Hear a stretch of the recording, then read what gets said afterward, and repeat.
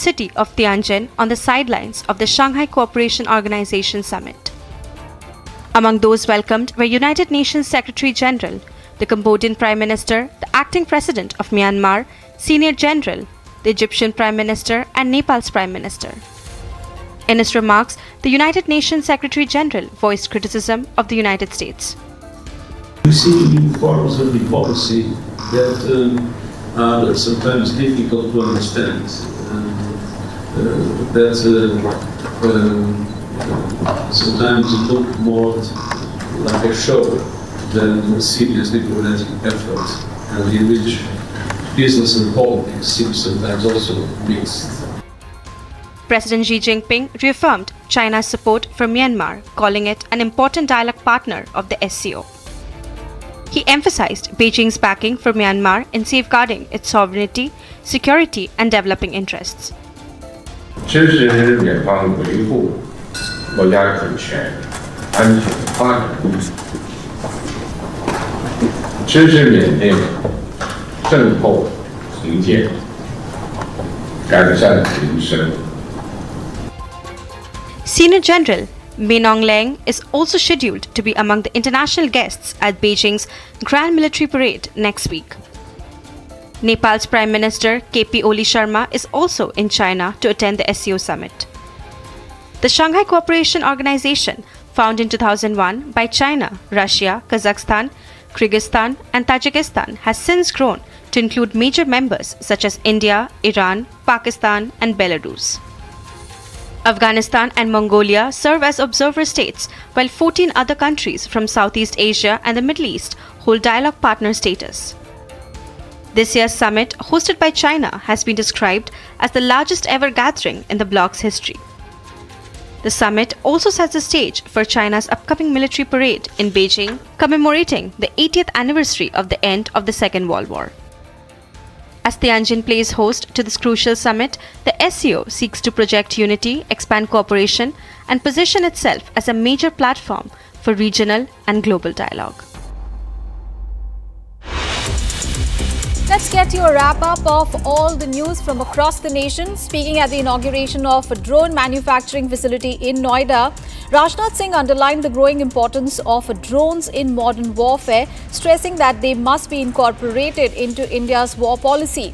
Reflecting on the success of Operation Sindoor, the Defence Minister highlighted how it is showcasing the combined power of determination, courage and science. The bail plea of fugitive diamonds trader Mehul Choksi, wanted in India in connection with over 6,300 crore rupees fraud in the Punjab National Bank case, has once again been turned down by a court of appeal in Belgium, just ahead of his extradition hearing before a court in that country. Security forces discovered a 10 kg IED attached to an electric wire about 70 to 80 meters long on the Gorna-Mankeli road during a search operation. The police has confirmed that the IED was destroyed on the spot. Amidst the heavy rainfall in J&K, the Tavi Bridge suffered a major damage in the recent floods that disrupted communication and isolated communities. This was revived by the Tiger Division of the Indian Army. The engineers of the Tiger Division constructed a 110-foot-long Bailey Bridge on the eastern approach, overcoming significant challenges such as collapsed approach roads and severely limited working space in 12 hours. The bridge was subsequently handed over to the civil administration and the J&K police for resuming the smooth movement of vehicles. The Indian Navy's indigenous ASW corvette INS Kadmat arrived at Port Moresby on Saturday to participate in Papua New Guinea's 50th Independence Day celebrations, reaffirming the growing friendship and maritime partnership between India and Papua New Guinea. The goodwill visit symbolizes India's commitment to strengthening its engagement with the Pacific Island nations under the Act East policy and promoting peace, stability and inclusive growth in the Indo-Pacific region.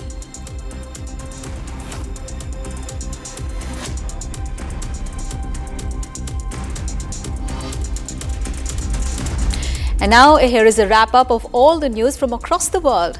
Here is the international wrap.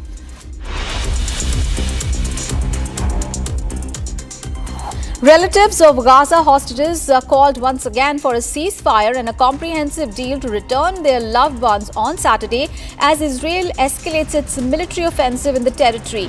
48 hostages now remain in Gaza of the over 250 seized in the Hamas-led attack on 7th of October 2023 that sparked the war. European foreign ministers met in Copenhagen on Saturday for talks on how to address Russia's war in Ukraine and Israel's expanding military operation in Gaza. The top of the agenda included how any peace agreement between Russia and Ukraine can incorporate guarantees to ensure no further aggression from Moscow. Bolivian opposition leader and governor of Santa Cruz, Luis Fernando Camacho, was released from jail after spending nearly 3 years in detention for his alleged role in the 2019 protests that led to the resignation of then-President Evo Morales. When Camacho arrived home, a large crowd of supporters welcomed him. Ukraine's former parliament speaker and a prominent pro-Western politician was reportedly shot dead in the city of Lviv on Saturday. Ukrainian President Zelensky decreed the terrible murder and promised an investigation. The deceased was a parliament speaker from 2016 to 2019.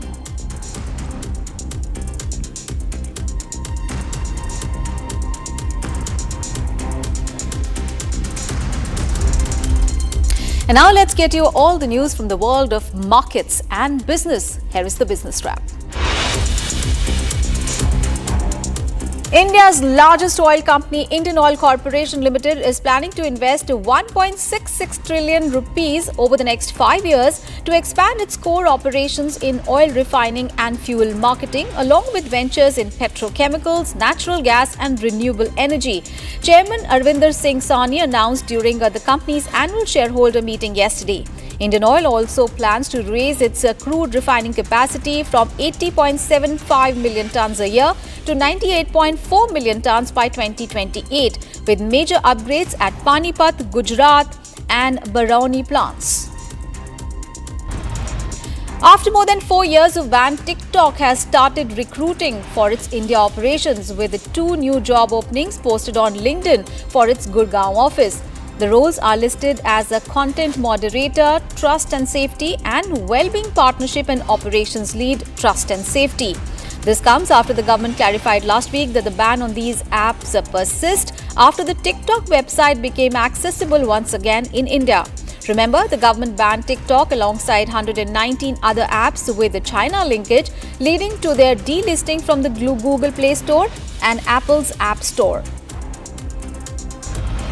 Reliance Industries chairman Mukesh Ambani has announced an AI-focused joint venture with AI giant Meta during the company's annual general meeting.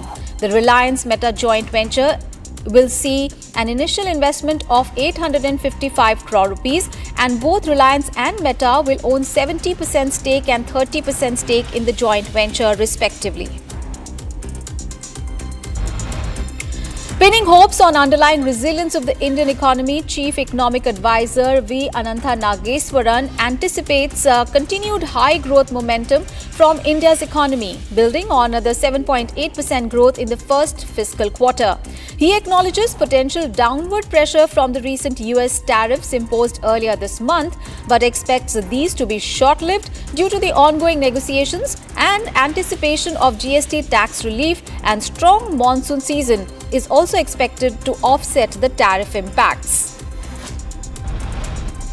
Logistics solution firm Leap India files a draft red herring prospectus with market regulator SEBI to raise up to 2,400 crore rupees through IPO.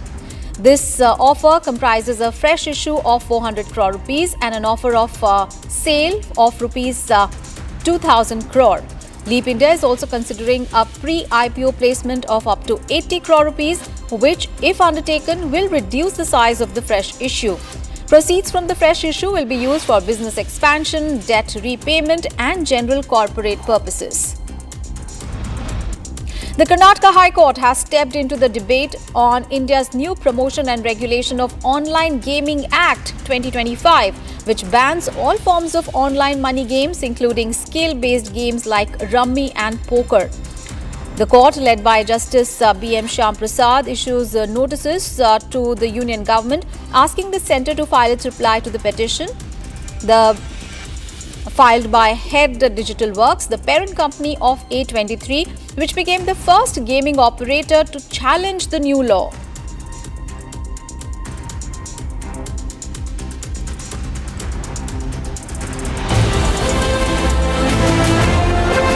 Viewers, time to take a break and coming up ahead, Tianjin gears up to host largest ever SCO summit. 20 world leaders gather in Tianjin for the SCO summit.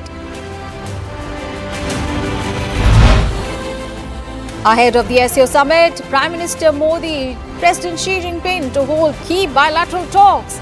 Resetting of ties on the agenda. That big story and much more after a short break.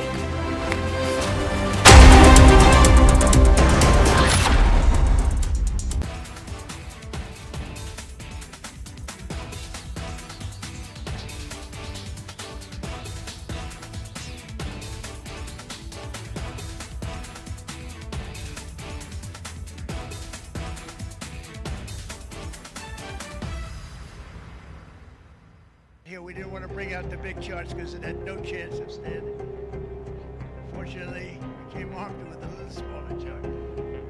So it's 67%, so we're going to be charging a discounted reciprocal tariff of 34%, I think.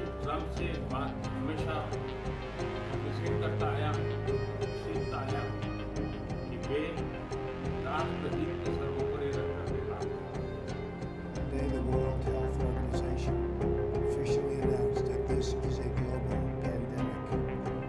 We have been in frequent contact with our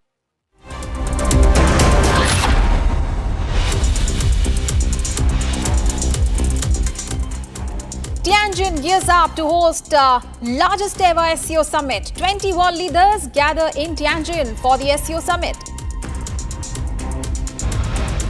Ahead of the SCO summit, Prime Minister Modi, Xi Jinping to hold key bilateral talks. Resetting of ties on the agenda. Fastest updates and real-time on-ground reporting only on Republic as Prime Minister Modi Xi prepare to meet in significant summit.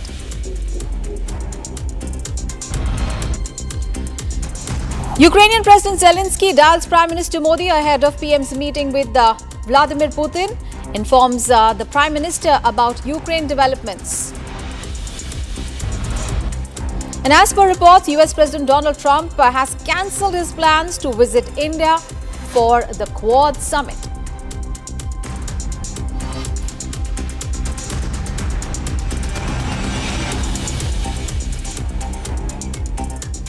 Viewers, after a gap of 7 years, Prime Minister Narendra Modi has touched down in China for the Shanghai Cooperation Organization Summit in Tianjin. The Prime Minister was accorded a ceremonial red carpet welcome on his arrival.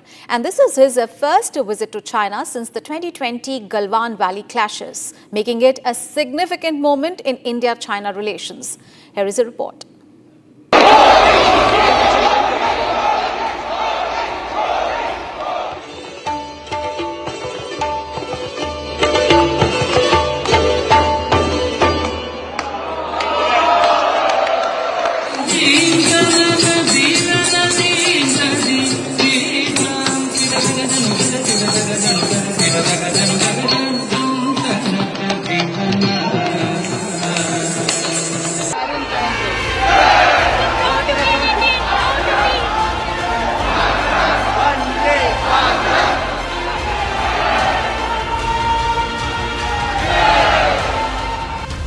After a gap of 7 years, Prime Minister Narendra Modi arrived in China for SCO summit in Tianjin. Prime Minister received a grand red carpet welcome from Chinese Minister Li Lechenge along with representatives from India.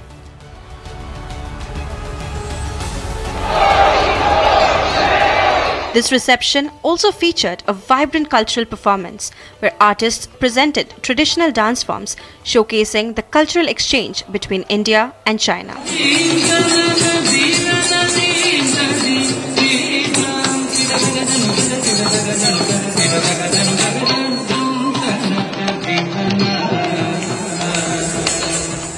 This marks Prime Minister Modi's first visit to China since the Galwan Valley clashes in 2020, making it a significant diplomatic moment. Over the past year, India and China have taken steps to rebuild ties, including the resumption of trade.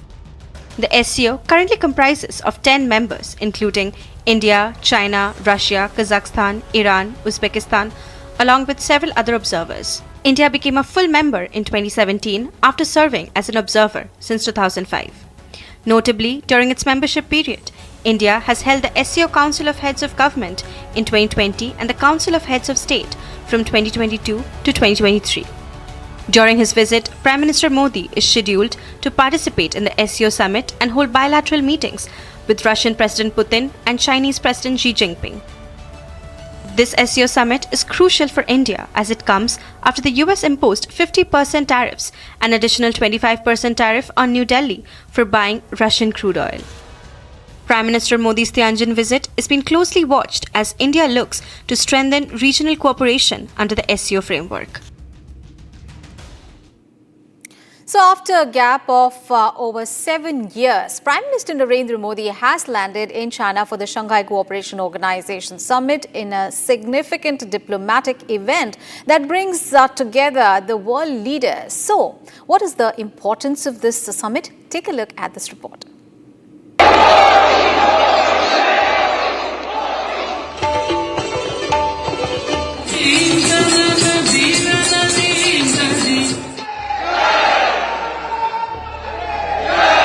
After a gap of over 7 years, Prime Minister Narendra Modi landed in China on Saturday for the SCO summit. The entire world is watching this visit keenly as it writes a new chapter for India-China relations. This visit is also important as it comes amid the sudden downturn in India-US ties triggered by Washington's policies on tariffs. Prime Minister Modi is scheduled to hold a bilateral meeting with President Xi Jinping today at 9:30 a.m. on the sidelines of the summit. In the talks, Prime Minister Modi and Prime Minister Xi Jinping are expected to take stock of India-China economic ties. They're also likely to deliberate on steps to further normalize relations that came under severe strain following the Eastern Ladakh row. Later in the day, from 4:30 p.m., there will be an official reception event. Prime Minister Modi is also expected to hold bilateral talks with Russian President Vladimir Putin tomorrow and a number of other leaders on the margins of the summit. Ahead of his trip to Tianjin, Prime Minister Modi said it is important for India and China to work together to bring stability to the world economic order.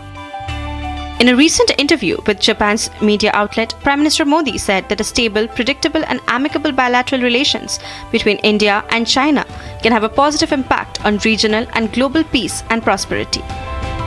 Prime Minister Modi's trip to China comes less than a fortnight after Chinese Foreign Minister Wang Yi visited India. Founded in 2001, the SCO is a political and security alliance comprising 10 members: China, Russia, India, Iran, Kazakhstan, Kyrgyzstan, Pakistan, Tajikistan, Uzbekistan and Belarus. The stage has been set. Prime Minister Modi has reached Tianjin. Now all eyes are on the SCO summit. The world's gaze is firmly on Tianjin as the stage is set for the SCO Summit 2025. Prime Minister Modi has touched down in China to a rousing welcome, marking his first visit since the Galwan clashes 5 years ago. So all eyes are on the much-anticipated Modi-Xi meetings as India pushes its agenda on terrorism, trade and the global south. But overshadowing it all is the growing spectre of a US-led trade war, raising the stakes higher than ever before. Take a look at this report.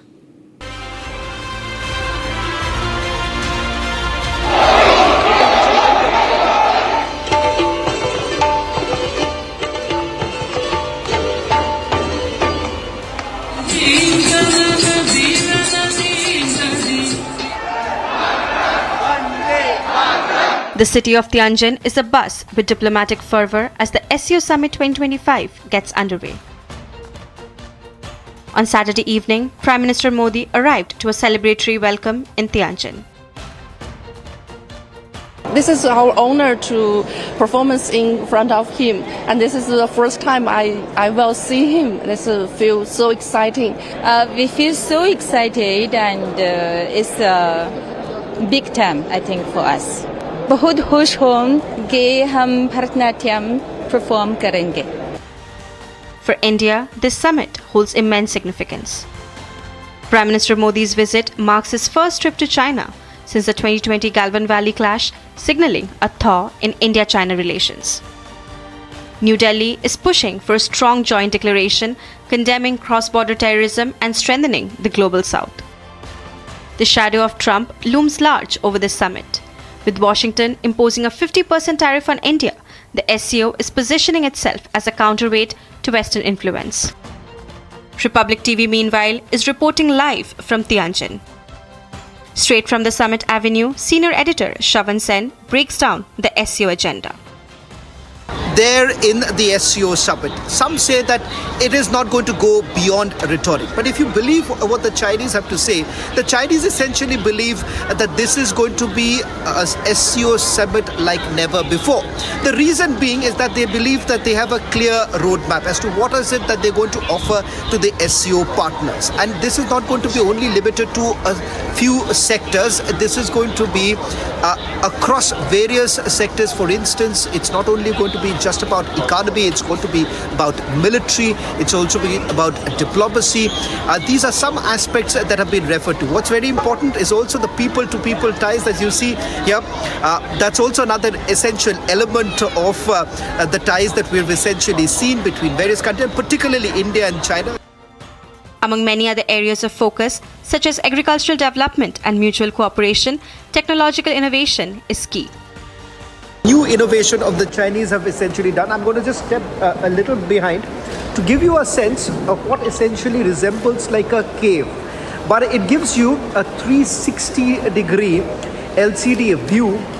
In fact, they have now basically called this as the winds of peace. And it reflects some of the key structures of the SCO partners, architectural structures of each of these SCO partners have been reflected here. In fact, a 2-minute kind of a video that is going to be played out right now. I've just spoken to those who are organizing here. They've just kept this. What you see right now from outside, if you can see, I'll give you a longer view. It's like a cave, and they've called this as the cave technology. This cave technology, it's with curved ends. It's pretty much like what the LEDs that you have today in India. But having said that, it's gone a step ahead with the kind of pixels that are essentially being used here, and the edges that you can see as we enter. And I'll also have a gentleman joining us right now. What does this mean? And in fact, what you're seeing this, the thing that I'm wearing here is basically it's kind of a perfume. So every time a location basically changes, the perfume also changes accordingly. In fact, I'm going to just quickly, this is the Forbidden City that is being shown right now. This behind me is exactly, it gives you a sense that you're basically traveling along with it. And if you actually straight look at it, straight down, it'll give, you tend to feel a little dizzy because it starts moving around. So this entire cave, what they call it, it's the cave technology that they're essentially calling it. And it gives you a full 360-degree view of an area which is covered. There are no rough edges here. Clearly, this is, again, what they are essentially saying, the largest ever cave technology that they've essentially come across. So what I'm basically putting across is just one aspect that is essentially being shown right now. There are many more kiosks that have been coming up, but this, what you see, is clearly a reflection of the cutting-edge technology that China is essentially building. And they say, what you see behind me is basically the entrance point of the SCO summit. That's the entrance point of the media center. There's a marked difference than what may have been discussed over the few years, how they're essentially looking at a giant leap in terms of quality improvement. And as far as robotics is concerned, that was always known how the Chinese have essentially played a very important role.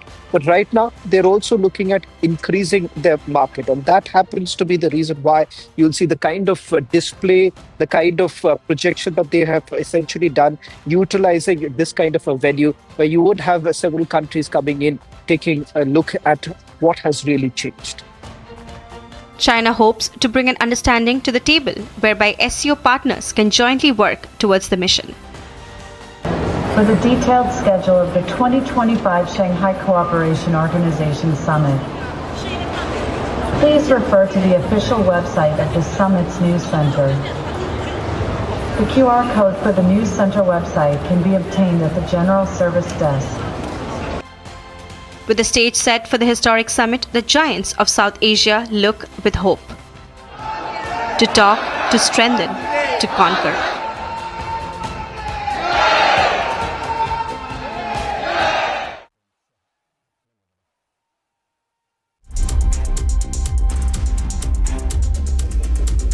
All right, let's get you some other news in a dramatic shift. US-India relations have plunged to their lowest point. Now, US President Donald Trump has abruptly cancelled his visit to New Delhi for the Quad summit, citing unresolved trade disputes and escalating tensions.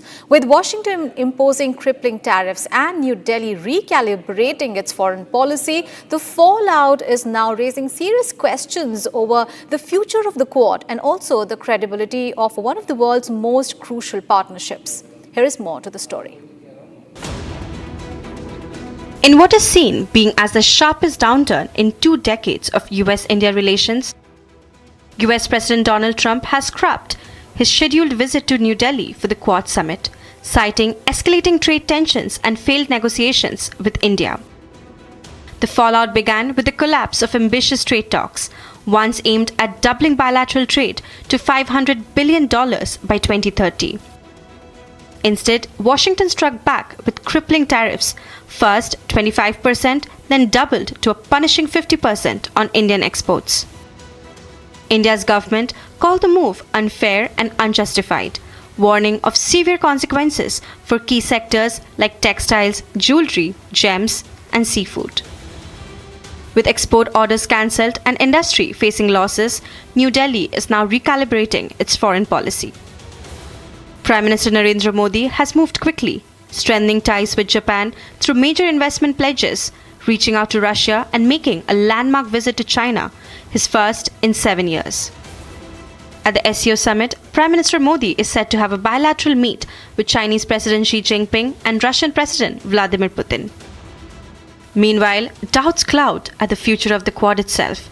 Experts have warned that the bloc's credibility is at stake if India and the US remain locked in confrontation. From trade wars to diplomatic relations, the once celebrated partnership is now at its lowest end, testing trust between the two countries. So China has rolled out the red carpet in Tianjin, hosting what is being described as the largest ever Shanghai Cooperation Organization summit. And from Prime Minister Modi to Russian President Vladimir Putin to regional leaders like Nepal's Prime Minister KP Oli and Myanmar's senior general, President Xi Jinping has used this platform to rally support and reaffirm Beijing's growing influence. With the SCO expanding and new members joining, the summit is being closely watched as countries seek to project unity, deepen cooperation and showcase their role on the global stage. Take a look at this report. Chinese President Xi Jinping on Saturday held a series of high-level meetings with visiting heads of state and leaders of international organizations in the port city of Tianjin on the sidelines of the Shanghai Cooperation Organization Summit. Among those welcomed were United Nations Secretary General, the Cambodian Prime Minister, the acting President of Myanmar, Senior General, the Egyptian Prime Minister and Nepal's Prime Minister. In his remarks, the United Nations Secretary General voiced criticism of the United States. We see new forms of diplomacy that are sometimes difficult to understand.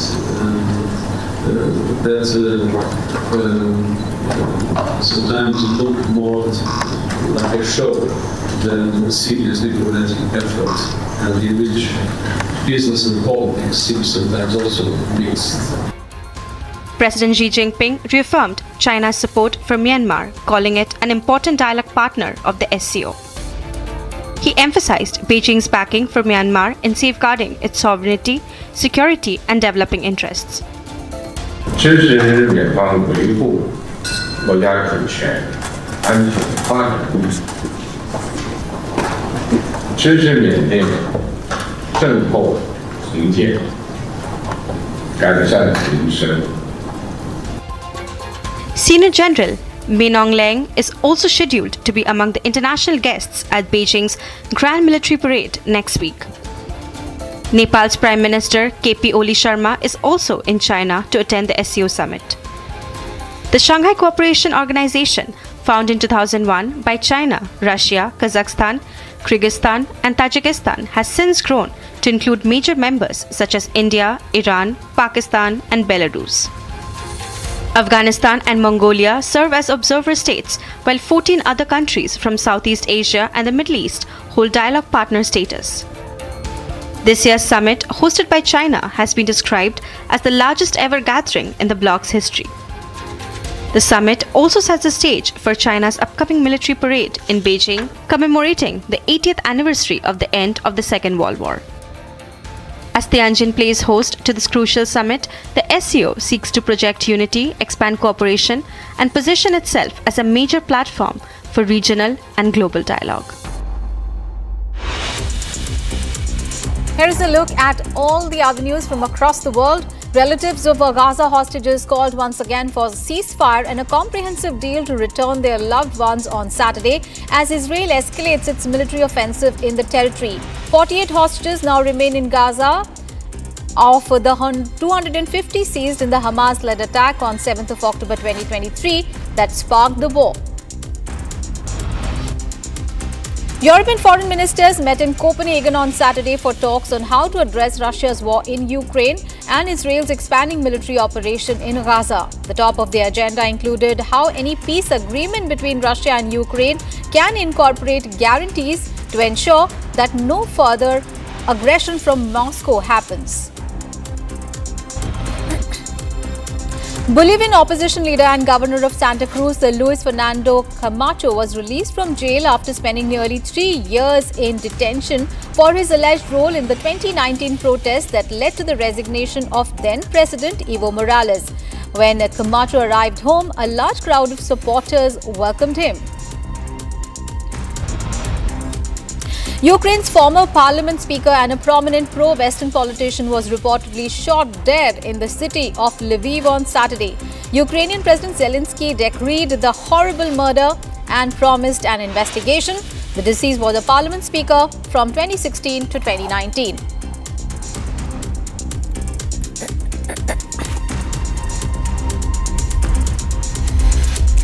And now all the news from the world of business and markets. Here is the business wrap.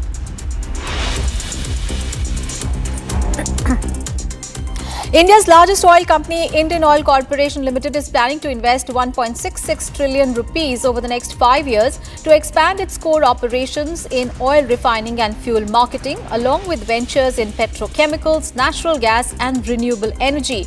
Chairman Alvinder Singh Gasani announced this during the company's annual shareholder meeting yesterday.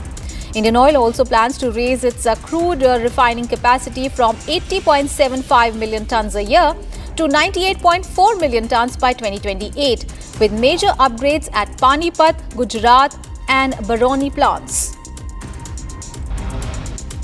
After more than 4 years of ban, TikTok has started recruiting for its India operations with 2 new job openings posted on LinkedIn for its Gurgaon office.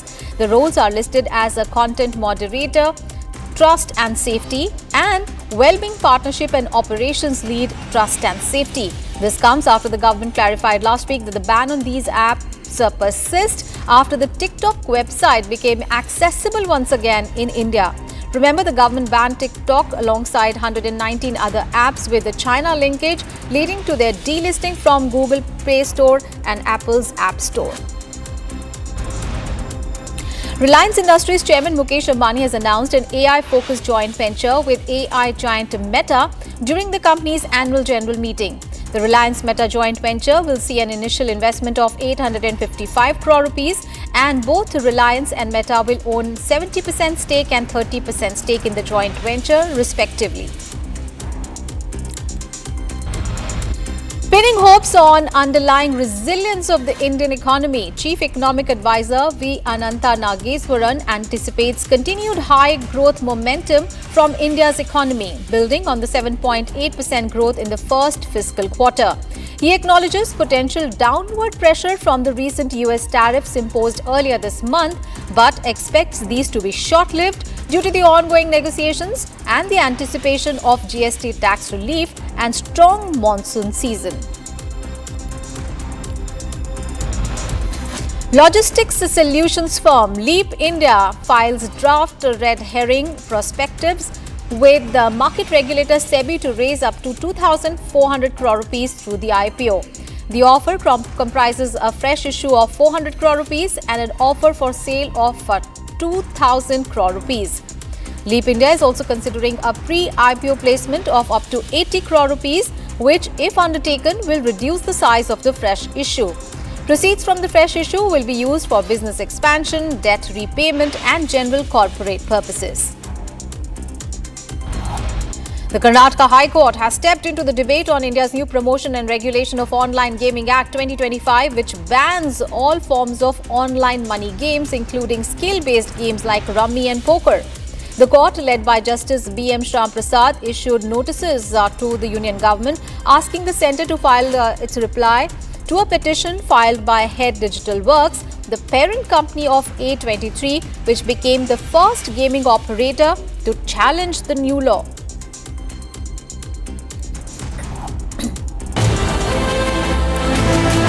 We continue to track all those developments in Tianjin ahead of the SCO summit. Prime Minister Modi Xi Jinping to hold key bilateral talks, resetting of ties on the agenda.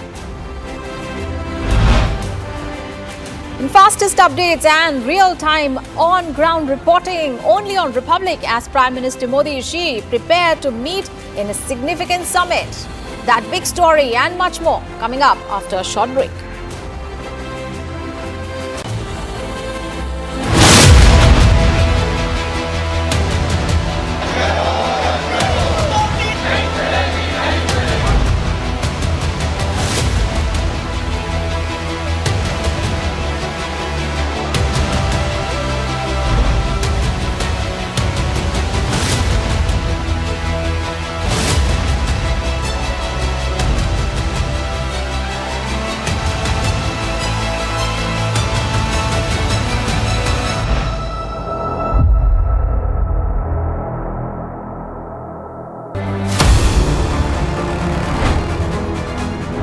Together of the two giants in the Asian market would only mean opening up on various sectors. While the talks are essentially been underway with the United States of America, remember China as well as India also be looking at newer markets that they can explore. This is a multipolar order. The world order is certainly changing, and that is reflected from bodies like the SCO as well as BRICS.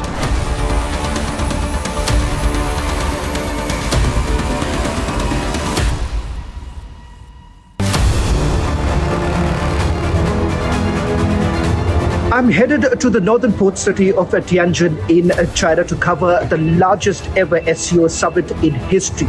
This would be the Prime Minister's first visit in 7 years since the border clashes began.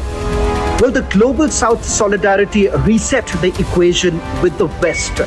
Will there be a trilateral between India, Russia and China? Answers to all these questions and much more only on Republic TV as I get you minute-to-minute update from China.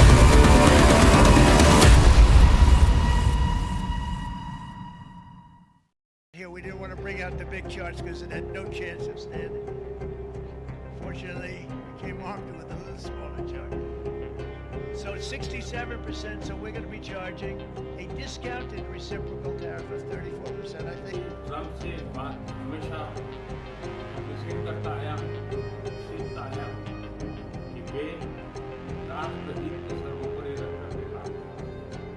Today, the World Health Organization officially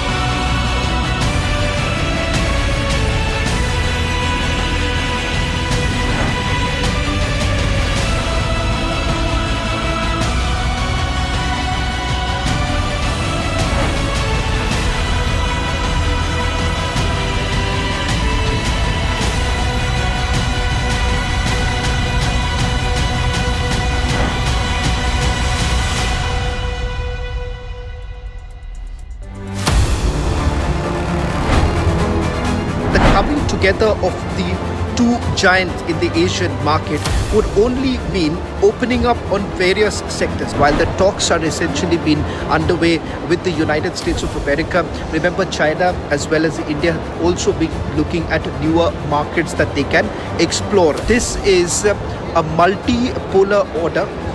The world order is certainly changing, and that is reflected from bodies like the SCO as well as BRICS.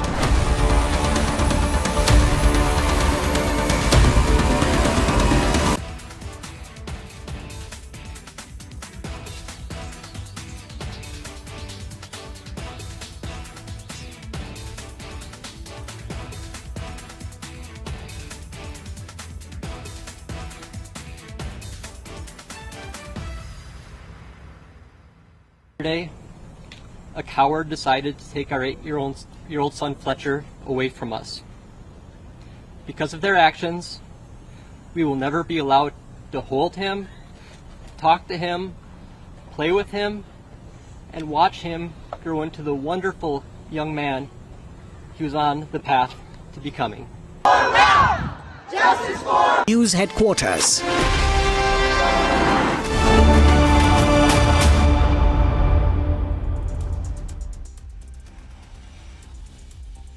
Here, we didn't want to bring out the big charts because it had no chance of standing. Fortunately, we came armed with a little smaller chart. So it's 67%, so we're going to be charging a discounted reciprocal tariff of 34%, I think.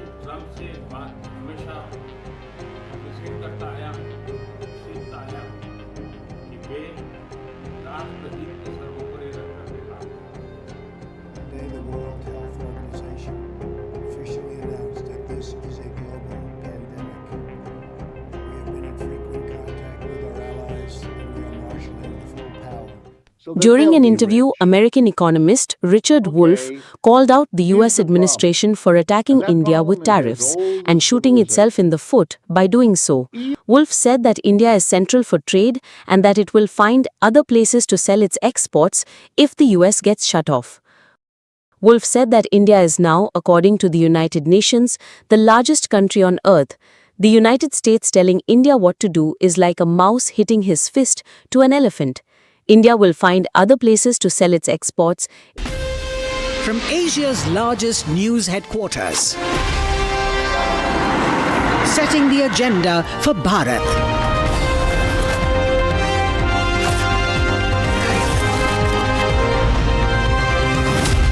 You're watching Republic.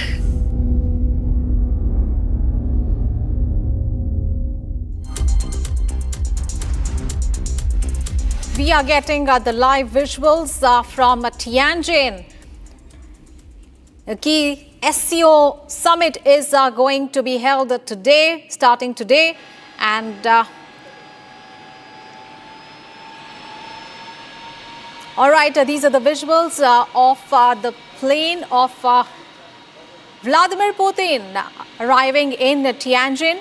Remember, he is going to participate in the SCO summit, and number of world leaders have already arrived. This is Vladimir Putin, Russian president, arriving in Tianjin to participate in the SCO summit.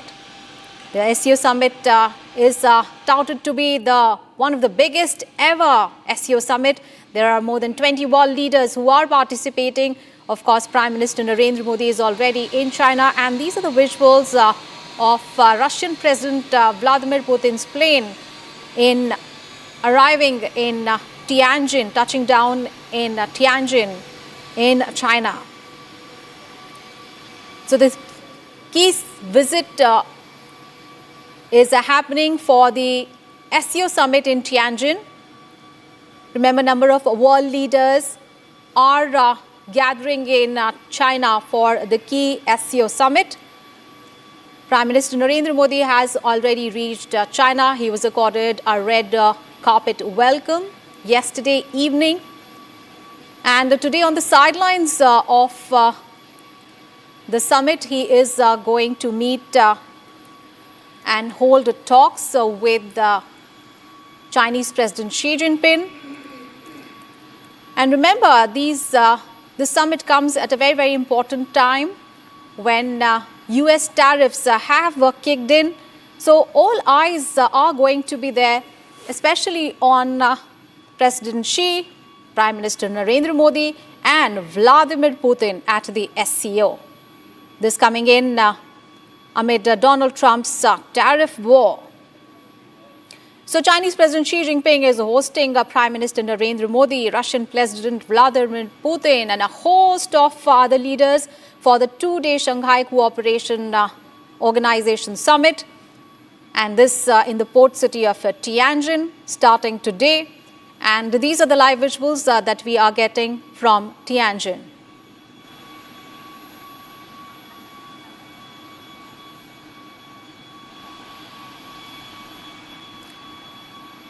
All right, these are the live visuals that we are getting from Tianjin. Russian President Vladimir Putin's plane has touched down in Tianjin.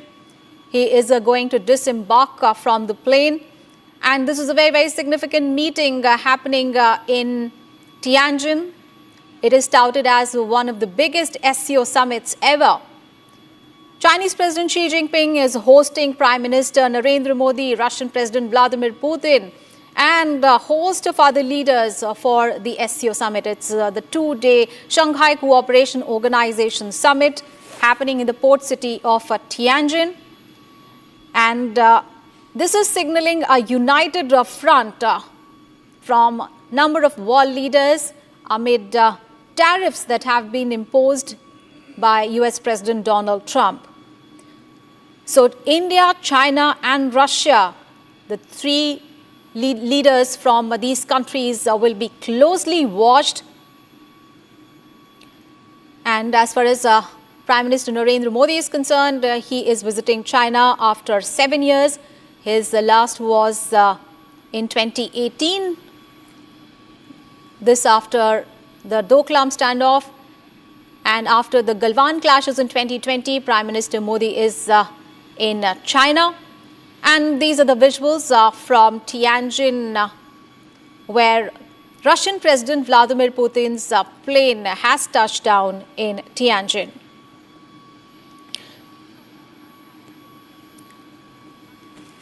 Remember, PM Modi and Chinese President Xi Jinping now will hold two bilateral meetings today on the sidelines of the SCO summit, and this will be followed by talks with Russian President Vladimir Putin as well, and those talks will happen the next day.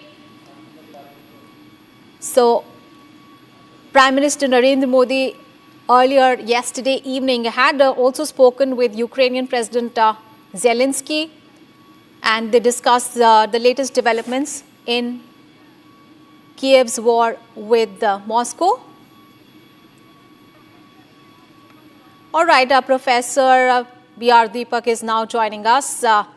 So, very good morning. How do you look at the developments today? A very, very significant SCO summit. This is touted as one of the largest ever. And all eyes are especially going to be on President Xi Jinping, Vladimir Putin and Prime Minister Narendra Modi. Yeah, of course. Very good morning. It's an extremely important summit, and China is wonderful in hosting all these events. And actually, the background of this is very, very important.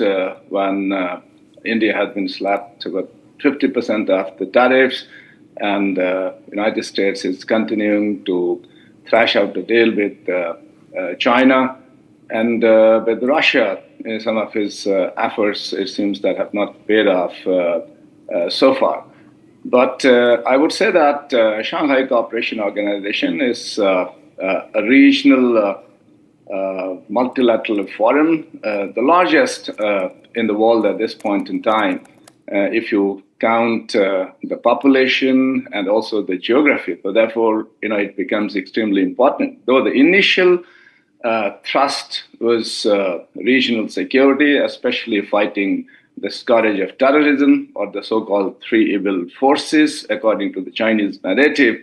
But I think of late, it has advanced since 2001. It has sprawled into various other areas, away from pure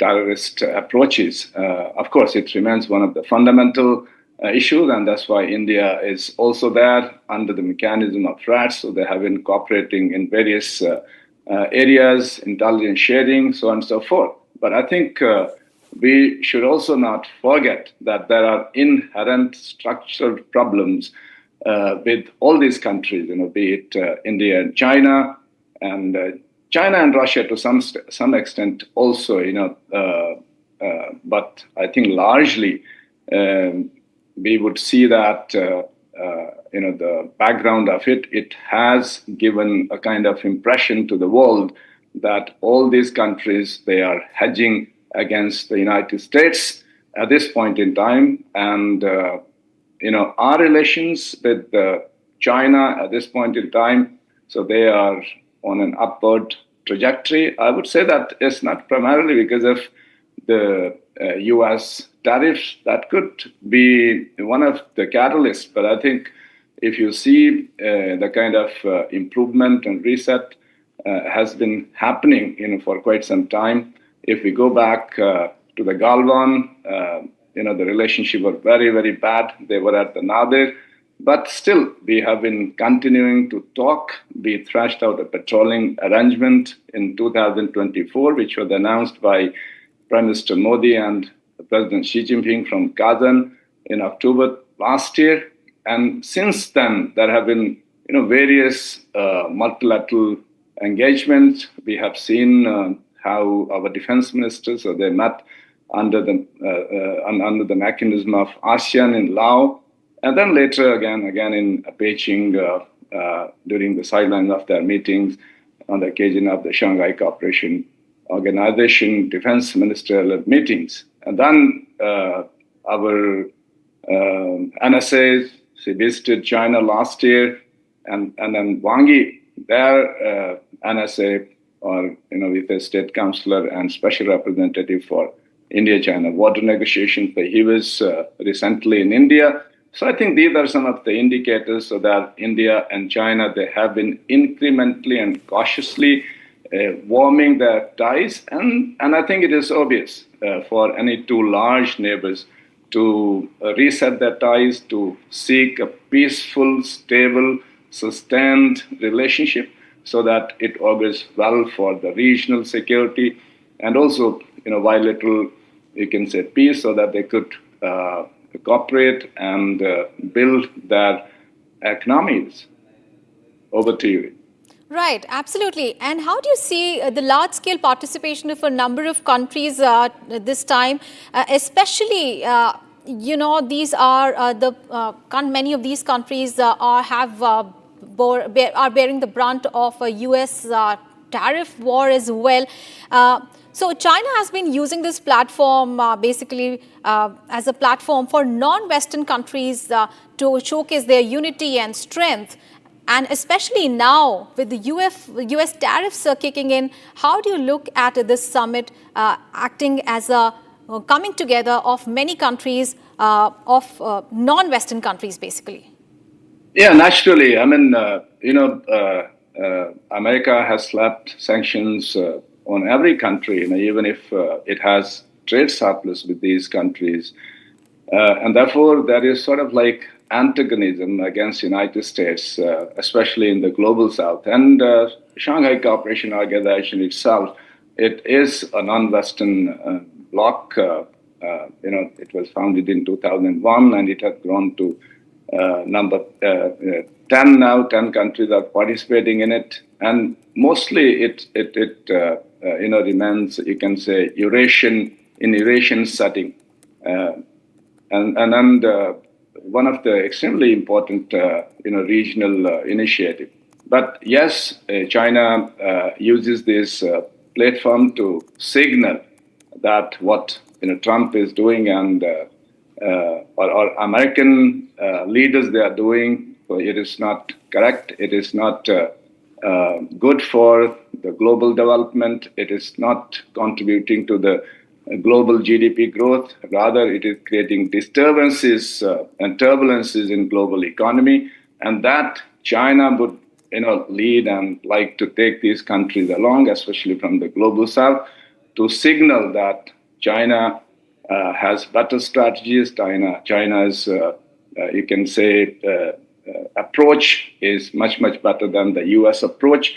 And of course, it also provides China an opportunity to showcase to these people the kind of development China has realized in the last 2 or 3 decades, and especially the kind of transition it is happening in Chinese economy, from traditional manufacturing. Of course, they still remain one of the largest manufacturing countries in the world, contributing almost 35% to the global manufacturing production.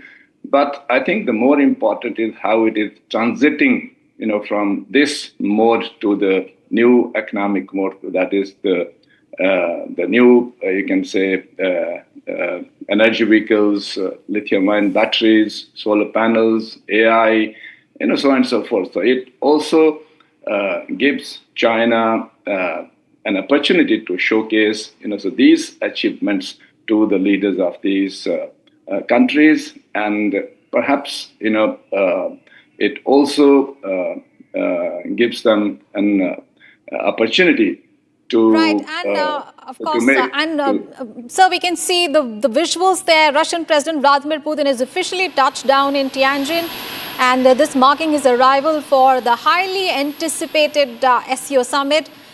The Russian leader has stepped on the Chinese soil.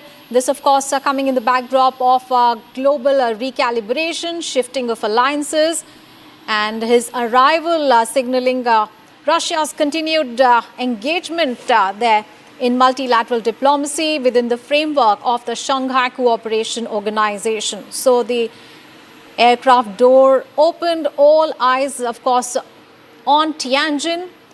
Key geopolitical dialogues are set to unfold, and we can see these live visuals from Tianjin.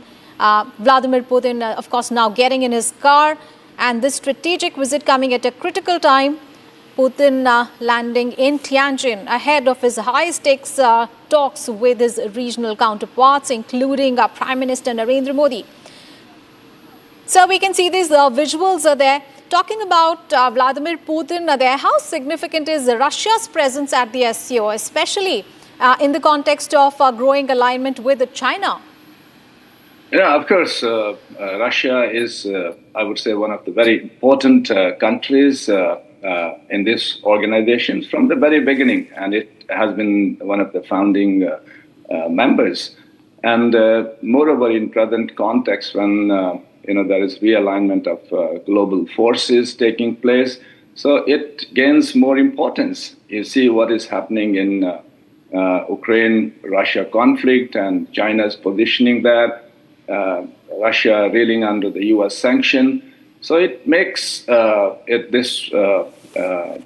you can say, I would say not alliance, but of course they say it, they describe it no-limit partnership or relationship, and then they have massive, you can say, trade volumes. You won't imagine that within a very short period in time, the trade between China and Russia, it has exceeded $250 billion US.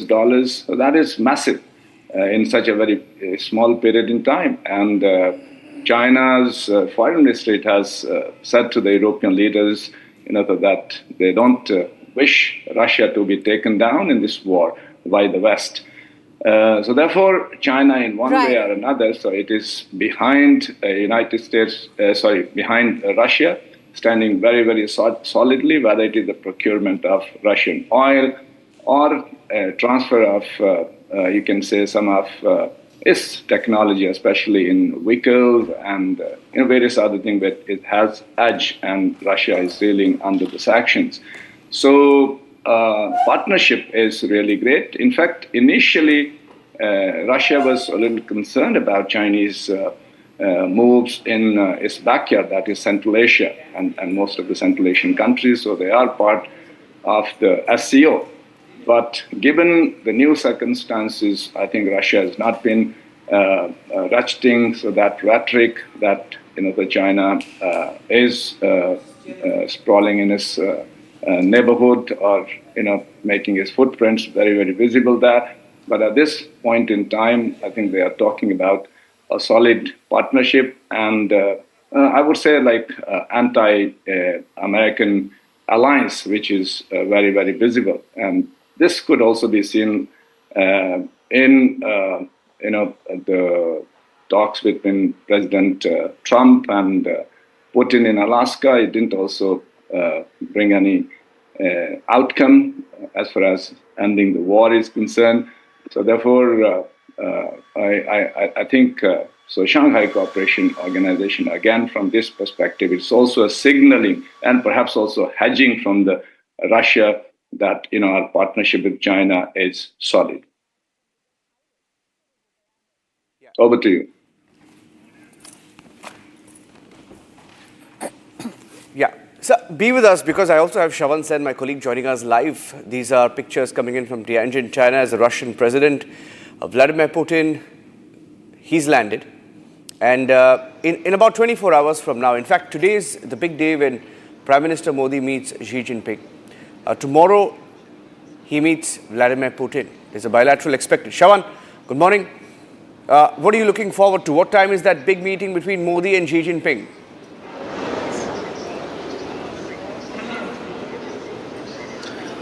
Well, in fact, Niranjan, there are some breaking news now I'm getting in. The details that I've been able to pick up in the last few minutes are the following. Number one, as far as the bilateral between Prime Minister Modi and President Xi Jinping is concerned, that would be around 12 o'clock this afternoon.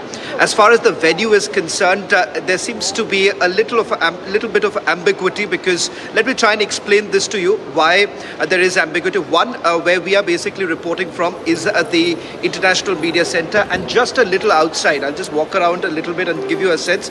About 200 meters away from here is where the heads of the states would be actually meeting. The only difference here is that as far as the bilateral meetings are concerned, there's a possibility that it would be at a different venue. I'm picking up from some of the Chinese authorities with whom I spoke just a short while back. They say there's a possibility that it could happen at the Tianjin guest house. That's where President Xi Jinping has been meeting the heads of the states over the last 24 hours. All the meetings have essentially taken place at the Tianjin house. In fact, that's where the meetings have taken place. Let's put that out. Let's put the breaking news now coming in. One, with regards to the bilateral scheduled around 12 o'clock this afternoon. That's Beijing time. So it would be a little after 9 o'clock when the bilateral is going to happen. The other breaking news coming in, there is another slot or a scope of a bilateral actually taking place. Another bilateral to take place, but with which SCO partner, that clarity hasn't really come in at this point in time. So there is a scheduled, what we're given to understand, a scheduled bilateral that's going to take place, but they haven't really disclosed at this point in time which SCO partner country would that be. So there are two bilaterals in all likelihood that we are looking at right now as far as the Prime Minister's schedule is concerned. Now, what happens tomorrow? That's the other big bilateral that's going to take place with President Putin. That is again scheduled sometime later in the afternoon. So these are the details we are picking up right now, Niranjan, with regards to what exactly is the agenda like. As far as President Xi Jinping is concerned, remember he's actually met the head of states yesterday. A significant development taking place with the Nepalese Prime Minister, who met President Xi Jinping last evening. This was at the Tianjin guest house where the meeting actually took place. But as far as the foreign ministry is concerned, they haven't made any mention with regards to a Lipu Lake issue, which was basically developing. That did not really find a mention in the meeting that took place between President Xi Jinping and, for that matter, with Nepalese Prime Minister. Yeah, and we just saw the pictures also of Putin touching down in Tianjin. We are expecting, Shravan, a bilateral meeting on the sidelines of the SCO meeting. That's tomorrow between the Prime Minister and Vladimir Putin. Over the next 24 hours, 24 to 30 hours, can you tell our viewers a little bit about what we can expect? What's the schedule looking like for the Prime Minister?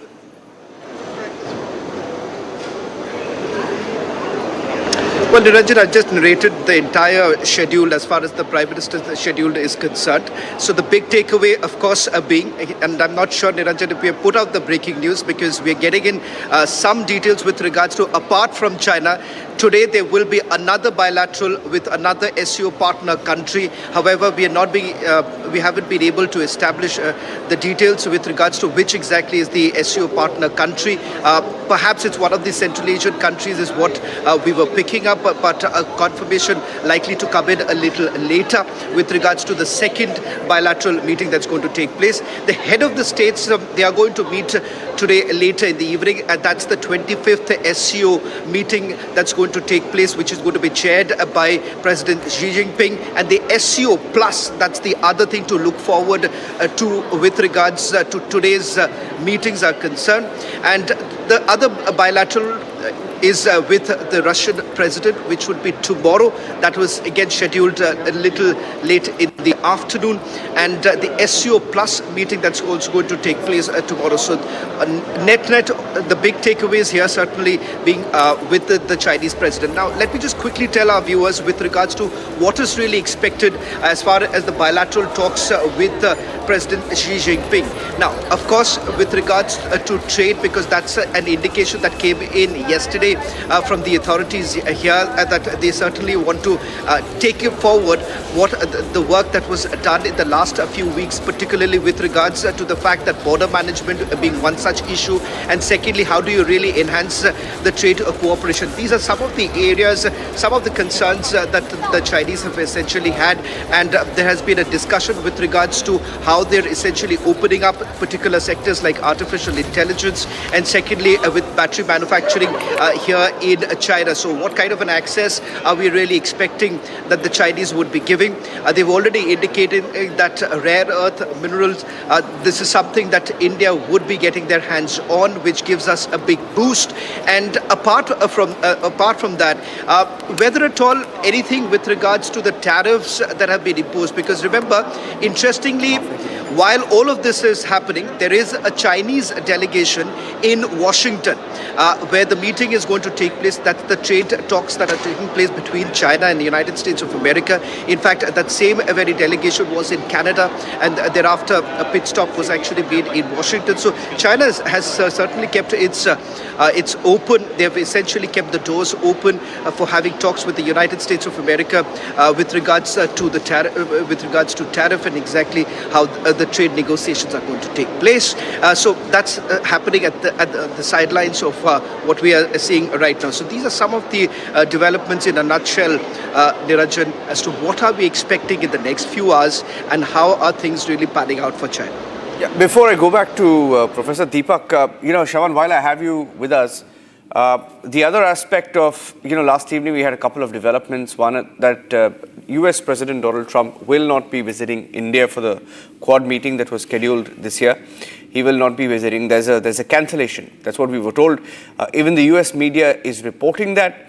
And secondly, we had an update around also the several calls that he had made to the Prime Minister reportedly went unanswered. This is what the US media, once again, it was earlier the German media followed by the Japanese media, and now even the US media is reporting that, the mainstream media so-called in US, saying that he tried calling Prime Minister Modi, didn't get a response, and we had a follow-up breaking of a cancellation of the Quad summit. So on the back of these developments, in your view, how significant does this SCO meeting then become?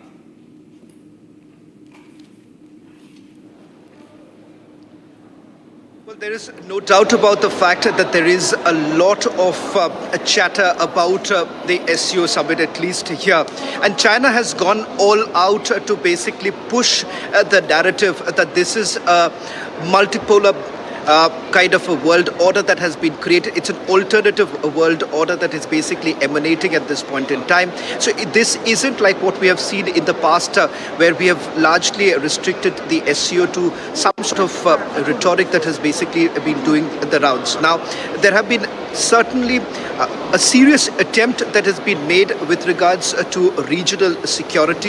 In fact, which may not be an immediate concern, particularly for India. For instance, what's happening between Azerbaijan and Armenia, these have certainly found their way in right now. But let's not forget that unlike the other groupings, this grouping has a lot of contradictions too. You do have two countries like India and Pakistan in the same grouping. You do have two countries like Armenia and Azerbaijan to be part of the same grouping. So certainly there have been differences, particularly with regards to regional security. Now one will have to wait and watch whether at all they'll be able to come together or come around perhaps with regards to combating terrorism, because that's one area where India had put its foot down, with Raksha Mantri Rajnath Singh not willing to sign the statement when it did not find a mention as far as terrorism is concerned, combating terrorism is concerned. So clearly, this remains a bone of contention at this stage, and whether at all they'll be able to iron out their differences. China has been indicating that all attempts are essentially being made right now so that the SCO partners basically come together and have a unified response. So this is not going to be some sort of a regional grouping that only limits itself to economic benefits, but they're also looking at the fact that today security balance becomes extremely crucial. And the Russian president, in an interview to a news agency, a Chinese news agency here, clearly indicated that while the relationship between Russia and China is only strengthening by every passing day, but the reality is also this, that they would like to pass on the benefits of a strengthening relationship between Russia and China to their partner countries, because they believe that it's the end of the Western hegemony. And that is the reason why they believe that things are going to be way, way different than what it was. So they are clearly pointing out to the fact that there would be perhaps some sort of a tangible outcome from the meetings that are going to take place, and the fact that there would be deliverables, a task that would be charted out for the SCO partners. Stay with me, Shravan. Shravan is live from the SCO summit venue. I'll go across to Professor Deepak as well. Professor Deepak, I'll put that last question to you. Now, given the developments of course, he's literally destroyed the Quad. You had Japan refusing to send negotiators to America. You had Australia back India, slam the tariffs and say that, it's about time that countries start diversifying their trade so that we are not in this situation where, US calls the shots. And the third country, India, of course, is already staring back at Donald Trump. You had 3 of the 4 Quad nations staring back, and it's no surprise that perhaps Trump has decided not to visit India for the Quad summit. How are you looking at it? Yeah, I think if you look back at the history of the Quad, it is the creation of Trump himself. So therefore, I think if he is undoing or destroying the Quad, so it is up to him, and we have seen that the US president, he wanted to go it all alone. In fact, we should not forget that what the United States had done in the past few decades, especially in global politics, it was because of America and its allies. Very, very strong partnership there, including NATO. But it seems that Trump is looking other way around. And same thing applies to India. And India, at what point in time, it had been regarded as a very, very important country in the Pacific. So it seems that the entire thing has been diluted. But I think, as far as India is concerned, India is going to be there, and it is going to be continuing this the negotiations with the other countries. The Prime Minister Modi has recently concluded his visit to Japan, and then if you read the statement, joint statement, there is reinforcement, of Indo-Pacific, and there is reinforcement of, strengthening this Quad mechanism, and Japan is one of the important members of that. So therefore, I think bilaterally it is going to, continue the talks as far as India is concerned, whether it is Japan, whether it is Australia, or other Quad members. But I think maybe good sense will prevail on Trump that the challenger is China. It is everyone's guess. In fact, it's not even a guess. It has emerged as one of the challenges to the United States hegemony. And Trump, perhaps, in order to strike a deal with China, it is looking into or diluting, some of the very, very important pillars of this alliance. I would say India, from the very beginning, has not, talked about that India is there in the contentment for China. So remember, back in 2018 when Prime Minister visited Singapore for Shangri-La dialogue, it was very, very clear that India doesn't want the Quad to be, an anti-China mechanism. And it has been a little, apprehensive about pronouncing it as a mini Asian NATO. And China, and I think for this reason, it was very, very upset with the United States and also, the partner countries in Indo-Pacific and Quad itself, saying that it is the contentment of China. But India, I believes that on the Quad, so apart from, security arrangements, so there are many other things so which can be worked out. There are economic integration, with the Quad and Indo-Pacific region. So that is important. Connectivity is there, and then, transfer of technology, so on and so forth, which could be seen from what Prime Minister, talked with his Japanese counterpart just yesterday, day before. Professor, I have a breaking news update coming in from my colleague Shravan, getting us the details of where that meeting could take place. Shravan, over to you, Shravan. Give us more details. I think you're picking up details of the bilateral, the venue, etc., the timing.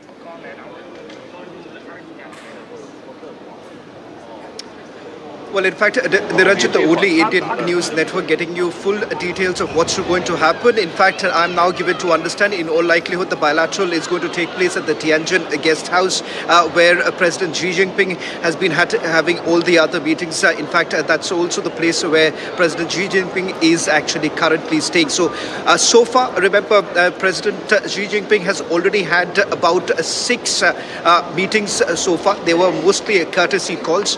In fact, as far as the bilaterals are concerned, that clarity hasn't really come in as far as the number of bilaterals that China has had so far.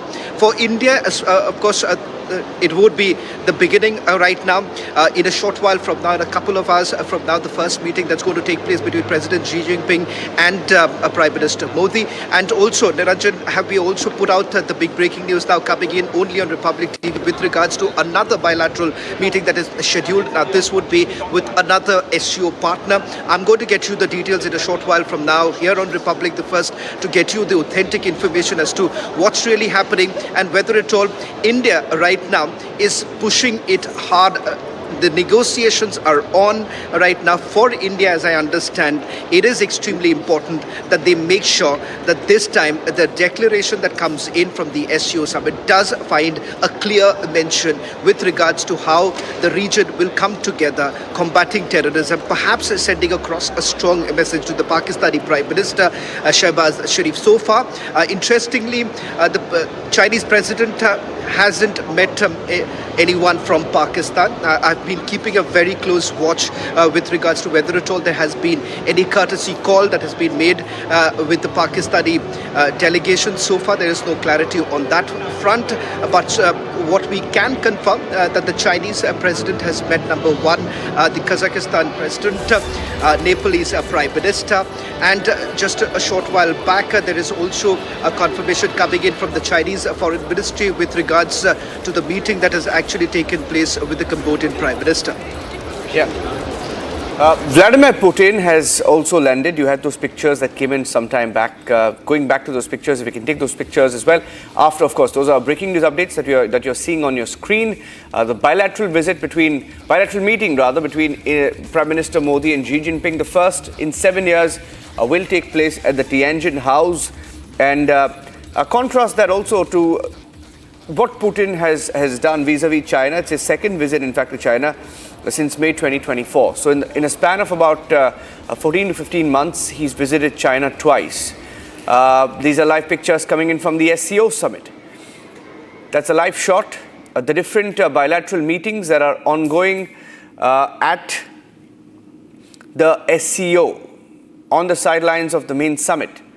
This is a bilateral between Xi Jinping and the other SCO nations. Okay, let me go back to Shravan. Those live pictures will keep coming in because Xi Jinping, of course, will be having a pull aside or a bilateral with most of the member nations there at the SCO.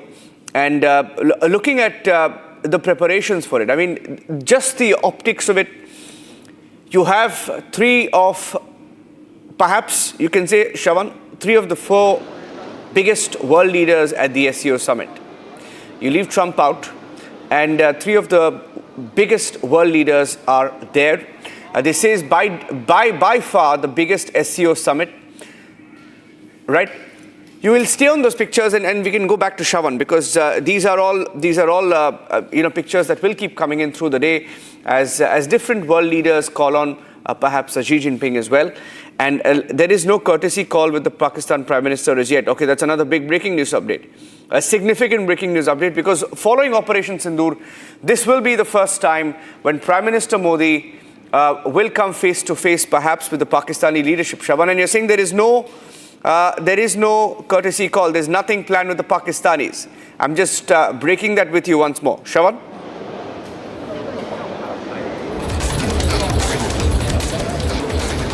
Well, in fact, there's some developments taking place here right now, Niranjan. Sorry, I couldn't get your question. Pakistan, the latest update on Pakistan. I'll just take the plate out because we've spelled courtesy wrong on that. I'll just take that out, please. I'll just fix that. Yeah. So, regarding Pakistan, Shravan, no courtesy call, nothing, right? So far, not yet, because I've just checked with the Chinese Foreign Ministry with regards to the number of leaders that President Xi Jinping has actually met in the last 24 hours. From the list that I have got so far, it turns out that there has been no meeting with the Pakistani Prime Minister. In fact, there is no word as of now with regards to whether at all the Pakistani Prime Minister has already landed in Tianjin or is expected in a few hours from now. In fact, there has been no clarity really coming in from the Pakistanis too.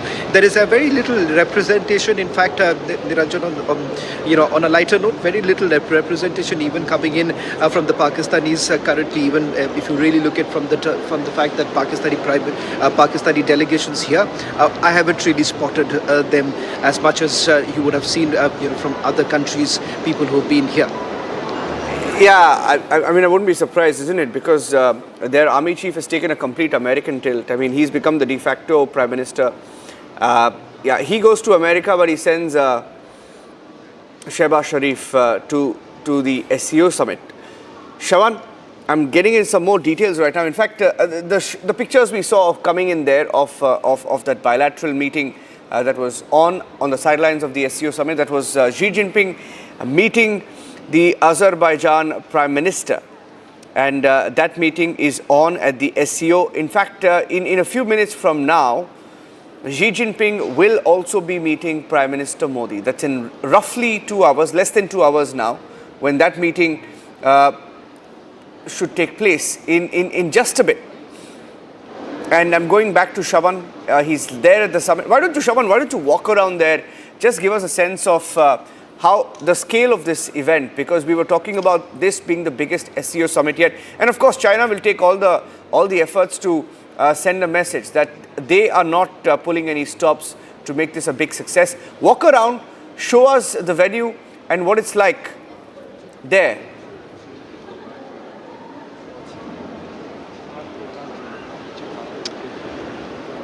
Well, in fact, just to give you a description from where we are basically broadcasting, this is right at the heart of Tianjin, a city where the main venue is taking place. It's the National Convention Center of Tianjin. In fact, this has been carefully chosen by the Chinese, given the fact that it has a lot within in the history too. Niranjan, I seem to be getting some audio problem. If that can be actually fixed, while the audio is getting fixed, let me just quickly turn around the camera and just show you how does it really look like. This is the International Center.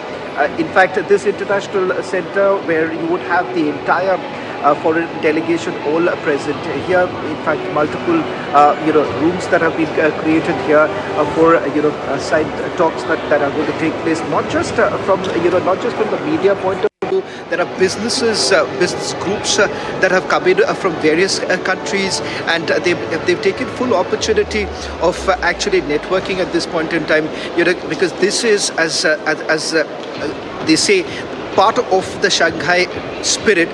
Basically refers to the fact that it would also open up some sort of a scope that would be there for business groups from these SCO partners coming together and hoping to do business once they go back. So that's exactly how things have it looks like. And just about a few meters from where we are, because that is because of security concerns, those areas have been completely cordoned off. Okay, just lost the signal there, lost the signal with Shravan. I'll go back to him. Professor Deepak, are you there? Just trying if I... Okay, we'll go back to him. Okay, ladies and gentlemen, the Shanghai Cooperation Organization, or the SCO summit has kicked off in China's Tianjin. You're looking at the pictures of the different bilateral meetings that are underway. The Prime Minister landed in Tianjin last evening, and in a few hours from now, in roughly about 1 hour 40 minutes, he meets Xi Jinping. And this will be the first meeting in 7 years between Prime Minister Modi and the Chinese president. Now, this event has brought together leaders of over 20 countries, including Russian President Vladimir Putin, who has just landed in Tianjin. And the summit, according to the Chinese government, will be the largest event in SCO history. So they've scaled up the SCO event this year. And China saying that the participants have planned to assess the SCO's activities, set the course for the organization's further development, enhance solidarity and consensus on key issues on the international agenda. So the SCO wants to scale up the event this year. And apart from leaders of the SCO member states and some other countries, the summit will also involve the heads of 10 international organizations, including UN Secretary General Antonio Guterres. The Commonwealth of Independent States Secretary will also be there. The Association of Southeast Asian Nations, or ASEAN, Secretary also present. Russia is present. Putin is there. And the agenda, China says that the Tianjin summit would be one of the most important diplomatic events in China in 2025, saying that the Chinese president will chair a meeting of the SCO Council of Heads of State and then SCO Plus meeting where he will deliver addresses as well. And Xi Jinping is expected to also clarify Beijing's positions on the organization's further development given the changes that are taking place in the world. In addition, Xi Jinping expected to speak about new measures aimed at supporting high-quality development and deepening comprehensive cooperation within the SCO, and will also propose additional methods to ensure meaningful cooperation in order to maintain the international order established after World War II, improve system of global governance. The Tianjin Declaration is expected to be signed at the summit. And the leaders of the SCO member states will also approve the 2035 SCO development strategy. So we are expecting that. These are some updates we are picking up from the SCO as declared by China. Several bilateral events scheduled to take place on the sidelines of the summit. On that note, we'll take a short break on the live coverage. We'll come back with more images and the live reports, breaking news updates from China.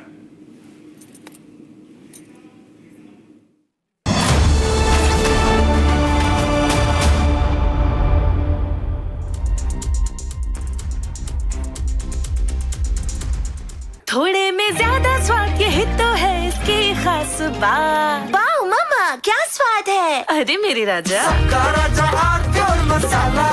Amity has been ranked amongst the top 3% universities globally, a testimony to Amity's globally benchmarked quality.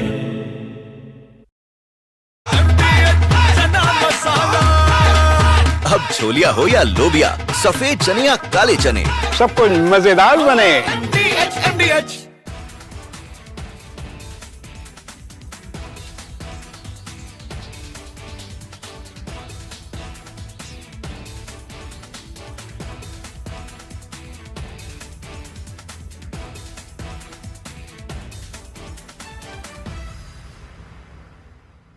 Here we didn't want to bring out the big charts because it had no chance of standing. Fortunately, we came armed with a little smaller chart. So 67%, so we're going to be charging a discounted reciprocal tariff of 34%, I think.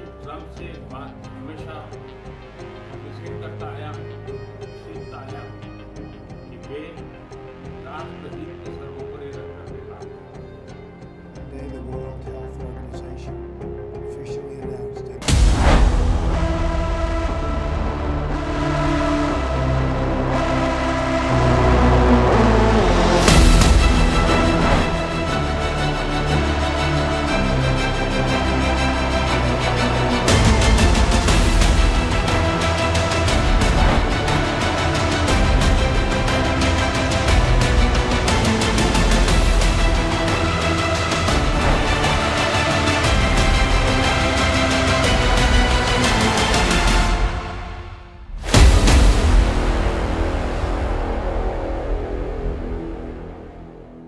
आधे bowl दही में 4 चम्मच MDH चटनी पुदीना मसाला डाला, stir करो, पुदीना चटनी तैयार। MDH चटनी पुदीना मसाला।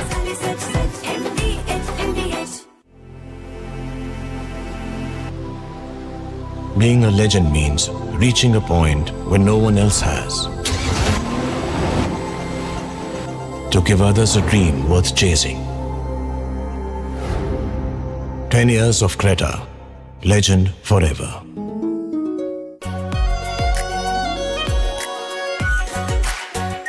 Our pure Shahi Paneer Masala. Delicious, healthy, every day.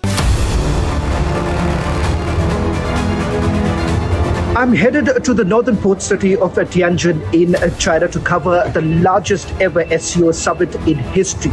This would be the Prime Minister's first visit in 7 years since the border clashes began. Will the global South solidarity reset the equation with the West? Will there be a trilateral between India, Russia and China? Answers to all these questions and much more only on Republic.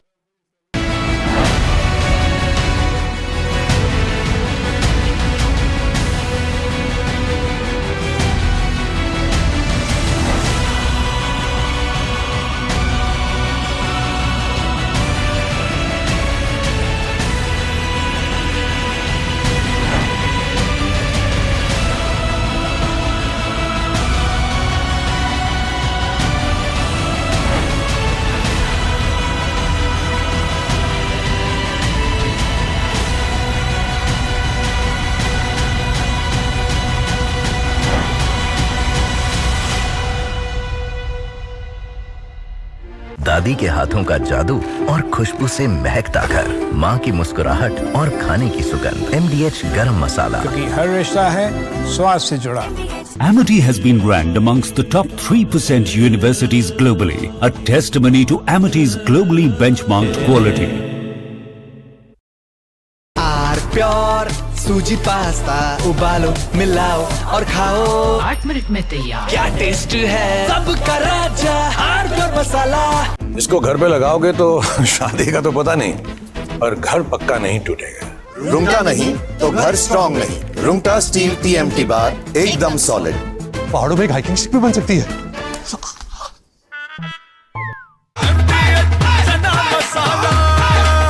अब छोलिया हो या लोबिया, सफेद चने या काले चने, सब कुछ मजेदार बने।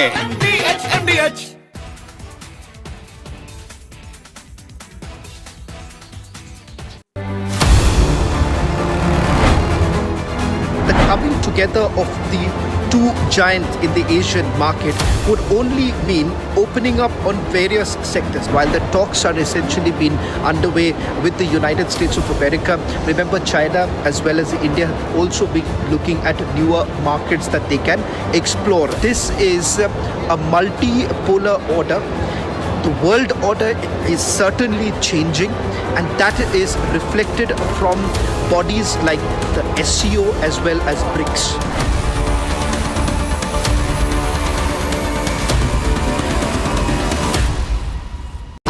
प्योर सूजी पास्ता उबालो मिलाओ और खाओ 8 मिनट में तैयार। क्या टेस्ट है सबका राजा आर्नब मसाला। What makes you a legend? Maybe that you're followed by everyone. Maybe that you follow no one. Maybe both. 10 years of Creta. Legend forever. MDH की हल्दी मिर्ची धनिया करे कमाल। ये रंग दे, ये खुशबू दे, ये तीखा, ये कम पड़े। क्या निराला MDH masala. Here we didn't want to bring out the big charts because it had no chance of standing. Fortunately, we came armed with a little smaller chart. So it's 67%, so we're going to be charging a discounted reciprocal tariff of 34%, I think. Trump से बात हमेशा करता आया कि वे राष्ट्र हित के सर्वोपरि रखकर Today, the World Health Organization officially announced that this is a global pandemic. We have been in frequent contact with our allies, and we are marshaling the full power. During an interview, American economist Richard Wolff called out the US administration for attacking India with tariffs and shooting itself in the foot by doing so. Wolff said that India is central for From Asia's largest news headquarters,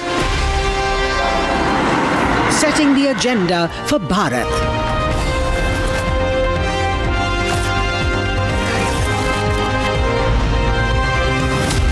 You're watching Republic.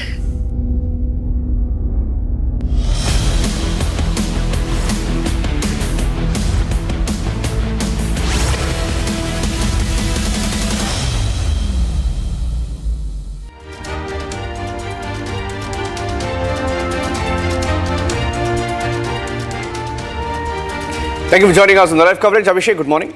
Morning, Niranjan. Okay, so we are live from Tianjin. You had those pictures coming in of Putin touching down. It's his second visit to China in less than 15 to 16 months. But I think the news break last evening that Trump had called off his visit to India for the Quad summit just spices things up at the SCO. Would you say that? Trump calling off his visit to India for the Quad. Yeah, makes SCO that was expected. I don't know whether this has anything to do with the SCO, Niranjan. The fact is that the kind of frost that is developed between India and the United States, it was bound to happen. It was bound to happen, obviously. But that really is a story which is developing independently. Remember, there is no official confirmation as yet either from the White House. We have tried to check with them. We have sent messages, and then, of course, from the Prime Minister's office and the Ministry of External Affairs. But the larger issue of Trump throwing a wrecking ball at the global order through his trade war is something obviously which is going to have a huge overhang over the SCO deliberations. I mean, let's face it, I am a bit of a disclosure there. I am not a big enthusiast of an India-China reset, except for that we have to have a very transactional, cautious approach to the dialogue that we are going to have. Prime Minister Modi is going to have with President Xi Jinping in a while from now, because the history is not good. And the it's coming in the backdrop of Operation Sindoor and the position that China took. And even in SCO, the fact that twice there were occasions when, or thrice actually in the last 2 months, there were occasions when China could have facilitated condemnation of the Pahalgam terror attack, but it blocked it. So I think those concerns are there, Niranjan. The larger overhang of Trump's tariff war, of course, would be an issue. Okay, so we look at that in great detail. We have Shravan joining us live from Tianjin. Here are the headlines this morning on the live coverage of the SCO summit. Prime Minister Modi will be meeting the Chinese President Xi Jinping in Tianjin on the sidelines of the SCO summit in roughly 90 minutes from now.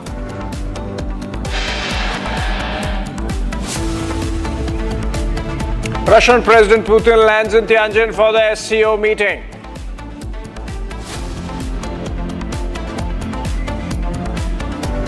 Possibility of Modi and Xi Jinping meeting twice at the SCO summit in the next 24 hours. All eyes on the Xi-Modi-Putin troika as the summit opens today amid Trump's tariff heat.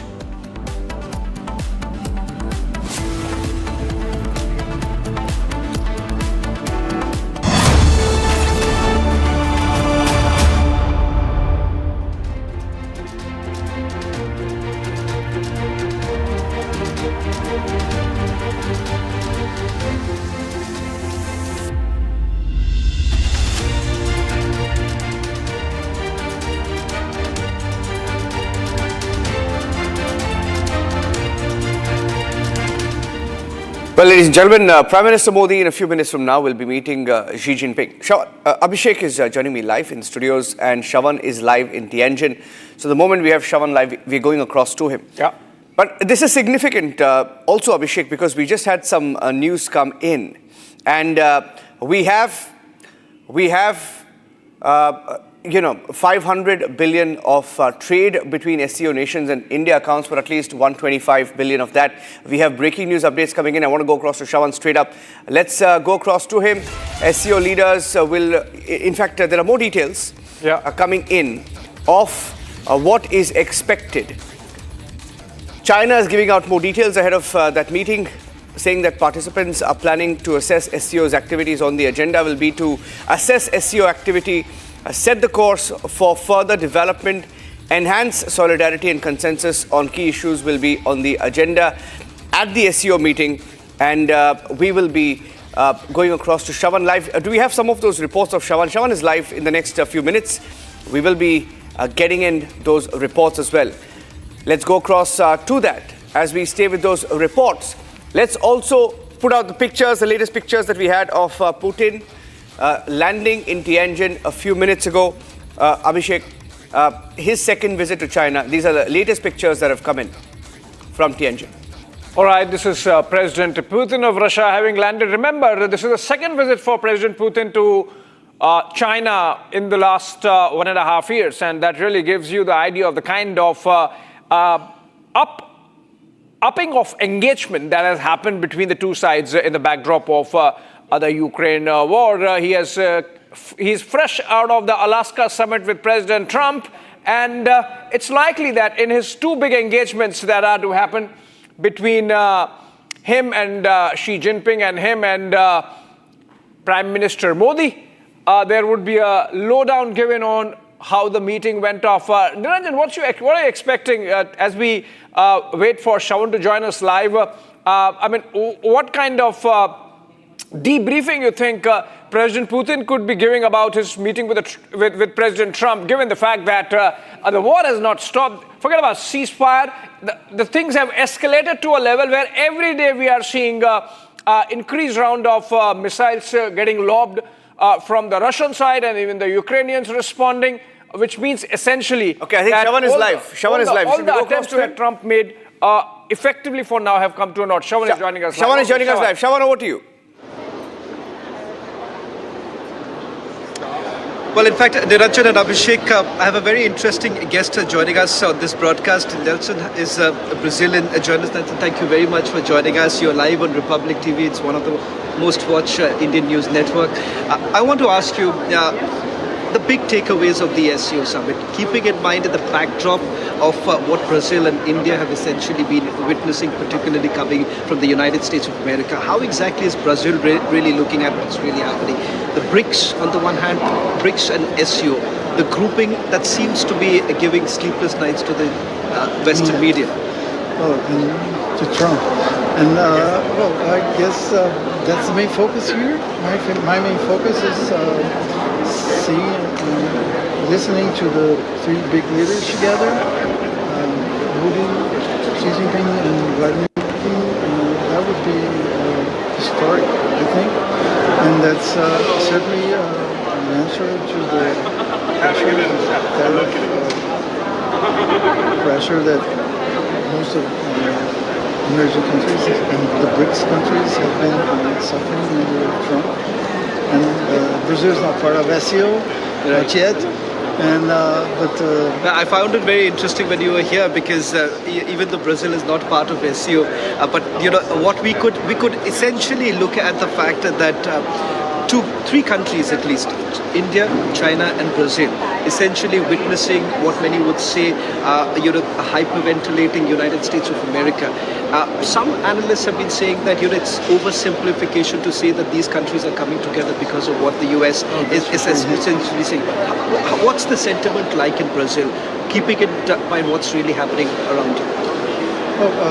When Brazil was when the first 50% tariffs came out, the Brazilian president called Modi, Xi Jinping called Putin, these three to try and articulate some kind of unity or at least a single voice, and that's I think that's basically what we're seeing now.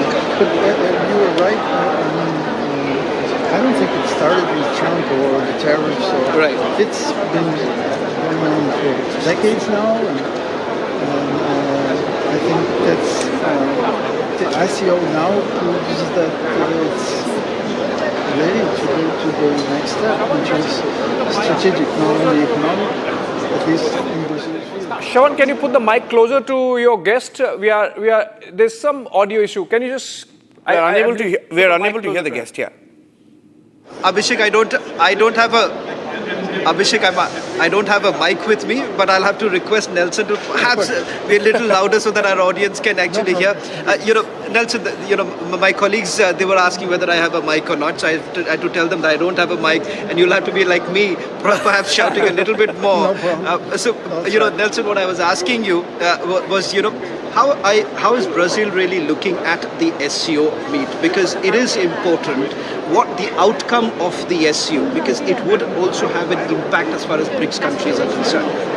Yes, what I was trying to say is that Brazil is not present here, Brazil is not a member, but Brazil is looking to this meeting, as I guess everyone in the whole world, because here we're going to see Russia, India and China together, and the original members of the BRICS were Brazil, Russia, India and China.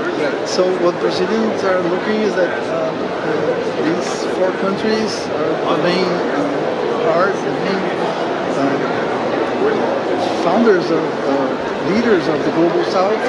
So whatever comes out of here, it's important for Brazil, important for the global south, and I guess that's what Brazilians are looking for. Do you see one final question? Do you see perhaps there would be a statement coming in from the United States of America after the SCO summit or the joint declaration really taking place, because the West would be closely watching, hawkish eye on the SCO summit?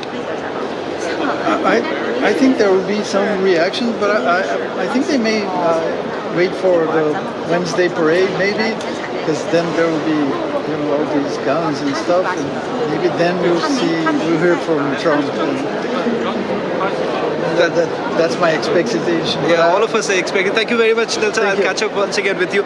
You had, interestingly, the Brazilians, not part of the SCO summit, but they too have been there. And as I've been saying, you have the Brazilians also coming in. The Pakistanis seem to be nowhere around here right now. So far, I've also just once again checked in because I'd logged off a while back, Niranjan, just to find out more breaking news coming in. But it turns out that the Pakistanis, surprisingly, there hasn't been any courtesy call as yet, even now, and the fact that there is no scheduled bilateral even as of now. Whether or not things would be changing in the next few hours, that we do not know. But as of now, the first bilateral is only between Indian Prime Minister and the Chinese President. Yeah, Pakistan is not a factor. I mean, of course. I mean, I don't think we expected any a courtesy call even with. I mean, that was not just courtesy call, Niranjan. I would say our diplomats would be really concerned and worried that if Shehbaz Sharif tries to gate crash into Prime Minister Modi, that wouldn't. If we are moving from one hall to another, one lobby to another, and if the Pakistanis, play, and he's known for gate crashing. Yeah, I mean, and they're desperate. Yes, he would want a photo op. And so I think we will have to plan our movements in a manner that Prime Minister is shielded from any possibility of Shehbaz Sharif crashing into him. Let's keep Shravan on the screen. Because we'll go back to him. Okay, so we'll go back to Shravan. But yesterday we had some inputs. In fact, very interesting. And I can tell you, it would be an intelligence operation to make sure that Shehbaz Sharif does not gate crash into Prime Minister. Yes, we don't want it. There were very, very, very mischievous reports, Shravan. I think it was some Eurasian reports that, media reports specifically that were trying to plant these stories that on the sidelines, there would be a meeting with the Prime Minister, or with the Indian Prime Minister, that Pakistan Prime Minister would try and meet Indian Prime Minister. It's not going to happen. I don't think we should even pay attention to that. But some more breaking news updates coming in as the Chinese government makes it clear. Shravan, why don't you take our viewers through what China has said? Because we are getting in more details. Of course, China will be chairing the meeting of both SCO Council of Heads of State and SCO Plus meeting. Xi Jinping expected to deliver addresses at both these meetings, right? When are these meetings expected? If you can take our viewers through that.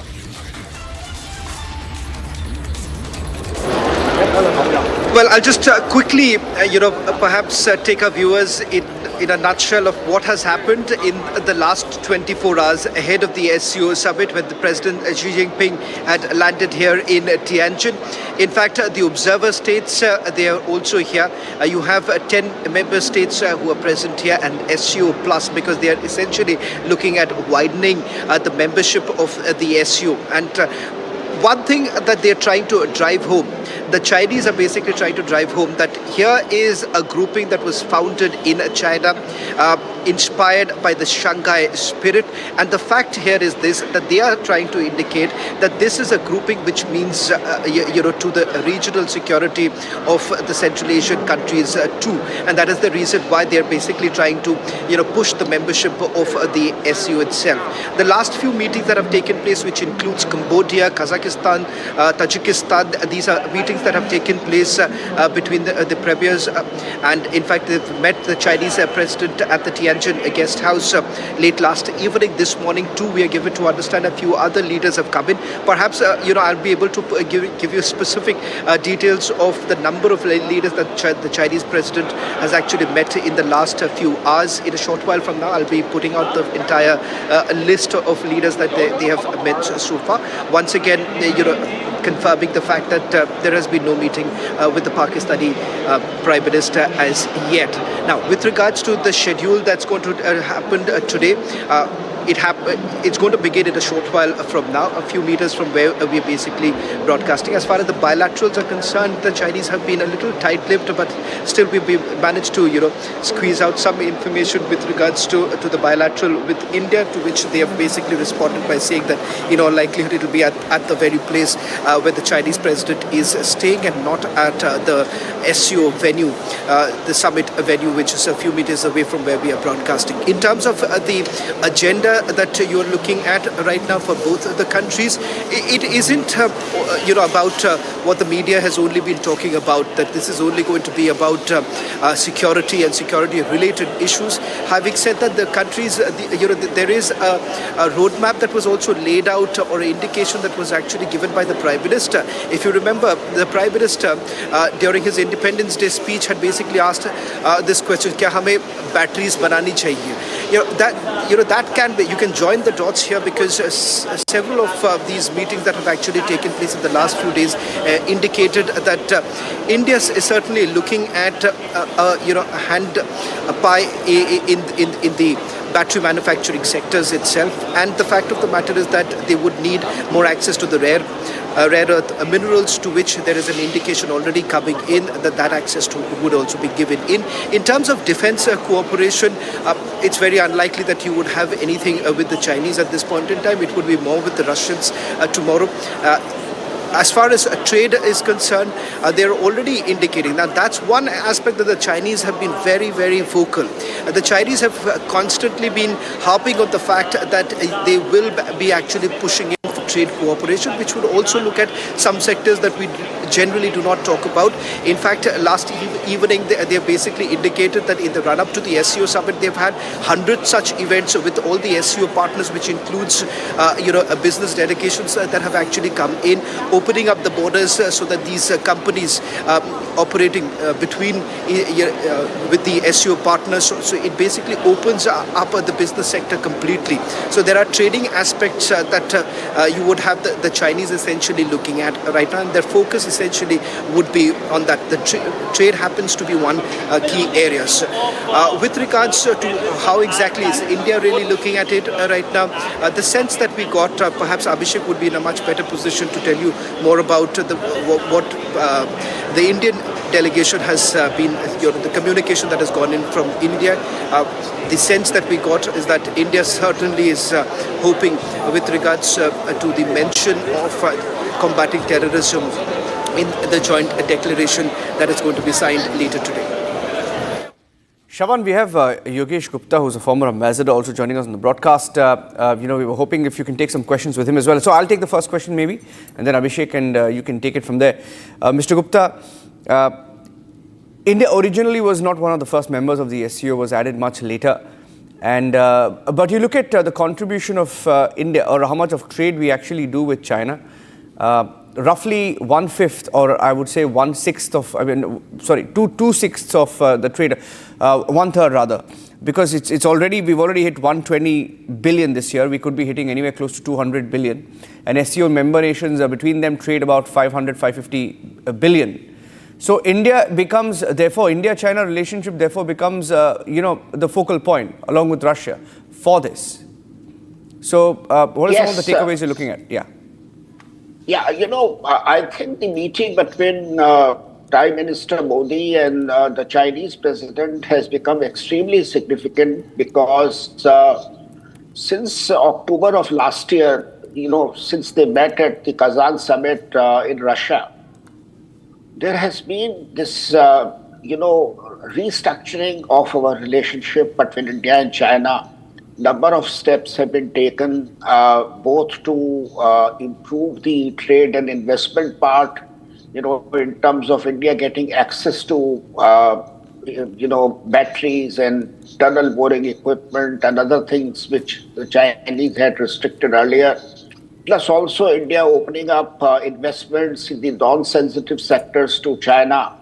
And then, of course, there are a number of these people-oriented measures, the pilgrimages to Kailash Mansarovar and other border trade at number of points between the two countries.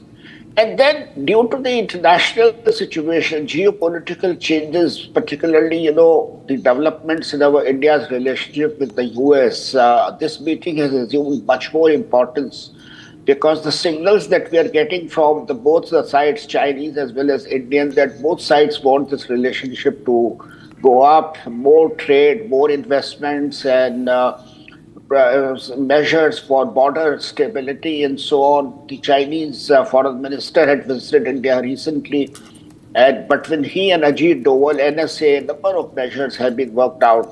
to have stability on the borders. So this meeting has its own considerable significance, I would say. Yeah. Okay. There's some breaking news update coming in, Abhishek. If Shravan is also live with us, I'll quickly take that breaking news update and you can maybe talk about the significance of it. China has warned America because there's been a move over the weekend. China has asked, in fact, they've opposed US curbs on semiconductor firms. 3 firms from China faced some US heat. Basically, US decided to revoke the validated end-user authorization for 3 companies, 3 semiconductor companies operating in China. Now, why is this significant? It's significant because China feels that semiconductor supply chains will be hit around the world if this happens. China once again telling America that they're turning export controls into a tool, and this is after US revoked the agreements for 3 large Chinese firms. Abhishek, interesting semiconductor, we're making some moves, but of course this will also likely be interesting for India. Well, you see, the Americans are really throwing everything at everyone, and they have been in a semiconductor war with China, of course, even as Trump has in fact, eased trade of some of the chips by Nvidia, for example, to China. But I think this is part of the larger trade war. Everyone is dealing with them. But the way the Chinese are staring them down, I think it's just India and China that have really stared down Trump, and that's going to continue, Niranjan, perhaps. We'll continue to have more conversation on this. Taking a short break, coming back on the other side. I have a question for Ambassador. Just stay with us, sir.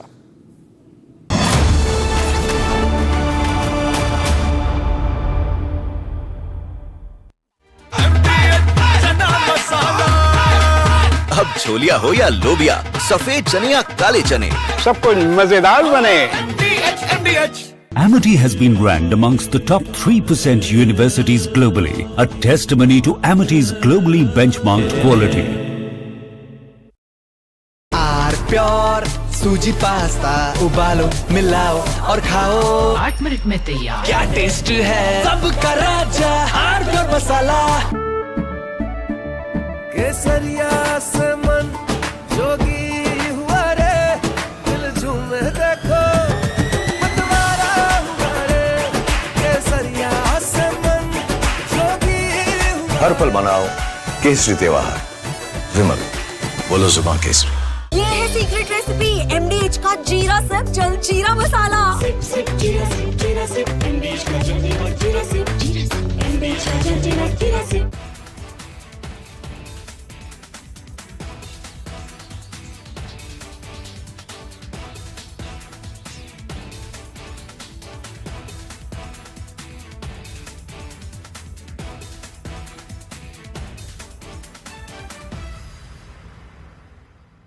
Here, we didn't want to bring out the big charts because it had no chance of standing. Fortunately, we came armed with a little smaller chart. So 67%, so we're going to be charging a discounted reciprocal tariff of 34%, I think.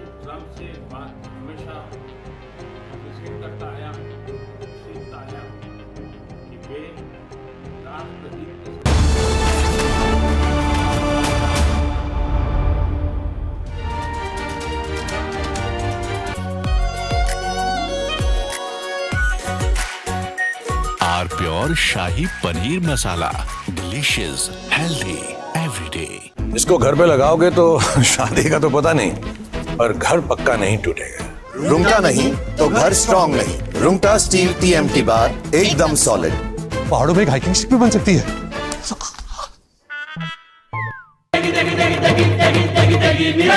MDH की देगी मिर्च, देगी मिर्च का तड़का, अंग अंग फड़का। MDH की देगी मिर्च।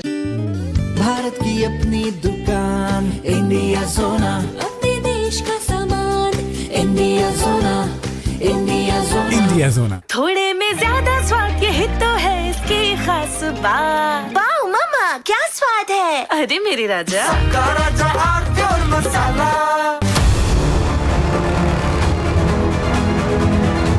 I'm headed to the northern port city of Tianjin in China to cover the largest ever SCO summit in history. This would be the Prime Minister's first visit in 7 years since.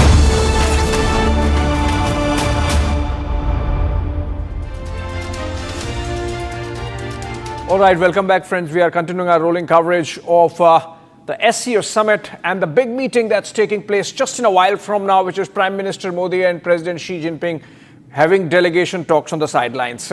But Ambassador Gupta continues to be with us. Sir, my question to you, and I always disclose I'm a bit of a China hawk. I mean, while the reset happens, so we have to be cautious. Isn't SCO essentially a Chinese talk shop?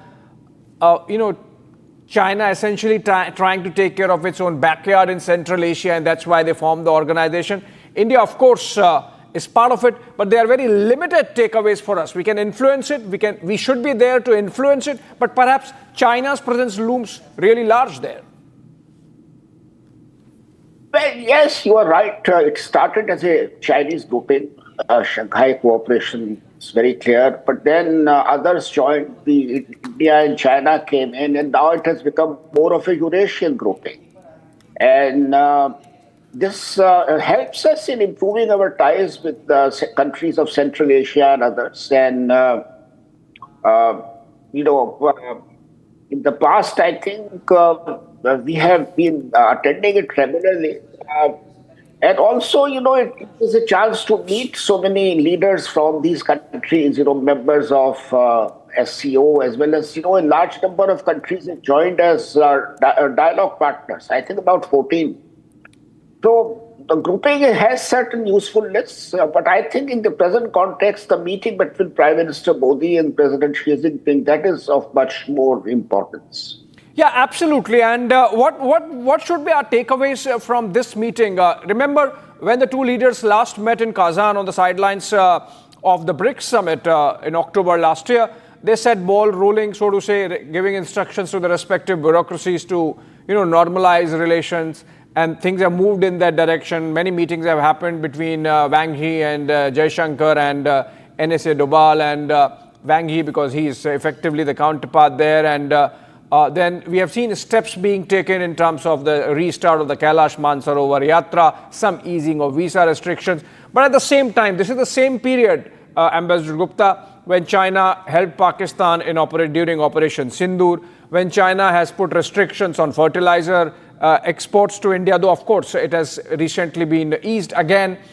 This is the same period when China was not letting India import those very important tunneling machines that again eased now. So while normalization has happened, boundary talks have happened, there is an overhang of Chinese restrictive and military practices detrimental to India's national security and trade. So you think when the two leaders meet, this immediate backdrop would be right there, center stage on the table? One important change, which I think you have not included or maybe you have missed, is that China had developed certain apprehensions that India had gone too close to the United States. And because of that reason, there were certain hits in the relationship. We had Galwan, and then we had other developments. For a number of years, there were hardly any contacts at a high level, leadership level, between India and China. But that has changed now. India has realized that there are limits to its relationship with the United States. It is at best a transactional relationship, and the recent developments with Trump there, they have indicated that there are going to be limitations in India's relationship with the United States. And that's something that China has taken note of. And China is very happy that, India is back to its strategic autonomy. And if both China and India, together with Russia, they are kind of opposing the US in its trade and protectionist policies, that means a lot. That means much bigger than the West. So that's a big change. All right. We have a report, I think, Abhishek, Ambassador, just be with us. I request you to be with us. I have a report from Shravan. He's in Tianjin and he's building up to the bilateral meeting. A little after 9 a.m., in about half an hour is when Prime Minister Modi meets Xi Jinping. Here's a report that Shravan sent us from the venue of the SCO summit. Number one, as far as the bilateral between Prime Minister Modi and President Xi Jinping is concerned, that would be around 12 o'clock this afternoon. As far as the venue is concerned, there seems to be a little bit of ambiguity, because let me try and explain this to you why there is ambiguity. One, where we are basically reporting from is the International Media Center, and just a little outside, I'll just walk around a little bit and give you a sense. About 200 meters away from here is where the heads of the states would be actually meeting. The only difference here is that as far as the bilateral meetings are concerned, there's a possibility that it would be at a different venue. I'm picking up from some of the Chinese authorities with whom I spoke just a short while back. They say there's a possibility that it could happen at the Tianjin guest house. That's where President Xi Jinping has been meeting the heads of the states over the last 24 hours. All the meetings have essentially taken place at the Tianjin house. In fact, that's where the meetings have taken place. Let's put that out. Let's put the breaking news now coming in. One, with regards to the bilateral scheduled around 12 o'clock this afternoon. That's Beijing time. So it would be a little after 9 o'clock when the bilateral is going to happen. There is another slot or a scope of a bilateral actually taking place. Another bilateral to take place, but with which SCO partner, that clarity hasn't really come in at this point in time. So there is a scheduled, what we're given to understand, a scheduled bilateral that's going to take place, but they haven't really disclosed at this point in time which SCO partner country would that be. So there are two bilaterals in all likelihood that we are looking at right now as far as the Prime Minister's schedule is concerned. Now, what happens tomorrow? That's the other big bilateral that's going to take place with President Putin. That is again scheduled sometime later in the afternoon. So these are the details we're picking up right now. President Xi Jinping is concerned. Remember, he's actually met the head of states yesterday. A significant development taking place with the Nepalese Prime Minister, who met President Xi Jinping last evening. This was at the Tianjin guest house where the meeting actually took place. But as far as the foreign ministry is concerned, they haven't made any mention with regards to a Lipu Lake issue, which was basically developing. That did not really find a mention in the meeting that took place between President Xi Jinping and, for that matter, with the Nepalese Prime Minister. Well, I'll just quickly, perhaps take our viewers in a nutshell of what has happened in the last 24 hours ahead of the SCO summit, when the President Xi Jinping had landed here in Tianjin. In fact, the observer states, they are also here. You have 10 member states who are present here, and SCO plus, because they are essentially looking at widening the membership of the SCO. And one thing that they're trying to drive home, the Chinese are basically trying to drive home, that here is a grouping that was founded in China, inspired by the Shanghai spirit. And the fact here is this, that they are trying to indicate that this is a grouping which means, to the regional security of the Central Asian countries too. And that is the reason why they are basically trying to, push the membership of the SCO itself. The last few meetings that have taken place, which includes Cambodia, Kazakhstan, Tajikistan, these are meetings that have taken place between the premiers, and in fact they've met the Chinese president at the Tianjin guest house late last evening. This morning too, we are given to understand a few other leaders have come in. Perhaps I'll be able to give you specific details of the number of leaders that the Chinese president has actually met in the last few hours. In a short while from now, I'll be putting out the entire list of leaders that they have met so far. Once again, confirming the fact that there has been no meeting with the Pakistani Prime Minister as yet. Now, with regards to the schedule that's going to happen today, it's going to begin in a short while from now, a few meters from where we're basically broadcasting. As far as the bilaterals are concerned, the Chinese have been a little tight-lipped, but still we've managed to, squeeze out some information with regards to the bilateral with India, to which they have basically responded by saying that, in all likelihood, it will be at the very place where the Chinese president is staying and not at the SCO venue, the summit venue, which is a few meters away from where we are broadcasting. Okay, taking a short break. Ladies and gentlemen, in a few minutes from now, we are live with those pictures of the Prime Minister. He will be leaving his hotel to reach the Tianjin house. That's where the bilateral meeting is scheduled with Xi Jinping. Stay tuned.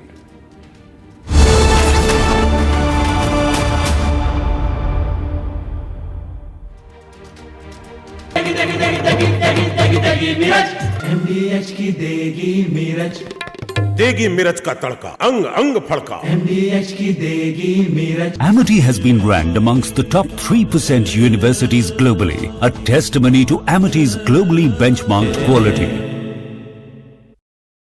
थोड़े में ज्यादा स्वाद, यही तो है इसकी खास बात। वाओ मामा, क्या स्वाद है? अरे मेरे राजा, सबका राजा और मसाला।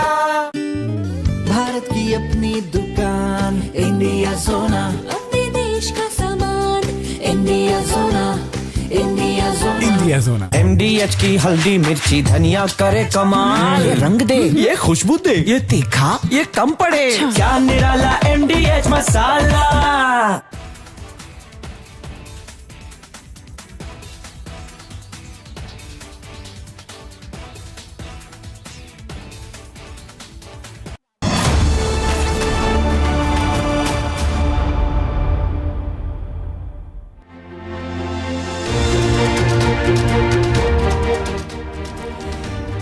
Getting in more breaking news updates, ladies and gentlemen. We're getting in details of China and what China has laid out at the SCO ahead of the official beginning of the summit.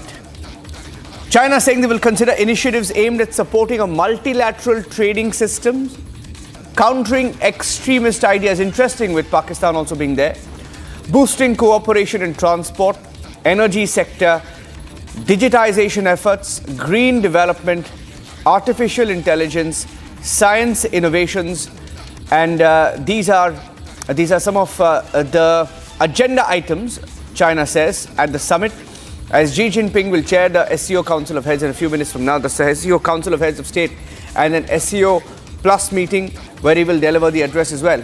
Okay, I'm going back to Ambassador Yogesh Gupta, who's also live with us as we build up to this meeting. Ambassador Gupta, just looking at some of the numbers these are official numbers that have been put out.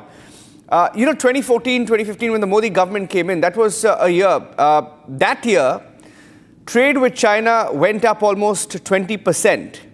And there have been years when trade has gone up 20%, 25%. In fact, 2021, post-COVID, trade went up 45% with China. But the biggest concern has always been that our imports from China are far higher, almost 10x that of our exports to China, right? We've almost become a dumping ground, like many complain often. And I don't know whether that's going to change anytime soon. Now, this is a question that the government always, is faced with when it comes to China. How do you see them deal with this so that we don't become a Chinese dumping ground? I think the information that I saw was that in the first first 6 months of this year, calendar year 2025, I think there has been an increase in India's exports to China. And this is frankly one of the major issues between us and China at this point of time, that can we or shall we get more or better market access in China? Will India be able to expand its exports to China? And the indications that we have got from Chinese side so far suggest that they are willing to be flexible and they are willing to be more accommodative. And this is one aspect that the China watchers will closely watch in today's meeting with Xi Jinping. If the Chinese side says something pertaining to better market access for India, that is something we will very closely watch, plus the border issue. Yeah. Getting in some more breaking news updates as we build up to that summit, ladies and gentlemen. As we speak, the Chinese president meeting with the Belarusian president Alexander Lukashenko. And that meeting is on as we get in more details of the SCO summit. Chinese government laying out the agenda, saying that a Tianjin declaration is expected to be signed at the summit. The leaders of the SCO member states will also approve the 2035 SCO development strategy. The Tianjin declaration, they say, will be signed at the end of this meeting in Tianjin. And the member states will also look forward to the 2035 SCO development strategy. And we're getting in more details. In fact, he's met the Azerbaijan counterpart. And as we speak, Xi Jinping is also meeting the Belarusian president Alexander Lukashenko, seen as an ally of Putin as well. So it's the alternative anti-American world order. Those who often stand up to America, question America, who are also meeting at the SCO. And that is why it hasn't gone down well with America. A large section of American government, American media questioning this meeting, looking at it really with a different lens. On the SCO agenda, we have security challenges that will be effectively and enhancing financial mechanisms as countries seek to strengthen unity, shore up multilateralism, better speak for the global South nations. These are some of the statements coming in from China as we look forward to the SCO. So going back to Ambassador Yogesh Gupta. Ambassador Gupta, this will very interestingly be one of the first times, or the first time perhaps, when our Prime Minister comes face to face with Pakistani leadership, right? Shehbaz Sharif is there, post-Operation Sindoor. How do you see India dealing with this situation? Of course, all eyes will be on Prime Minister Modi, Putin, Xi Jinping. But vis-a-vis Pakistan, what are you expecting out of this summit? Well, if the two prime ministers, come in contact face to face, or they will obviously exchange some courtesies, some glances. Prime Minister Modi is very, very particular about these things. He will be always very kind and courteous. But beyond that, I think it's difficult to foresee that. Let's get in some reports now. We had a few reports coming in. Shravan also sending us a report of what we can expect at the SCO summit. Of course, the troika of Prime Minister Modi, Xi Jinping, Vladimir Putin, and that's the image that the Western Bloc is fearing the most. So here's a package, here's a report that we are playing out, a comprehensive package of what you can expect in the next 24 hours at the SCO summit in Tianjin.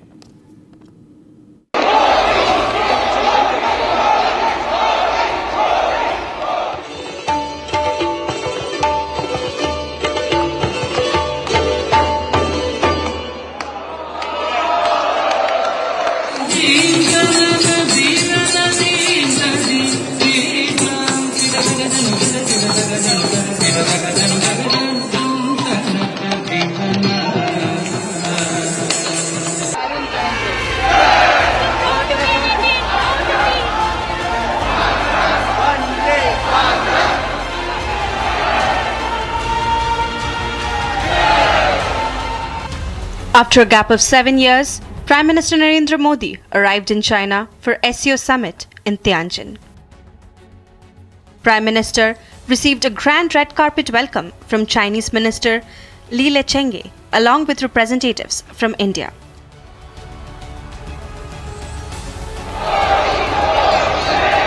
This reception also featured a vibrant cultural performance where artists presented traditional dance forms showcasing the cultural exchange between India and China.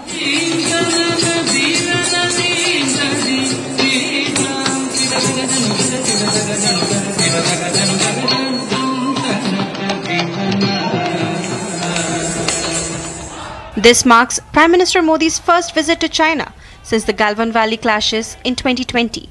Making it a significant diplomatic moment. Over the past year, India and China have taken steps to rebuild ties, including the resumption of trade.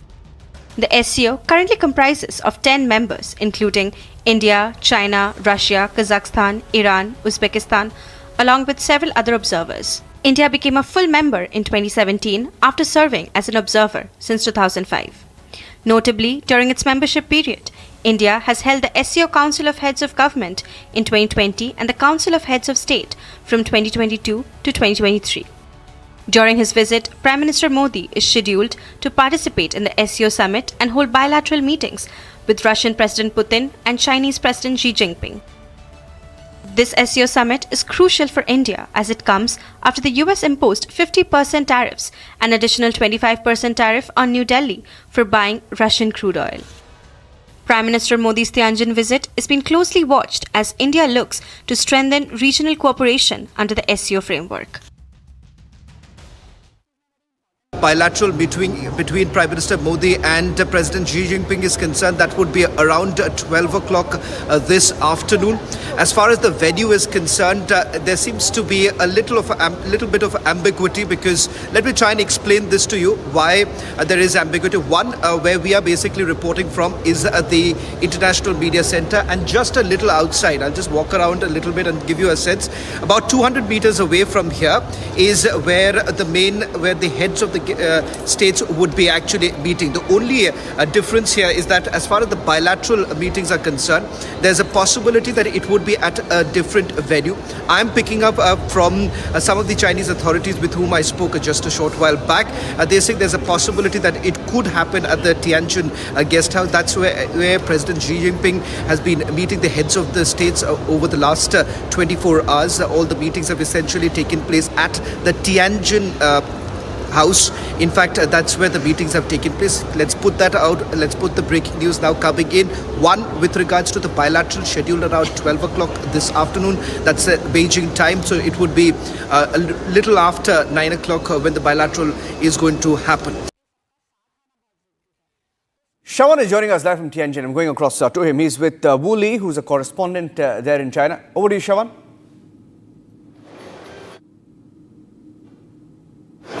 First, Niranjan, I just want to do a quick audio check if you're getting Willy's audio too. Thank you very much, Willy, for joining us on this broadcast. In fact, he's been covering the SCO summit very closely. And the purpose of having you on a joint broadcast on Republic TV is to give the perspective, the Chinese perspective, how exactly is China really looking at it. So thank you very much, Willy, for joining us on this broadcast.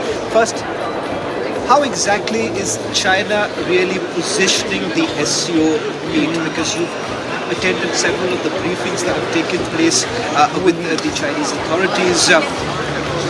The sense that I got, let me just share this with you, the sense that I got here in the last few days that I've been in China is that the message that China wants to send across is that this is an SCO summit which is different than what we have seen in the past. I want to understand from you, how is it different?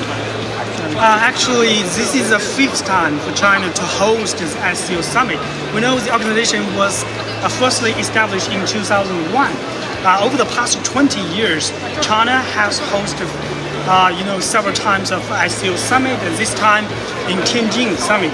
It is the largest gathering of the SCO in its history.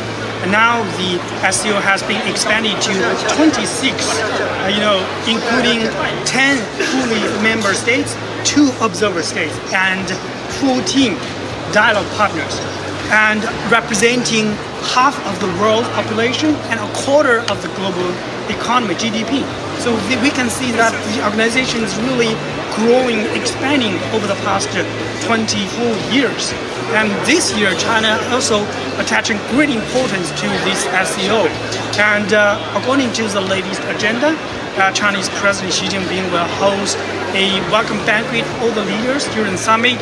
And on September the 1st, President Xi will chair the 25th meeting of the Council of Heads of State of SCO, and also as a SCO Plus meeting. And he will deliver keynote speeches highlighting the outcome and fruitful results of SCO, expanding from security to economic and cultural exchanges. In terms of the agenda of the SCO meeting, in the backdrop of what's really happening, particularly with the tariffs that have been imposed on India. And the fact of the matter is that there is a Chinese trade delegation which is in Washington. The talks are still going on. How is China viewing all of this? On the one hand, the tariffs that have been imposed. The second, this grouping coming together, sending across a very strong message to the Western world. Economic cooperation has been a key issue for all the SCO members and its partners. And this time, as you just mentioned, that India Prime Minister Modi just arrived last night, and this is his visit to China in 7 years. Last time, he also attended the SCO summit in Qingdao in 2018. And this year, he also came to the SCO summit, which shows that he also attached great importance to the SCO summit. And because all the SCO members now, they want to focus on not only on security but also economic cooperation, because we know that today the world is facing a lot of challenges from unilateralism, protectionism, and also the tariff rules. They want to send a clear message to the world that these member states and also partners and the international organizations come to sit together. They want to focus on the collaboration in agriculture, in economic cooperation, and also people-to-people exchanges. When you say economic cooperation, what exactly is China seeking at this point in time from India? We know that India and China are the most populous countries in the world, as two of the largest developing countries. Both of the countries are member of the SCO as well as the BRICS bloc, and they attach great importance to the collaboration, because China has been the largest trading partner for India as well as other countries, and so they want to focus on, especially on the artificial intelligence, on the green development, as well as the economic collaboration in this new field, like the green development, like the solar panels, like the digital economy. A lot of expanding. The economic cooperation has been expanding over the years, from the traditional agricultural to modern facilities to economic and also the green solar panels. So we can see the economic collaboration has been expanding over the past 20 years. What I found very interesting was also the mention of the access to rare earth minerals in China. And perhaps that's an area that India would be very, very keen to look at it. How do you think this is going to pan out in terms of giving access to something that China has been very protected about? This is a very interesting question. We know that this time a lot of countries are facing the challenges of unilateralism. China has always been a key player in free trade and open market economy. It wants to collaborate with all the countries to conduct its global collaboration. So for all these sectors, I think the message is very clear. China hopes to continue the collaboration with all the countries, especially neighboring countries. China is attaching great importance to its neighborhood diplomacy, and it hopes to build a community with a shared future for humanity. So that's why China attaches great importance to continue the collaboration with other countries. Yeah, I want to shift our focus a little bit to the other issue, that is security. And that's where perhaps India has been extremely wary about. In the past, India did not sign the statement primarily because it did not find any mention with regards to combating terrorism. Now, this is in the backdrop of what we witnessed, the Pahalgam massacre. India would certainly be hoping that China plays a constructive role and hoping that a roadmap is essentially put out in terms of how does the region come together combating terrorism. Do you get a sense that perhaps this time the joint declaration would have a clear indication as to how exactly would the region come together combating terrorism? That's a very good question, because SCO was firstly established to focus on security, especially to counter terrorism, separatism and extremism. So that's why nowadays these SCO member states and its global partners hope to continue to strengthen the collaboration in security. And especially these countries hope to counter shares the information, and they have been conducting drills, military drills, exercises, sharing the information. They want to expand the cooperation on even to cyberspace, because nowadays cybersecurity is also a key topic in addition to the traditional security areas. So many people are hoping that the SCO member states and its partners, observer states, can continue to expand cooperation in the security area. With regards to the RIC, Russia, India and China, how hopeful are you and perhaps your media organization in terms of the RIC coming together? Do you believe that there is a possibility of a trilateral perhaps happening at some point in time? Actually, both China have been the largest trading partner for India and Russia. These countries are most very important developing countries. They have been not only in SCO but also BRICS, and also in multilateral platforms. These countries are attaching great importance to their exchanges, collaboration. We don't know about the detailed schedule of the trilateral meeting, but one thing is clear: these leaders will sit together to expand the collaboration in the SCO summit and SCO plus meeting. They are hoping to enhance their collaboration in many areas, like the economic, cultural, security, and because they are the backbone of the multilateralism. All of these countries benefit a lot from the multilateralism. And this year also marks the 80th year of founding of the UN. And I think they will uphold the principle of the UN Charter. They will play a more active role in upholding the multilateralism and global collaboration. Can I then ask you, with regards to the bilateral that President Xi would be having, apart from India, what are the bilaterals that you all are essentially focusing on in terms of the big takeaways? Could you give us a sense of the meetings that the President has had so far in the run-up to the SCO summit? I was given to understand he's had with several other SCO partners too. From the Chinese media perspective, what is it that you all are very closely watching, the bilaterals that President Xi will be having? We are actually paying attention to all of these bilateral meetings between Chinese President Xi Jinping and other state leaders. And you just mentioned yesterday when some of the leaders already arrived, like the leaders from Egypt, Cambodia, Chinese President Xi Jinping met many of them. And today, when other leaders are expected to arrive in Tianjin, President Xi will hold the bilateral meetings with some of them. And because this is a very good platform to not only bilateral meetings, but also some of them will travel to Beijing to attend the commemoration of the 80th anniversary of the victory of Chinese war against the Japanese aggression, as well as the World Anti-Fascist War. These leaders will attend the commemoration and they will hold meeting. They want to send a message to the world that they stand together. They cherish the past, and now they want to chart the future.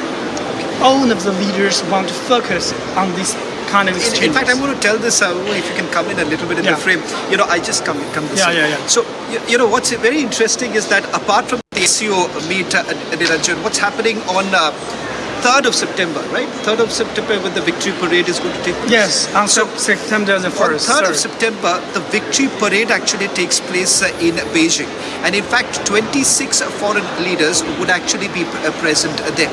And the significance of it, ladies and gentlemen, is this, that you would have President Putin who's extending his trip, and he's going to be in Beijing for the victory parade. And for China, perhaps, if I'm not wrong, Gule, it is more like a kind of a power projection, because you have the president of Russia, total of 26 foreign leaders who are going to be all present there witnessing the victory parade, 80 years to what we are saying. It is, the people's resistance against the aggression that China had essentially witnessed, put together two large events taking place in China at this point in time. The SCO summit and then, of course, the victory parade.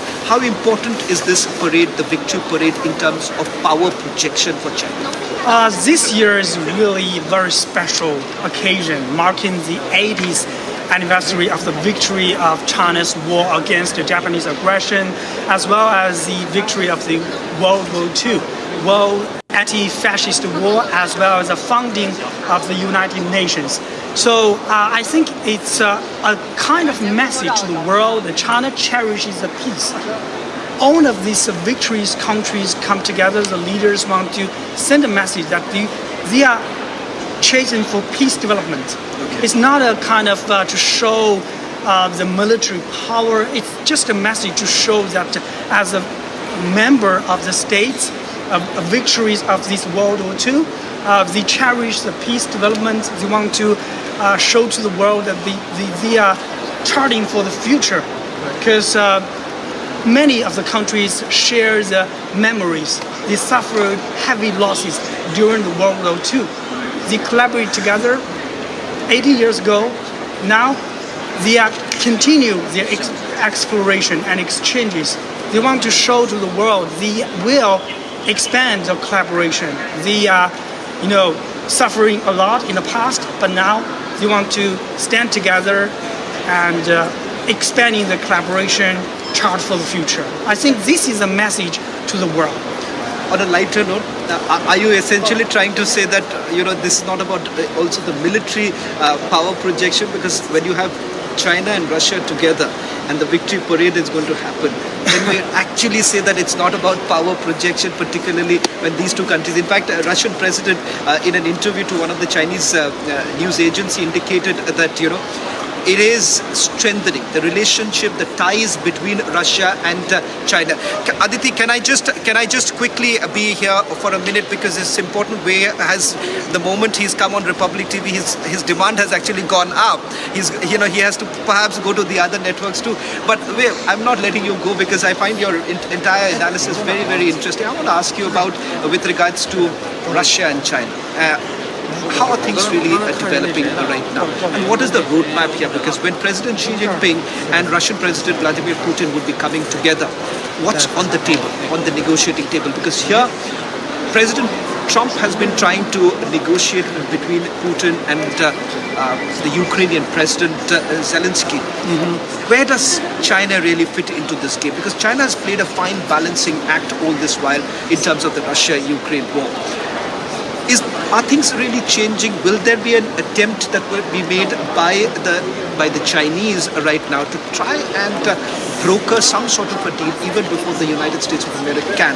Because the position that India and China really has, and the influence that India and China would have with Russia, would be far different than what the West is actually having on Russia.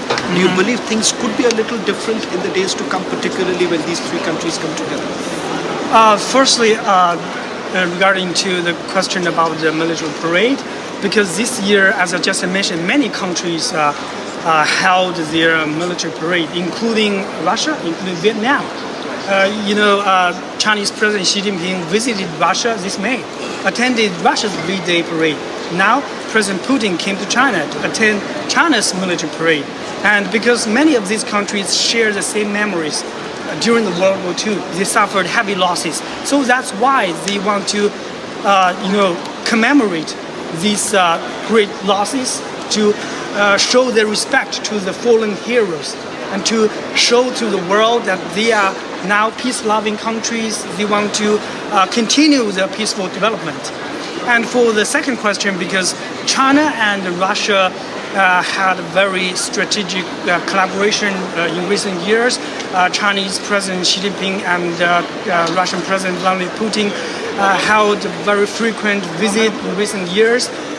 Because China is now, both of the countries are as I just mentioned, member states of SCO, the BRICS collaboration, and also other international platforms. They want to do a talk about the pressing issues regarding to the regional conflicts, regarding the global collaboration, and the two leaders will join hands with other international organizations to tackle the common challenges facing to the world. They are hoping to expand the collaboration, signing agreements in different areas like agricultural, artificial intelligence, energy, infrastructure, wind and solar panels, etc.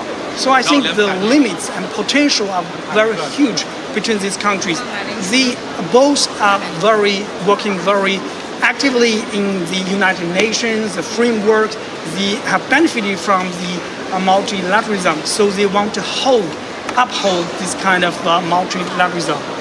Well, thank you very much, Ubu. In fact, my friend, I hope in the next few hours, the attempt that we are essentially making here is that we'll have a mini RIC media media collaboration is very important. With Russia, China and India, hoping, we're going to do that in a short while from now. In fact, who is someone very popular here. Let me just tell you, like almost everyone wants him after he speaks to us. So I'm hoping that we'll see each other in a short while from now as it develops, because a lot of interesting developments. So we'll do a live analysis as far as after the bilateral meeting between President Xi Jinping and Prime Minister Modi. That's another thing to look forward to.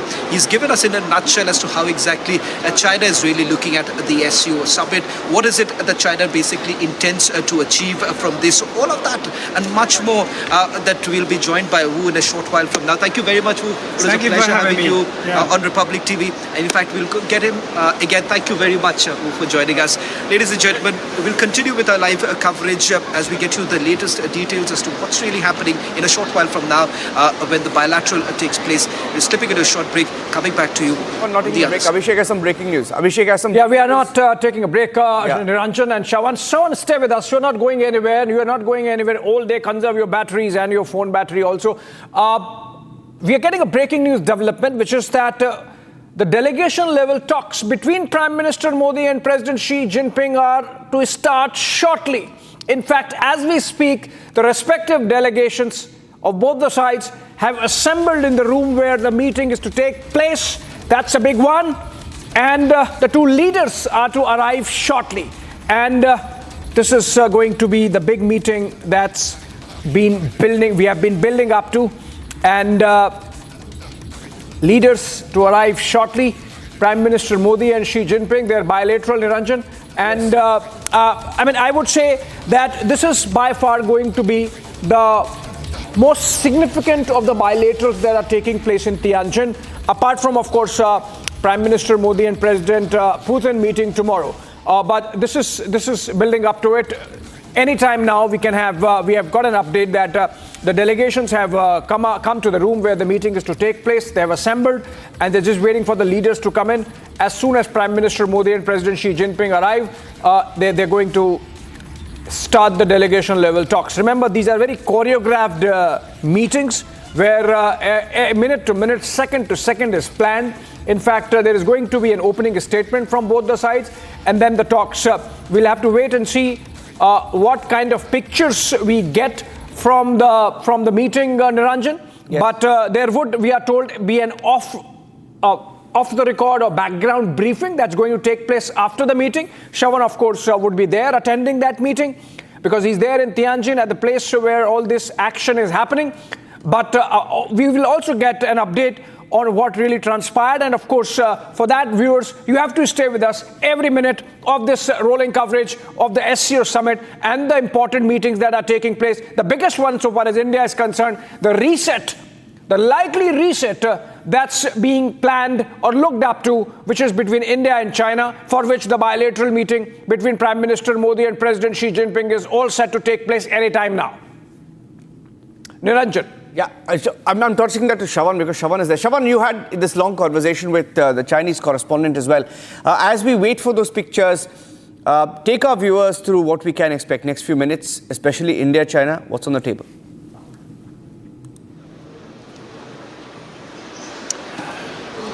Well, in fact, the sense that we got in terms of what's really on the agenda in terms of what is it that both the countries are trying to achieve. Let's be very clear. From the Indian side, we certainly want to go beyond trade cooperation at this stage because for us, there are security concerns, particularly with regards to our border itself, the border management being one such.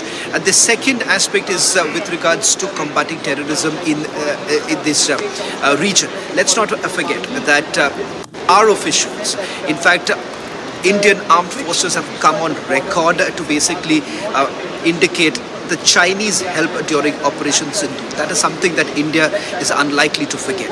How exactly does India really navigate at this point in time? We'll have to really wait and watch, because the sense that we got when we spoke to some of the officials here from the Indian delegation is that terrorism will be one aspect that they are trying to basically reflect from in the joint declaration. Will they be able to achieve that?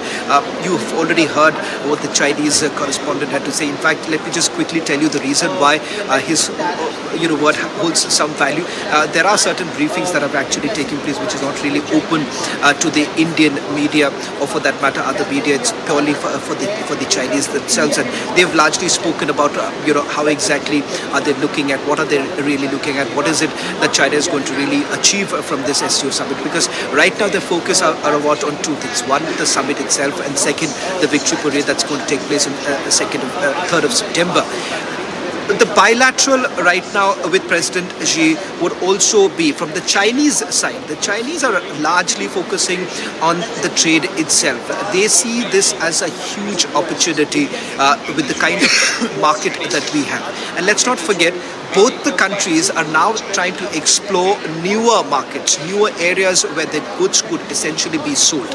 In fact, a question which I asked one of the Chinese yesterday was with regards to the fact that how exactly are they responding to a lot of chatter that was taking place of taking out manufacturing units from India, from China, and setting up in India, to which they said that it isn't something that has affected China so much, because they believe that at some point in time both the countries will come together, and the fact that it opens up the entire Asian market, and there wouldn't be the kind of impact that the West essentially thinks that India and China are going to face because of the tariffs that have been imposed. They believe that if you are looking at newer markets, this will basically soften the blow that the so-called blow coming in from the United States of America. So for the Chinese, trade becomes the most important, the key factor right now in terms of the roadmap ahead between India and China. All right, Shravan, in fact, as we build up to that big one, and of course, we'll keep coming back to you once that briefing happens post the meeting. We are told that 30 minutes are slotted for this meeting between Prime Minister Modi and President Xi Jinping, along with their respective delegations. National Security Advisor Ajit Doval to be on the side of Prime Minister, and of course, Foreign Secretary. We are joined in by Harsh V. Pant. He's Head of Strategic Affairs at the ORF, India's very prominent think tank. He's joining us live from New Delhi. Very good morning to you, Professor Pant. And my first question to you is, as the delegation level talks start between Prime Minister Modi and Xi Jinping in China and India, what, according to you, should be our focus as the two leaders meet? I think our focus should be stabilizing relationship for the long term. We know that what happened a few years back and what has been happening at the border had cast a shadow over this relationship. So the ambition, I think, should be to create a framework which can stand the pressures along the border, so that the rest of the relationship, whether it is trade, whether it is people-to-people engagement, whether it is cultural relationship, that can continue. Because what had happened in the past is Chinese have always maintained that we can ignore what is happening at the border and continue with other aspects of the relationship. That formula clearly has not worked and did not work when Galwan happened. After that, India had maintained that we will now need to look at border more seriously. And I think if we can institutionalize a mechanism by which peace and tranquility along the border can be the norm rather than the exception, the rest of the relationship would benefit, because we know economic ties are important between two major economic powers like India and China. But in order to insulate economic ties from wider border level turbulence, we need mechanisms. And I think there perhaps we can ensure that something substantive happens, but also some sense of an understanding as to where China-Pakistan relationship might be going. would be important, because India has certain red lines when it comes to Pakistan, when it comes to the region, when it comes to terrorism. And India would be hoping that Chinese would respect those red lines, which they have not in the past. So as we look at this bilateral, as we look at the SCO declaration later, we would be looking very carefully as to how Chinese would be responding to India's core concerns, because unless those core concerns are addressed, it would be very difficult to generate the trust that is needed in this relationship. This relationship is important. We know it is important. Therefore, Prime Minister is there. We have been building this relationship, but the trust deficit remains very high. So how do you bridge that trust deficit? I think is the core issue here. Prime Minister and India, they are making an effort. Chinese are also seemingly very interested, as we keep on hearing. So what is it that they can offer at this point, and what is it that the two sides can come to an agreement on? That I think would be important. Yeah, I'm glad that you mentioned this, Professor Pant, because I was actually going to ask you, if that be the case, and you mentioned Pakistan, Indian sensitivities, core concerns, there would be a press statement from both the sides, like readouts from India and China once the meeting ends, and then there would be a joint statement of the SCO. What should be the touchstone of Chinese intent, Professor Pant, according to you, which makes us believe that maybe we can really start on the road to trust building, if not complete trust? Would it be condemnation of Pahalgam in the Chinese statement to begin with? I think that's something certainly the least that one can expect, or India should be expecting, because that is in some ways an acknowledgement that there is a fundamental problem in the region, and the problem often emanates from Pakistan. Now, they will, I mean, obviously they will not mention cross-border terrorism in this case, but they have to, I think, having Pahalgam there, having it being explicitly mentioned, would be an important touchstone for, I think, a lot of Indians who clearly and rightfully believe that this kind of behavior from Pakistan cannot continue, and it will not continue, and it would not have continued if China had not given the kind of support, both overt and covert, that has provided to Pakistan. And I think that's the real problem. And Pakistan will have to address that problem, because that issue for India is very important for many Indians. It's a sensitive issue. It's a red line for Indian government, and I think that should be respected, because unless that happens, everything else becomes rhetoric.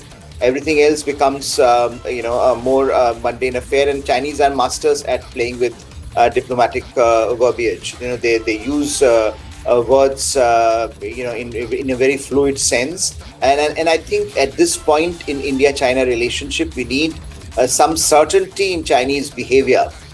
We know how they have, flirted with Pakistan in the past, how they have been openly supporting Pakistan, whether on global forums, whether on regional forums, whether through aid, military and economic. But I think, and that is taken as a given in India now. But what this moment requires, if the trust is to be rebuilt, then China should acknowledge the problem. China should acknowledge it, and the statement should acknowledge Pahalgam. But it should also acknowledge a long-term road to how, at least in the SCO declaration, how SCO can become more effective in countering this threat. Because for India, that's the whole role of SCO. In a bilateral with China, we will discuss all other kinds of issues, trade, cultural ties, how we can build, what can be done at the border. But when it comes to the SCO declaration, it will be largely focused on the core aspects of SCO. And there, we would need greater clarity on how terrorism will be addressed by SCO and what China's role there will be. So I think if that can come out categorically, it would give a sense of reassurance that this moment which we are witnessing today is not simply a moment, but it is a road to long-term recovery. Okay, Shawan, Niranjan. Just before we go back to Professor Pant, we have Shawan who spoke to Wu He. I just want to play a bit of that interaction, because he spoke about the Chinese expectation from this meeting. So just as we run up to this meeting, here's a short excerpt of Shawan speaking to Wu He, who's a correspondent in Tianjin, who laid out the Chinese expectation vis-a-vis this bilateral between Prime Minister Modi and Xi Jinping. This is is the fifth time for China to host this SCO summit. We know the organization was firstly established in 2001. Over the past 20 years, China has hosted several times of SCO summit, and this time in Tianjin summit. It is the largest gathering of the SCO in its history. And now the SCO has been expanded to 26, including 10 fully member states, 2 observer states, and 14 dialogue partners, and representing half of the world population and a quarter of the global economy, GDP. So we can see that the organization is really growing, expanding over the past 24 years. And this year, China also attaching great importance to this SCO. And according to the latest agenda, Chinese President Xi Jinping will host a welcome banquet for all the leaders during the summit. And on September the 1st, President Xi will chair the 25th meeting of the Council of Heads of State of SCO, and also as a SCO Plus meeting. And he will deliver keynote speeches highlighting the outcome and fruitful results of SCO, expanding from security to economic and cultural exchanges. In terms of the agenda of the SCO meeting, in the backdrop of what's really happening, particularly with the tariffs that have been imposed on India, and the fact of the matter is that there is a Chinese trade delegation which is in Washington, the talks are still going on. How is China viewing all of this? On the one hand, the tariffs that have been imposed. The second, this grouping coming together, sending across a very strong message to the Western world. Economic cooperation has been a key issue for all the SCO members and its partners. And this time, as you just mentioned, that India Prime Minister Modi just arrived last night, and this is his visit to China in 7 years. Last time, he also attended the SCO summit in Qingdao in 2018. And this year, he also came to the SCO summit, which shows that he also attached great importance to the SCO summit. And because all the SCO members now, they want to focus on not only on security but also economic cooperation, because we know that today the world is facing a lot of challenges from unilateralism, protectionism, and also the tariff rules. They want to send a clear message to the world that these member states and also partners and the international organizations come to sit together. They want to focus on the collaboration in agriculture, in economic cooperation, and also people-to-people exchanges. When you say economic cooperation, what exactly is China seeking at this point in time from India? We know that India and China are the most populous countries in the world, as two of the largest developing countries. Both of the countries are member of the SCO as well as the BRICS bloc, and they attach great importance to the collaboration, because China has been the largest trading partner for India as well as other countries, and so they want to focus on especially on the artificial intelligence, on the green development, as well as the economic collaboration in this new field, like the green development, like the solar panels, like the digital economy. A lot of expanding. The economic cooperation has been expanding over the years, from the traditional agricultural to modern facilities to economic and also the green solar panels. So we can see the economic collaboration has been expanding over the past 20 years. What I found very interesting was also the mention of the access to rare earth minerals in China. And perhaps that's an area that India would be very, very keen to look at it. How do you think this is going to pan out in terms of giving access to something that China has been very protected about? This is a very interesting question. We know that this time a lot of countries are facing the challenges of unilateralism. China has always been a key player in free trade and open market economy, and it wants to collaborate with all the countries to conduct its global collaboration. So for all these sectors, I think the message is very clear. China hopes to continue the collaboration with all the countries, especially neighboring countries. China is attaching great importance to its neighborhood diplomacy, and it hopes to build a community with a shared future for humanity. So that's why China attaches great importance to continue the collaboration with other countries. कुछ घंटों में मैंने कई लोगों से बात की और कुछ डिप्लोमेट्स से जब मेरी बातचीत हुई कल रात को, तो उनका यही मानना था कि देखिए आप गलत सोचते, क्योंकि हमें भी यही लग रहा था, क्योंकि भारत में ये लगातार ये चर्चा हो रहा था कि देखिए ये चीन और भारत इसके साथ जुड़ रहे हैं क्योंकि ये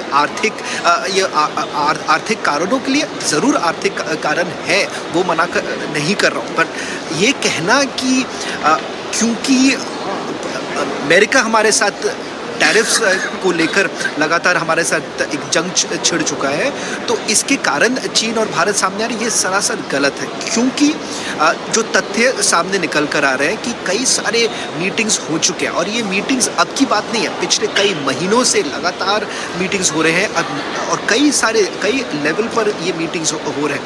आप अगर बॉर्डर की बात करें, बॉर्डर मैनेजमेंट को लेकर बात करें, वो मानते हैं कि एक बदलाव आना चाहिए और एक अंडरस्टैंडिंग, दोनों देशों में एक म्यूचुअल रिस्पेक्ट होना चाहिए, और ये दोनों देश मानते हैं कि आखिरकार इसकी एक सल्यूशन निकल कर आना चाहिए, जिसके कारण आप देखिएगा कि लगातार ये चीज़ हमें देखने को मिल रहा है कि भारत और चीन के जो बायलैटरल को लेकर यहाँ के जितने भी मीडिया है, चाइनीज़ मीडिया है, लगातार इस पे रिपोर्टिंग कर रहे हैं, लगातार इस पे बातचीत हो रही है। और आप अगर देखिए उनके जो स्टेट न्यूज़ एजेंसी भी है, उन्होंने भी एक तरह से बैनर हेडलाइन बनाने दिया है कि जिस तरह से दोनों देशों की मीटिंग्स होने वाले हैं, और RIC को लेकर, वो है रशिया, भारत और चीन को लेकर भी काफ़ी चर्चा हो रही है कि आखिरकार ये तीन लीडर की ट्राइलैटरल होगी कि नहीं। Okay. So Shravan is live there, and we have some more breaking news coming in. In fact, this input just came in. I'll take that question to Harsh Pant. And Brazil has just called for an extraordinary BRICS meeting on multipolarity risks. They want a special meeting focused only on the new multipolar order post the Trump tariffs, Mr. Pant. And they've already started dialing heads of state. Negotiators have been appointed to ensure that the next BRICS summit is an extraordinary one to deal with. So, of course, on the back of what is happening with Donald Trump, what is your sense with America? Do you see things smoothing out in the short term? See, Mr. Trump is very volatile, so anything can happen anytime. But I think what he has done is he has damaged, at least in India, the long-term relationship that India was building with the US over the last several decades, not simply last few years. And he has damaged, I think, the sentiment in the country that America perhaps can be a reliable partner. He has, brought back the memories of bad old days of Cold War. And he has, where America was not seen as very trusted partner of India. And I think that will do some long-term damage. Even if tomorrow we sign a trade deal with the US, it will take us a long time to put the Humpty Dumpty of India-US relationship back in place. So I think there is long-term damage all around.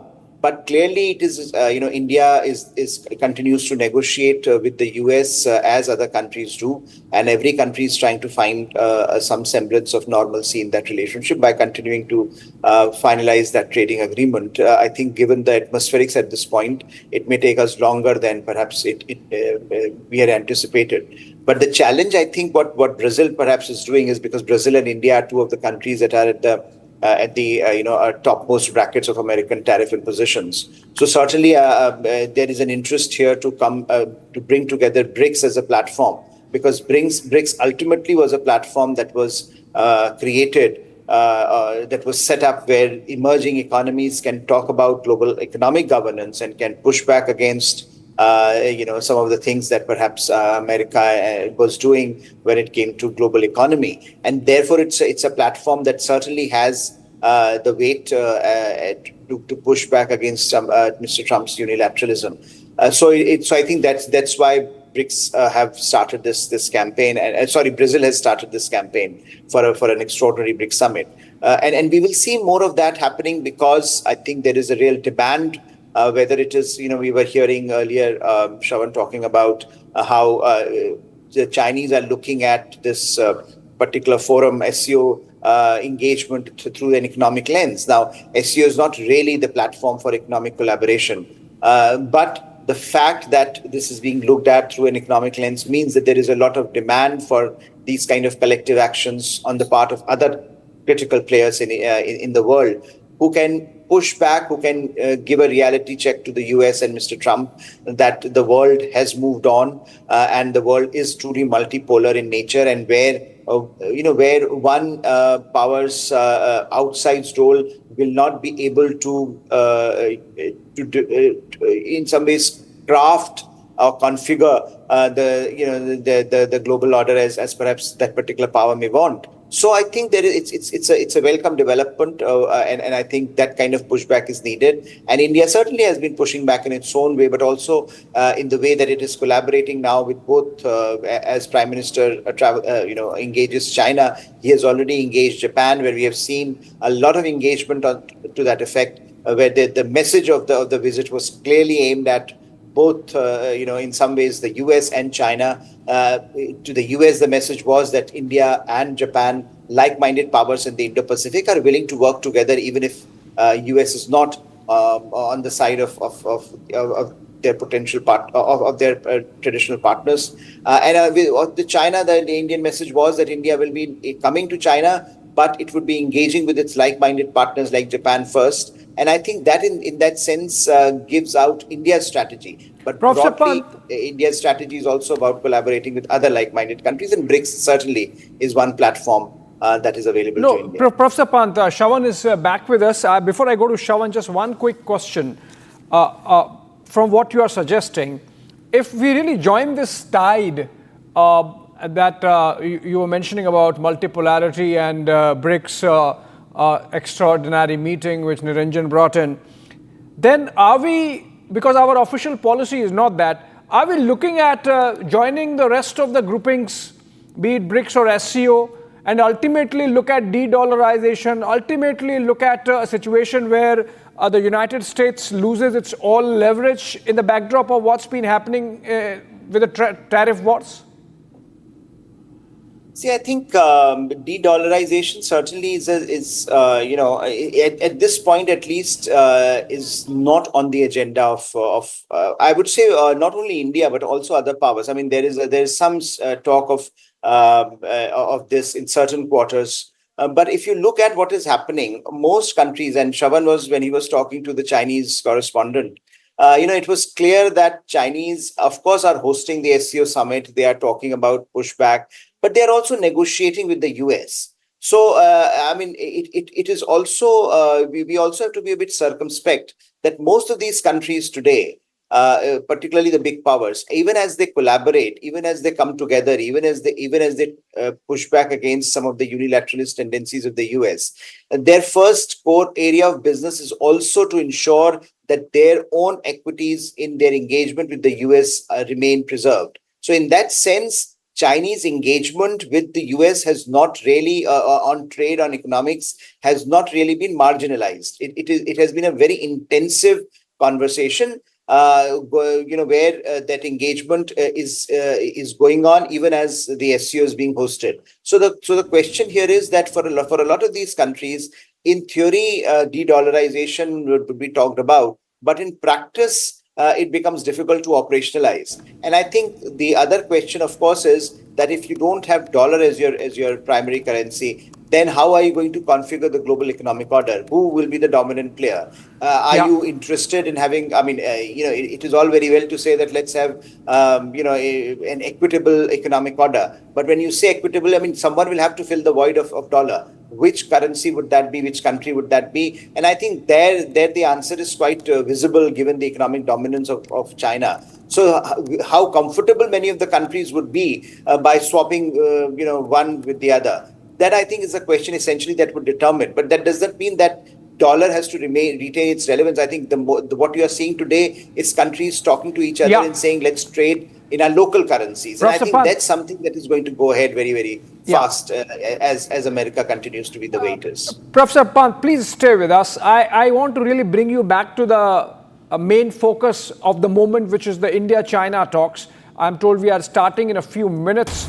I'm getting this breaking news development through my sources that it's all set for the talks to begin anytime now. It's moments, it's few minutes. We can take a quick dip in with Shravan. And Shravan is live with us. I will go back to Professor Pant after that. Shravan, few minutes to go for the talks. What are you hearing? What is your sense, energy around the media center? And what about the Indian and Chinese delegations? Have you been able to engage with any of them? What's the sense of the Chinese journalists you have been talking to, Shravan, if you can give us a lowdown? Well, let me just quickly take our viewers through what we witnessed yesterday, because that gave us an indication of what are we to expect. In fact, Abhishek, we were the only Indian news network to be present inside when the briefing actually took place in the afternoon. You had the governors of the provincial districts coming together, and they had given a clear indication of the fact that as far as President Xi Jinping is concerned, he's basically, the roadmap is very clear for him. One, with regards to trade, he wants to basically look at more avenues and more openings with India at this point in time. And there was a clear mention of the fact that India and China together is essentially looking for emerging markets. That is where they believe that there is an opportunity available for both the giants in the Asian markets to come together. As far as security is concerned, that's one aspect that they are not openly talking about, because the moment this question was essentially asked to them by me with regards to whether at all they are going to, perhaps be crystal clear as to where exactly does China really stand on combating terrorism. There wasn't a clear idea on that. In fact, I had also asked them, isn't it about clear power projection when you have the Russian president and the Chinese president, along with 25 other foreign leaders during the victory parade? They've essentially been beating around the bush, to be very honest, when it comes to security related concerns. For China right now, it is all about power projection. Let's not forget the excitement that I've seen that the Chinese have actually had pertaining to the Indians. The moment actually I had entered this very center before the other Indian news networks had essentially come in, there was several Chinese journalists flocking, and all that they wanted to find out as to how exactly is India really looking at.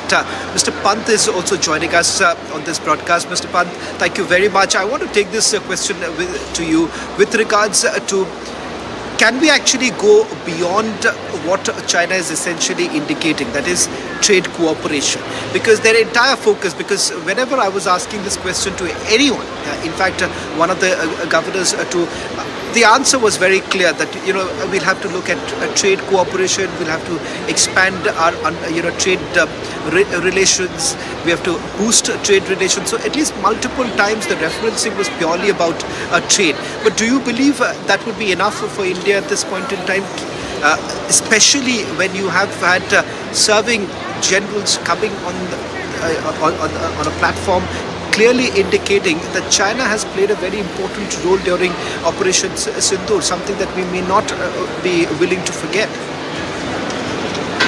I think it makes, Shravan, perfect sense for the Chinese to say that this is going to be about trade, because they view they are viewing this primarily through the lens of what is happening at the geoeconomic level with Mr. Trump.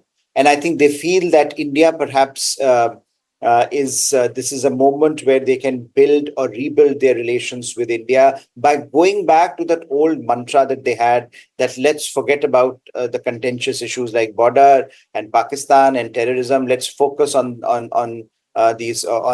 trade issues, on economic cooperation, on people-to-people ties, because that's for them, that's where the meat is. Now, clearly, India is once bitten, twice shy. We know we have multiple times, in our relationship how badly Chinese have behaved and misbehaved. And I think, in that sense, for India, even on economics, we really have to go with our eyes wide open. And I think that's what we are doing. We know the challenges that come. I think the opportunity certainly is there. And to rebuild the relationship from where it had sunk post-Galwan. But I think that the challenge, of course, is that China, even in economic matters, they have been, if you look at their behavior, they are masters at how they weaponize. They have weaponized every aspect of trade. From basic weaponization of markets to weaponization of rare earths to critical minerals to supply chains. This has been, that has been actually the problem with the Chinese model of economic growth. And there, India's pushback is very important because India is as the third or fourth most important economic player in the world today, has to respond in some ways, not only for itself, but also for a large part of the world that may not be in a position to tell the Chinese that, look, there are enormous problems with your model. So bilaterally also, even if you talk of economics and trade, which the Chinese may want to discuss and which, India will certainly also discuss, the issues are going to be that how can we have greater transparency about Chinese behavior? How can China not weaponize certain aspects of its trade? But India will be very categorical that the stand that India took post-Galwan, that unless there is peace and tranquility along the border, unless there is some kind of a consensus on how Chinese strategic thinking might evolve vis-a-vis India positively, we will not be able to maintain the momentum in economic ties. So I think India is making an effort with this summit. But I think India's past, Chinese behavior, Chinese aggression of the past will continue to loom large over this conversation. There is no way of denying that. And of course, we are coming to this from after Operation Sindoor, where we know the role that China has played and continues to play in both bolstering Pakistani capabilities, but also shielding Pakistan when it comes to platforms like the SCO and the Professor UN. Pant, so I think the challenge is going to be severe. Professor Pant, sorry to be interjecting, but I have to bring in this breaking news development, which is that the meeting between Prime Minister Modi and President Xi Jinping has begun, is what we are getting to know from our sources. We can break that information. The big one, the meeting, the delegation level talks, the world is watching and looking up to for clues as to where the geopolitical winds are blowing, in which direction the geopolitical winds are blowing in the backdrop of the Trump tariff wars has begun. Modi-Xi talks have just begun. The delegations were in place for almost half an hour, and now we are getting this breaking news development from sources there on the ground that the bilateral meeting between Prime Minister and President Xi Jinping is on as we speak. 40 minutes slotted, 40 minutes of the conversation. The meeting is running about 15 minutes late from the original time, and it's 9:37 now, which means till about 10:20 the meeting should go on. The road to normalization of India-China ties has one more milestone now, and we have been discussing this, whether this is going to really reset the ties, or this is just as the Chinese would say,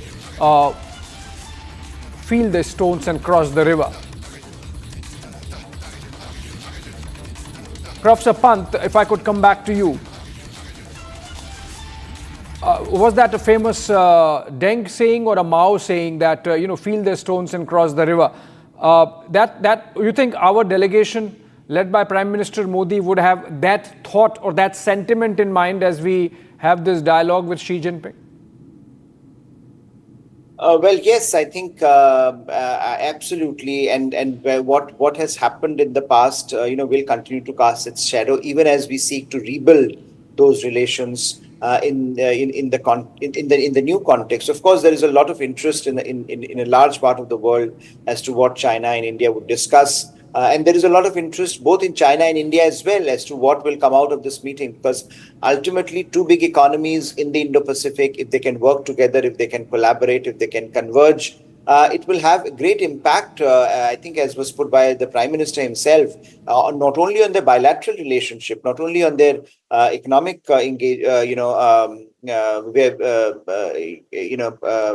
efficiencies and economic profile, but also on regional politics, on regional stability. So it is not simply a question of India, China coming together and talking to each other. It is also something bigger than because when two big powers like India and China sit and they try to rebuild their relationship, there is a lot of anticipation. Now the problem, of course, is that India is entering into it in the context of what has happened in Galwan, in the context of what had happened at Sindoor, Operation Sindoor, and how China's tactics often don't square with the rhetoric. And India has learned this in the past, and India will certainly be very, very cautious in terms of approaching anything that the Chinese said there, at the face value. But Chinese, as we were hearing, also are trying to put this across as if this is only about economic cooperation. They often say win-win cooperation. Of course, it's important, but win-win. Everyone understands win-win. Economic cooperation, if done under certain circumstances, can be a win-win for everyone involved. After all, that's the logic of comparative advantage. That's the logic of trade, global trade. But when it is tilted towards one side, when it creates asymmetries, that's when the problem arises. When you are over-reliant on one particular country for supply chains, when you are over-reliant for critical minerals, when your trade deficit is high and it keeps on increasing, and the other side is not willing to give you any market access in areas, in fields that matter, that creates its own sets of disincentives. And I think that's what exactly has been happening with India and China. So I think that the expectation on the Indian side would not only be on strategic and policy matters pertaining to border and Pakistan and terrorism. It would also be that how does China plan to restructure the India-China trade imbalance? How are the Chinese looking to incentivize India to trade more with India by being transparent about not weaponizing aspects of their trade, and also ensuring that there is equity in the relationship? Because ultimately, that's what India would want as an emerging economic power. That's what India would want as a country, and that is now going to be one of the three largest economies in the world. So therefore, for China, it is important to address those core concerns. And unless China is able to do that proactively, productively, transparently, it will be very difficult to take China at face value. And I think that's the challenge of this summit. And that's the challenge, I think, of the broader China-India relationship. Fully agree with you there, Professor Pant, because if you look at the details of even or the pattern of trade restrictions from the Chinese side, so be it the fertilizers, the phosphatic fertilizers, the rare earths, the tunnel boring machines, these are clearly aimed at throttling India's march to progress, even as they have a very healthy balance of trade situation in their favor. And they would be more than happy to send in more Diwali lights and microwave ovens and refrigerators and air conditioners and whatnot. But when it comes to those strategic aspects, they would practice those, they would have those restrictive trade practices. Thankfully, some thaw has led to, lifting of those restrictions. At least an announcement has been made by both the sides that would happen. But this clearly shows the kind of intent with which the Chinese really pursue this relationship, unfortunately. So as I said, with a disclosure that I would rather be a China hawk and rather have the proof of the pudding in its eating instead of the optics. But then, yes, important meeting taking place, and we are watching closely, and we will read the statement closely to understand what happens next insofar as normalization is concerned. Remember, China is also marking 80 years of its victory over Japan in the World War II, and it's going to be a big military parade, a big jamboree, so to say, and President Putin is staying back. He's there in Beijing for 4 days. Prime Minister Shehbaz Sharif of Pakistan is staying back. Many of the leaders of the 26 nations, heads of the government that are there, they're going to stay back and be witness to that occasion. India, of course, is not going to be there. Prime Minister, in fact, the moment his last meeting with President Putin ends tomorrow, is wheels up and comes back to New Delhi. So that is another aspect of this whole situation, I would say, where India is very tentative in its engagement with the SCO because it essentially remains a Chinese talk shop. So unless China really evolves through these meetings and the normalization process that began with Kazan and really changes tack, it's unlikely that we are looking at a full-blown normalization. I mean, we were really innocent of, I would say, the kind of deep machinations that China comes with in its mind, in their mind, when we had that Wuhan reset and tried that Chennai Connect, but ultimately it all came to a naught. So with that, I think Shravan is back with us live from Tianjin. Okay, he continues to be with our Hindi network, so we will have him in a while. So Professor Pant, my next question to you. When,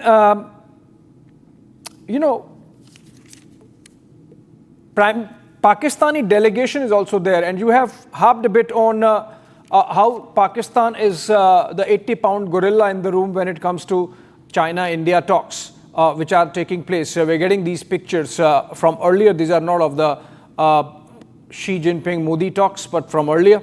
I think these are pictures of Xi Jinping with Lukashenko. If Pakistan is the 80-pound gorilla in the room, how do we weigh that?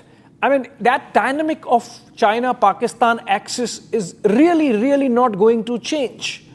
And if that is the case, then how do we discount that and move forward?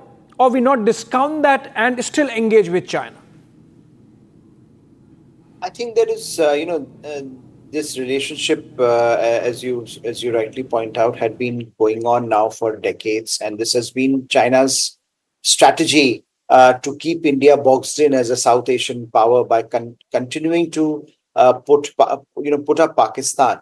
Now, what India has done very well is India has moved so far ahead of Pakistan economically that in some ways it has become almost impossible for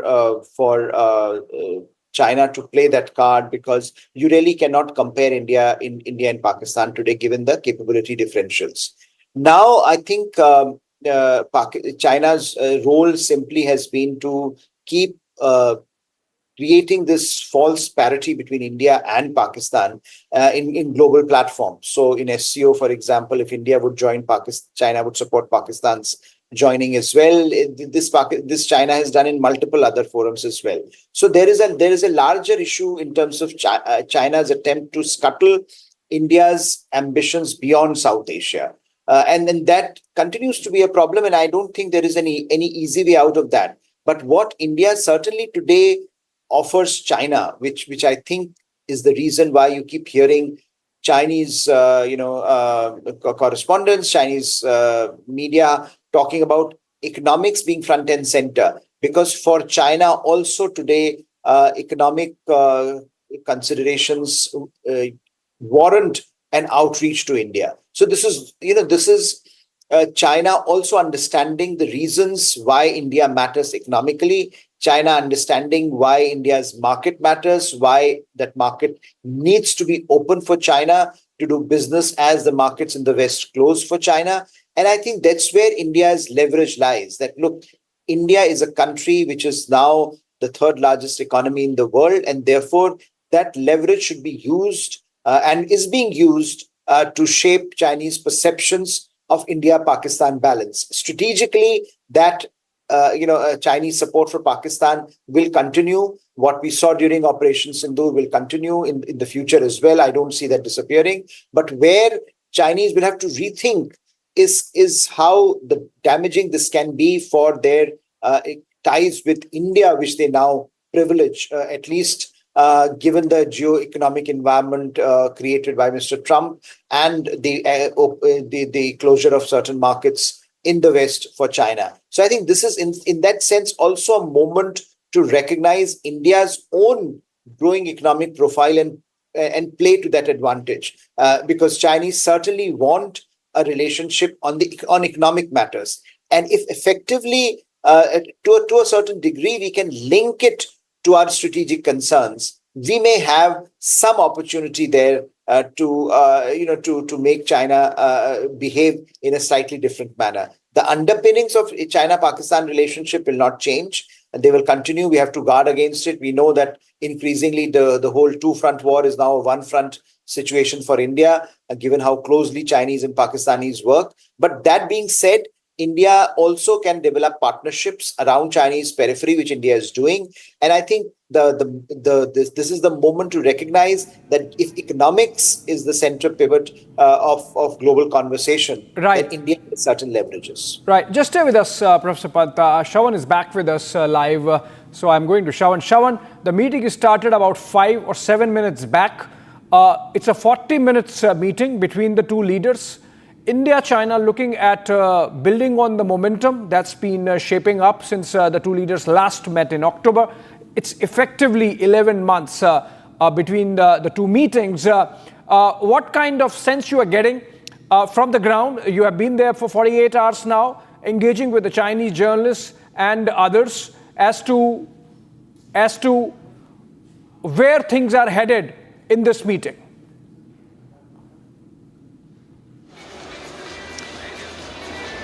Well, in fact, Abhishek, let me also share this. I had the opportunity of meeting a Chinese diplomat who was in New Delhi. In fact, he spent a considerable amount of time in New Delhi before he came back to Beijing. And from him, the sense that I actually got with regards to the roadmap that has been laid for India and China. They say that beyond trade, there are new areas that they're essentially trying to explore, and which basically includes untapped sectors. Now, as far as artificial intelligence is concerned, this is another area where perhaps, let's admit it, that India has been lagging behind, and India essentially needs a push at this stage. They have been extremely excited about what they have been able to achieve in the last 1 year. The Chinese have been especially extremely elated about few things that they believe in terms of technological innovation, some of it which has been displayed here at the center from where we were broadcasting yesterday. I had taken our viewers through those very innovations. They believe that the partnership with the SCO, SCO countries, particularly in those very field, would be of extreme use, not just for China, but for the Central Asian countries. Now, as far as the bilateral is concerned, they are very clear about the fact that they essentially need a clear idea as to how exactly India and China will come together in terms of opening up the market, number one. Number two, in terms of trading. Well, in fact, the way what we are also given to understand is that with regards to trade, they essentially want that roadmap to be very clear. And in terms of which markets are they really tapping at this point in time, and how exactly are they going to respond to the threats that have essentially come in from the West. Let's not forget that while all of this is happening, interestingly, the Chinese have their own delegation in Washington. In fact, that same very delegation was in Canada, and thereafter was in Washington. I've not been able to get more details about what exactly have the Chinese really achieved from the meetings that they've had in US. But there is certainly one thing that they want to establish, and they are establishing that this is a new world order, and this world order is being led by China. This is what the Chinese essentially want, the messaging to be done, and that's where their focus is at this point in time, and they know it very well that this is something that they cannot do without the help of the Indians as well as the Russians. I'm going to slip into a short break as the bilateral meeting is currently underway. I'm getting you all the minute-to-minute update from Tianjin, where we are live non-stop with some amazing guests who are going to join us in a short while from now.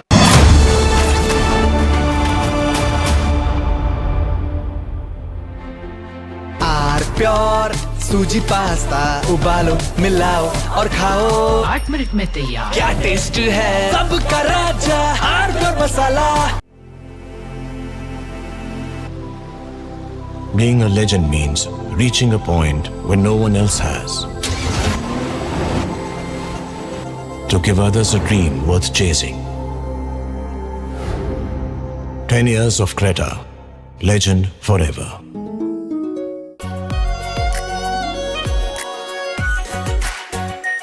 Our pure Shahi Paneer Masala. Delicious, healthy, every day. Bharat की अपनी दुकान India सोना अपने देश का सामान India सोना India सोना इंडिया सोना ये है सीक्रेट रेसिपी MDH का जीरा सिप जल जीरा मसाला सिप सिप जीरा सिप MDH का जीरा सिप MDH का जीरा SIP Here we didn't want to bring out the big charts because it had no chance of standing. Fortunately, we came armed with a little smaller chart. So it's 67%, so we're going to be charging a discounted reciprocal tariff of 34%, I think.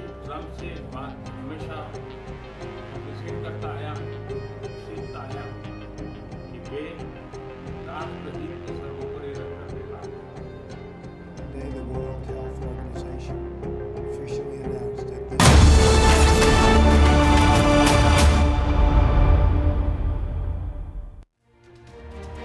MDH की हल्दी मिर्ची धनिया करे कमाल ये रंग दे ये खुशबू दे ये तीखा ये कम पड़े क्या निराला MDH masala Amity has been ranked amongst the top 3% universities globally, a testimony to Amity's globally benchmarked quality. Our pure सूजी पास्ता उबालो मिलाओ और खाओ 8 मिनट में तैयार क्या टेस्ट है सबका राजा हार्डवेयर मसाला केसरिया से मन जोगी हुआ रे दिल झूमे देखो मतवारा हुआ रे केसरिया से मन जोगी हुआ हर पल मनाओ केसरी त्योहार विमल बोलो जुबान केसरी दादी के हाथों का जादू और खुशबू से महकता घर माँ की मुस्कुराहट और खाने की सुगंध MDH गरम मसाला क्योंकि हर रिश्ता है स्वाद से जुड़ा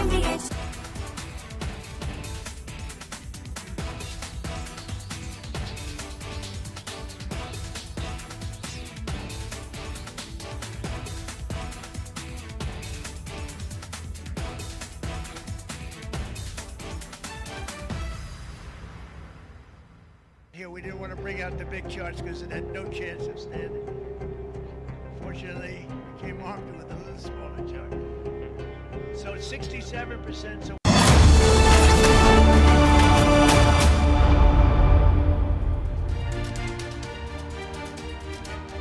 आर प्योर सूजी पास्ता उबालो मिलाओ और खाओ 8 मिनट में तैयार क्या टेस्ट है सबका राजा हार्डवेयर मसाला भारत की अपनी दुकान इंडिया सोना अपने देश का सामान इंडिया सोना इंडिया सोना इंडिया सोना MDH की हल्दी मिर्ची धनिया करे कमाल ये रंग दे ये खुशबू दे ये तीखा ये कम पड़े क्या निराला MDH मसाला केसरिया से मन जोगी हुआ रे दिल झूमे देखो मतवारा हुआ रे केसरिया से मन जोगी हुआ हर पल मनाओ केसरी त्योहार विमल बोलो जुबान केसरी थोड़े में ज्यादा स्वाद यही तो है इसकी खास बात वाओ मामा क्या स्वाद है अरे मेरे राजा सबका राजा hardware masala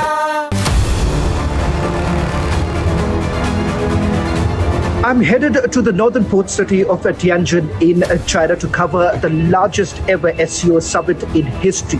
This would be the Prime Minister's first visit in 7 years since the border clashes began. Will the global South solidarity reset the equation with the West? Will there be a trilateral between India, Russia and China? Answers to all these questions and much more only on Republic TV as I get you minute-to-minute update from China.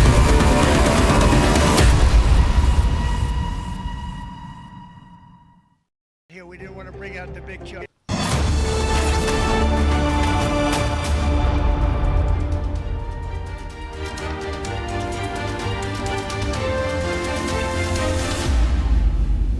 Welcome back. You're watching the live coverage. The meeting between Prime Minister Modi and Xi Jinping is currently underway. And inside that meeting, Abhishek, why don't you tell our viewers who's inside that meeting? 40 minutes was the time allotted. I think it's been roughly about half an hour already. It started at 9:30. Abhishek? Yeah, you're right, Niranjan. It's been, I think we're halfway through. Insofar as Indian side is concerned, Prime Minister Modi is accompanied by NSA Doval and Foreign Secretary Vikram Misri, and of course other members of the team who have traveled with the PM from his Prime Minister's office, and then of course our ambassador in Beijing. External Affairs Minister S. Jaishankar has not traveled. First pictures coming in, Abhishek. First pictures of Prime Minister Modi. First on Republic. Fastest with the breaking news updates and the pictures. Is there an audio layer? I'd like to hear that. Is there an audio layer? That will come in a bit. Audio अहम मुद्दे हैं दोनों देशों से संबंधित, उन पर एक सार्थक चर्चा। और ये वो तस्वीर जब दोनों नेताओं की मुलाकात भी हुई, आप देख सकते हैं। और उसके बाद द्विपक्षीय बैठक फिलहाल चल रही है। क्या कुछ इस बैठक में निकल कर आएगा, कितनी अहम बातें, महत्वपूर्ण मुद्दे जिन पर फिलहाल यहाँ चर्चा हो रही है, उसके बारे में भी आपको लगातार हम जानकारी देंगे, बताएंगे क्या कुछ महत्वपूर्ण चर्चा इस दौरान हुई है द्विपक्षीय बैठक के दौरान। फिलहाल इन तस्वीरों से आप अंदाज़ा लगा सकते हैं किस तरीके से प्रधानमंत्री नरेंद्र मोदी की जो मुलाकात है शी जिनपिंग के साथ कितनी अहम है, क्योंकि वैश्विक परिदृश्य में अगर देखा जाए आज दुनिया की निगाहें इस बैठक पर भी जाहिर तौर पर टिकी होंगी। जिस तरीके से विश्व की दो जब आर्थिक महाशक्तियों की हम बात करते हैं, चीन की बात की जाए, भारत की बात की जाए, दो ऐसी अर्थव्यवस्थाएं जहां पर लगातार भारतीय अर्थव्यवस्था है जो कि हम देख सकते हैं कैसे विश्व में सबसे तेज़ी से उभरती हुई है, और चीन की अर्थव्यवस्था की अगर बात की जाए क्या उसको भी गति देने का काम जो दोनों की बैठक है उसमें होता हुआ नजर आएगा। किस तरीके से भारत जो है वो एक मार्केट एक्सेस को देख सकता है, तो दूसरी तरफ चीन जो है वो सप्लाई चेन के लिए भी क्या यहाँ पे किसी बात को रख सकता है। फिलहाल ये बैठक जो है चल रही है तियानजिन में पीएम मोदी और चीन के राष्ट्रपति शी जिनपिंग के बीच। तो हम देख रहे हैं ये तस्वीरें प्रधानमंत्री नरेंद्र मोदी और चीनी राष्ट्रपति शी जिनपिंग की। साफ तौर पर ये हैंडशेक जता रहा है, दिखा रहा है कि दोनों देश आगे बढ़ने के लिए तत्पर हैं और दोनों देशों के बीच जो कूटनीतिक संबंध हैं उसको 75 साल पूरे हो रहे हैं। ऐसे में दोनों देशों का प्रतिनिधिमंडल इस समय ये द्विपक्षीय मुलाकात करता हुआ, और हम देख रहे हैं कि प्रधानमंत्री नरेंद्र मोदी चीन की 2 दिवसीय यात्रा पर तियानजिन कल पहुंचे और आज ये द्विपक्षीय मुलाकात हो रही है। कल मुख्य तौर पर SCO समिट होने वाली है, उससे पहले ही इस मुलाकात को कई मायनों में खास माना जा रहा है, बेहद ही ऐतिहासिक ये मुलाकात मानी जा रही है ऐसे वैश्विक परिदृश्य में जब एक नया ग्लोबल वर्ल्ड ऑर्डर कहीं ना कहीं बनता हुआ नजर आ रहा है, जहां प्रधानमंत्री नरेंद्र मोदी और चीनी राष्ट्रपति शी जिनपिंग के बीच मुलाकात। All right, friends, these are full-frame pictures of the meeting that's going on between Prime Minister Modi and President Xi Jinping with their respective delegations at the summit venue. Actually, it's not summit venue. I'm told, my colleague Krutarth told me it's a Tianjin house where the meeting is taking place. I can see in the pictures Xi Jinping is accompanied by Wang Yi, the foreign minister of China. He's also the special representative on boundary talks. He was in fact in India just about a fortnight back. And on the Indian side, I can see with the Prime Minister NSA Doval and Foreign Secretary Vikram Misri, apart from other diplomats. This is the handshake before the meeting began. And these are pictures from inside the hall where the meeting is taking place. In a while from now, we are also going to get the opening comments by both the leaders. And that's going to give us an idea and sense of where things are headed inside and outside for the India-China relationship. Joins us on this broadcast, Mr. Victor Gao. And he's someone who's an old Beijing hand. He's someone who has advised Deng Xiaoping. He's someone who has been in the thick of things insofar as Chinese geopolitics is concerned. In the present, he's Vice President of the Center for China and Globalization. He's joining us live from Beijing. Very good morning to you, Mr. Gao from New Delhi. And Thank you very much for having me. Niranjan and Krutarth join this broadcast. My first question to you, and Shawan, of course, they're on the ground. We also have Mr. Virendra Gupta, Ambassador and diplomat, joining us live from New Delhi. My first question to you, Mr. Gao, how does the Chinese side look at this bilateral taking place between India and China, between Prime Minister Modi and President Xi Jinping? Thank you very much for having me. From the Chinese perspective, the important visit by His Excellency Prime Minister Modi to China is a very important one. It will help reset our bilateral relations and a big role in the relations between our two great nations. I think the fact that President Xi Jinping and Prime Minister Modi meet and are meeting as we speak is very significant. It means that despite of all our differences, China and India can serve our best interest if we can get along to the same page, because we actually face many very similar threats and challenges in our own development, and we need to get to the same page so that we can coordinate our acts together and deliver the real substantive results for our economic development. From the Chinese perspective, if India can eventually manage to be among the top 3 economies in the world, that will be very good news. That means China and India, following different pathways, can each make it to the top 3. So we have no problem with that. We actually want to see that happen as soon as possible.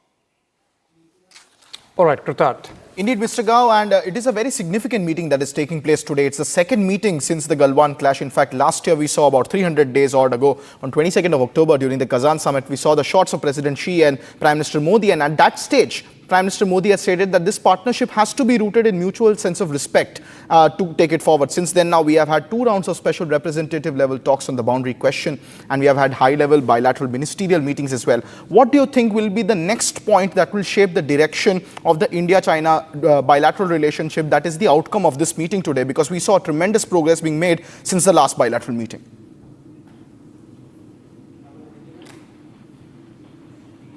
Mr. Gao. Well, I think the fact that not only Prime Minister Modi and President Xi are meeting, and President Putin of Russia will also meet respectively and hopefully jointly, that means we are truly at a crossroads in human history. And I think the fact that someone is pointing a gun at many countries' head is not the right way to do things. And neither of China, India, or Russia, and many other countries would tolerate any country claim to be a solo practitioner and try to push down all the other countries, especially 2 important countries like China and India. To that end, as I emphasized, we have lots of things to compare notes with between China and India, and between India and Russia, and among the 3 countries. I would emphasize one point. It is completely up to China or India to decide whether, how, when they want to buy oil from Russia. No other country can really stop us from doing that. And the proposed extraterritoriality of such sanctions by one country against countries like China and India is really a threat to our sovereignty and territorial integrity. I hope China and India can see this very much in the same line and coordinate our acts. And together with Russia, we will make sure that China and India can maintain our energy security, which is absolutely the most important thing if we want to achieve higher level and rapid economic development, especially in terms of industrialization and boosted manufacturing output. Yeah, you are ever the optimist, Victor Gao. I'll come with some grilling questions to you, but Niranjan has a question for Ambassador Gupta, and then I come back to you. Okay, Ambassador Virender Gupta also joining us on the broadcast. Ambassador Gupta, it's not as if our trade has been lagging behind with China. If you look at the numbers, the volume of trade has been increasing year on year. If you look at 10 years back, our trade was roughly about $72 billion. Today, it's standing at nearly between 130 to 150 billion this year. That's the projection. It was up almost 12 to 15% last year. But the concern will be on the trade deficit, because we export very little compared to how much we import. Now, that's the challenge for the Prime Minister. He goes to Japan, he talks about making in India, his pitch is about export. But vis-a-vis China, the worry has been on not becoming China's dumping ground. Even if Victor Gao is very happy about this meeting, that's great, Victor. But Mr. Gupta, how do you see us balancing this out vis-a-vis import and export, the deficit? Well, you did raise a very important issue. which has been an irritant in the India-China relations. And I think Prime Minister's meeting with President Xi gives us an opportunity to reset India-China relations. A beginning has already been made after his meeting at the margins of the BRICS.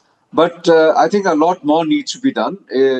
India-China relationship has huge consequences, not only for India, but for China, and also for the entire region. And I think if you look at India-China, the point that you raised about the huge trade deficit, we've been raising this issue with China repeatedly, and China has done precious little.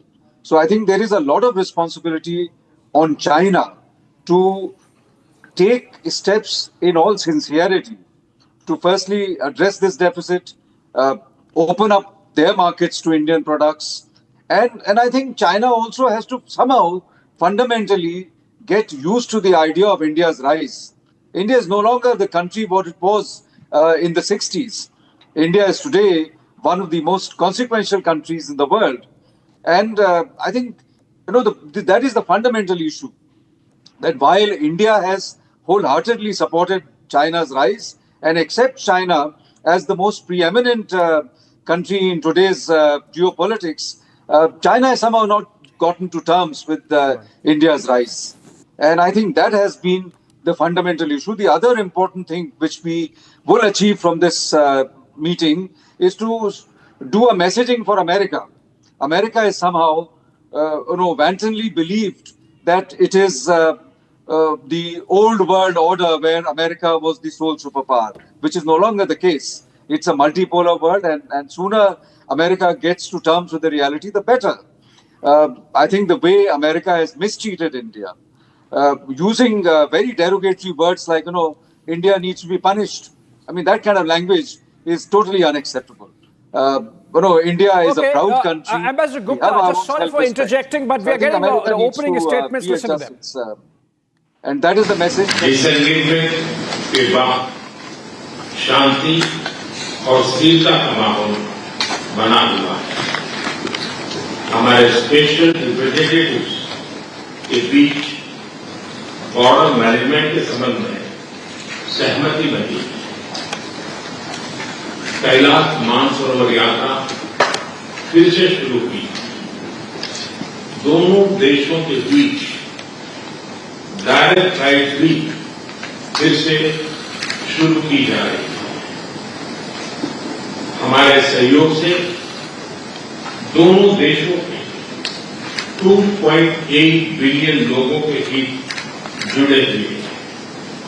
इससे पूरी मानवता के कल्याण का मार्ग भी प्रशस्त होगा.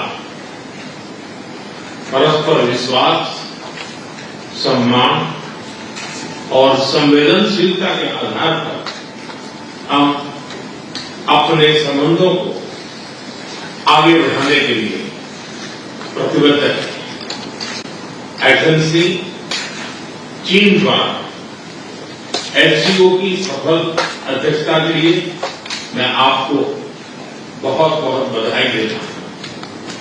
एक बार फिर चीन यात्रा के निमंत्रण के लिए और आज की हमारी बैठक के लिए आपका हार्दिक धन्यवाद.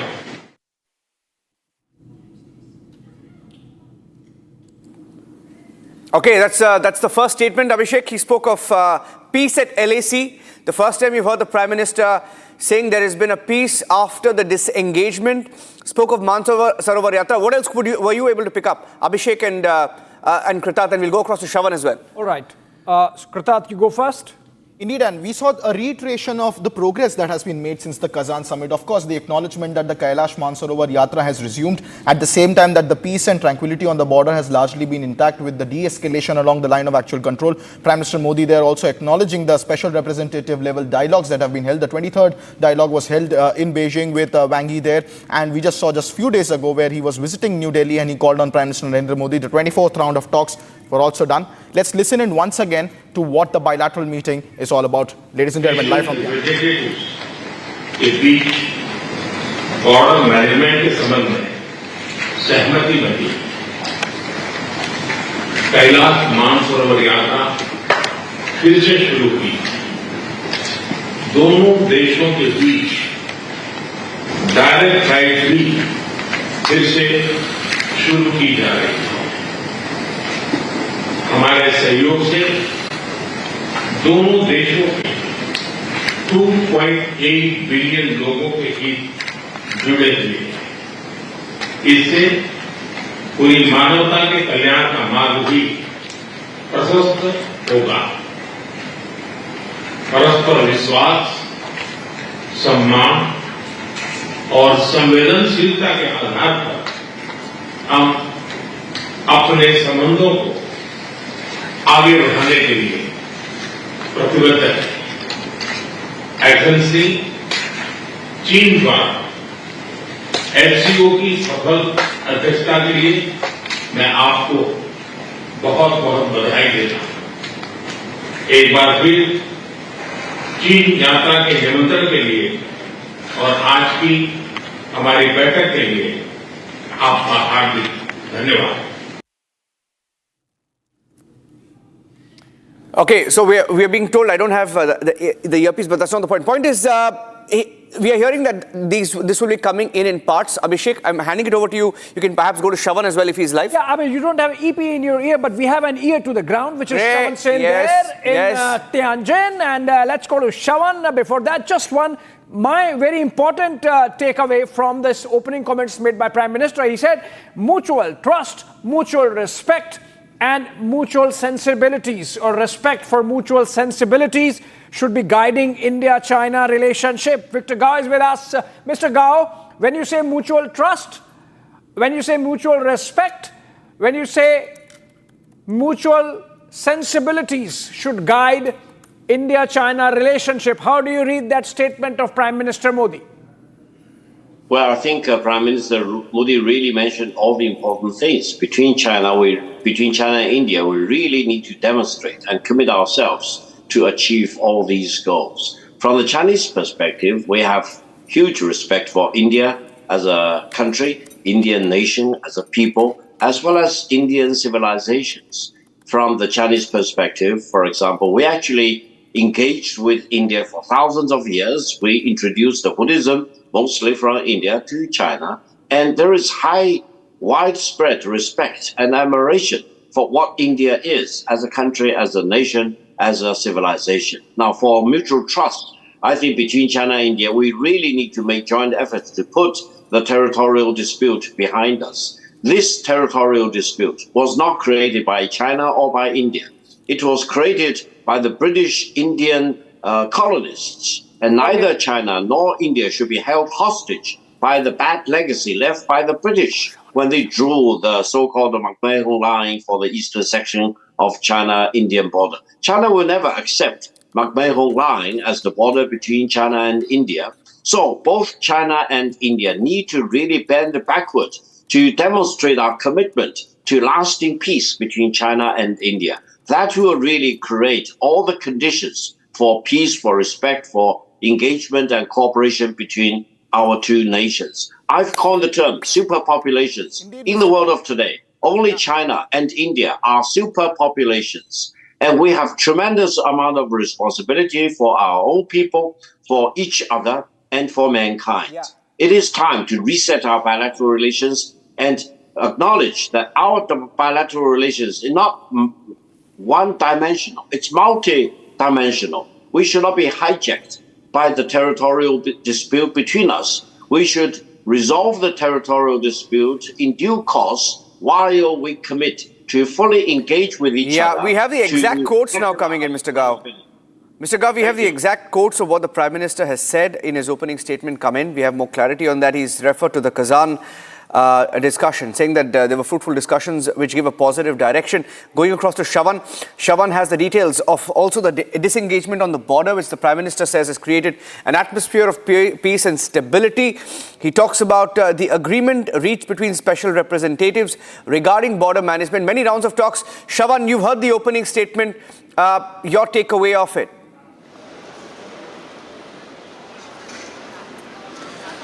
Well, in fact, as far as the LSE is concerned, over 30 rounds of talks that have also taken place at multiple levels. So as far as India-China's talks are concerned, let's not get perhaps swayed by what the West wants us to believe, or the Western analysts have largely been indicating it right now, with the fact that this is essentially happening over just last a few weeks' time, and perhaps it's the tariff war that has essentially taken place.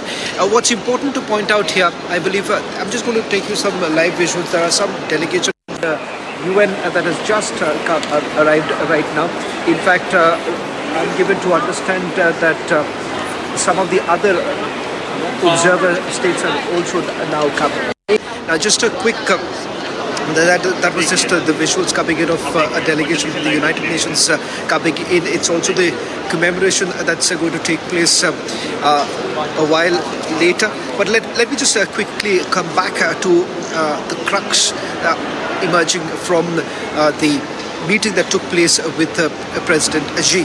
Now, it's very important to point out here that they have been able to set the tone as far as what is to be expected in the days to come. One, with regards to border management, in fact, disengagement has actually taken place at several points. In fact, with regards to status quo ante, is that what India and China are going to achieve, or there is going to be a new border mechanism that's going to be in place? Because for India, it's important that there have been violation of border agreements from the Chinese side, and that is the reason why India basically wants a stronger framework to be put in, so that a repeat of Galwan does not actually happen, for which at multiple levels the meetings have actually taken place. The commander level talks that are still ongoing. In fact, that has been going on for several months put together.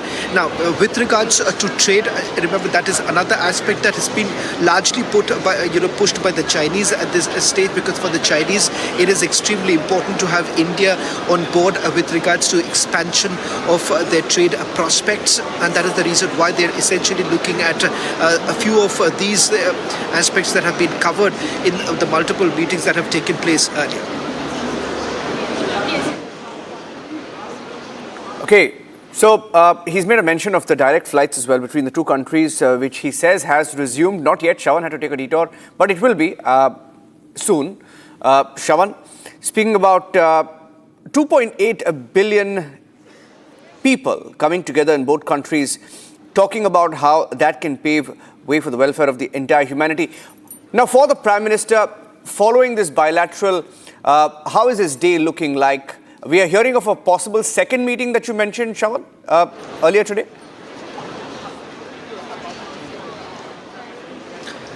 Well, in fact, that is likely to happen later today, but that meeting is with which SCO partner, that is not very clear. Whether at all there's going to be, some pull asides, because later today, when heads of states will be meeting for the formal dinner, there could be some pull asides that could actually take place. And of course, the big bilateral that is with Russia that's going to happen tomorrow. In a short while from now, there possibly would be some clarity as to what's the bilateral all about, and with which country is it going to be? Is it going to be any of the observer states, or it could be the member states of SCO with whom the Prime Minister is going to meet? Now, as per the schedule. Later today is when the heads of state actually meet, and the SCO Plus meeting also takes place, because the SCO Plus is important because that's an extension of the SCO member states. In fact, it is an indication coming in that China essentially wants to expand the membership, making it one of the largest grouping, and they have already sort of the messaging that they have essentially done, that the SCO today basically represents a quarter of the landmass of the entire globe. It also represents a quarter of the world's GDP, and that is the reason why they say that anything and everything that comes out from the SCO will have a lot more meaning than any other grouping. That's purely what the Chinese essentially want everyone to believe. But having said that, it is also going to be important to see how the bilateral actually takes place between Russian President Xi Jinping and Vladimir Putin and Chinese Chinese President Xi Jinping when it actually takes place, because the tone has also been set for that meeting, with the Russian president stating that their relationship is only strengthening by each passing day, and that is the reason why his extension of his stay that's actually taking place is also an indication that there is something more than what meets the eye at this point in time. Shawan, you have been very strategically bumping into Chinese journalists at the media center. What about the Pakistanis?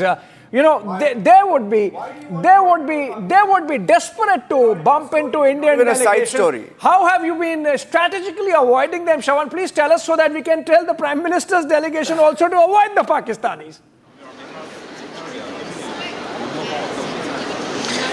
I wish I could actually find them. In fact, I've had some of the Chinese essentially coming and asking me where are the Pakistanis here, because I haven't spotted any Pakistani delegation or media delegation present here. And you must know this, Abhishek. I would have actually caught them and perhaps posed a few questions, but unfortunately I don't have that golden opportunity of asking some of those crucial questions to the Pakistanis, especially given the fact that here also it is more like an extent. The Chinese have essentially been saying that, look here, we are trying to just help them out because this is about regional stability. Because yesterday in that private meeting, in that closed door meeting that took place, or the briefing that took place, and this is the question that I actually directly asked the Chinese, because they went on saying that Pakistan, Uzbekistan, and the fact that what they have essentially been doing for both of the countries. They spoke about the fact that they've extended help when it comes to the agriculture sector in Pakistan. So the question that I asked them is this: that is this because you are basically you are only expanding your influence there? To which they're saying that, look here, anything that we do there is also going to benefit India. Now, one can only fathom how does this really benefit, but that's the positioning that the Chinese have done, especially when these are the questions that we had basically an Indian journalist was actually asking them. Okay, Shawan, in fact, let's tell our viewers, it's 50 minutes to be precise. 9:35 is the time when the meeting began. It's 10:26, 51 minutes to be precise, and the meeting is still on against the slotted time of 40 minutes, which means longest bilateral. There is meat coming in Longest into the bilateral. meeting. There is substance happening there in terms of dialogue, and we are told, I just checked, we are told, Shawan, that this meeting might still go on for another 10 minutes, possibly 15 minutes, which means that from the allotted time of 40 minutes, we have already overshot it by about 12 minutes, another 10 minutes, 20 minutes. That means, things are happening in terms of getting the India-China relationship back on an even keel. If I can get in Ambassador Gupta on this. Ambassador Gupta, it is being variously called a reset and, reset 3.0, etc. But, how much of it is just normalizing post-Galwan, the larger India-China relationship, and not exactly look into specifics? Or you think there are specifics that would come out as takeaways from this? Well, specifics contribute to general normalization. You're right. Normalization is what needs to be done. And I think a beginning has already been made with lesser tensions on the border, with patrolling areas which were not hitherto patrolled. Resumption of Mansarovar Yatra, visas for the Chinese tourists. So there are a lot of things which have been done. But, there are very major issues. And I think you began the program by mentioning about the trade deficit. And it's not a small trade deficit, it's a huge, huge trade deficit. I sometimes wonder whether growing India-China bilateral trade has any benefit to India. And some of us have believed for some time that, we need to start putting restrictions on the Chinese products.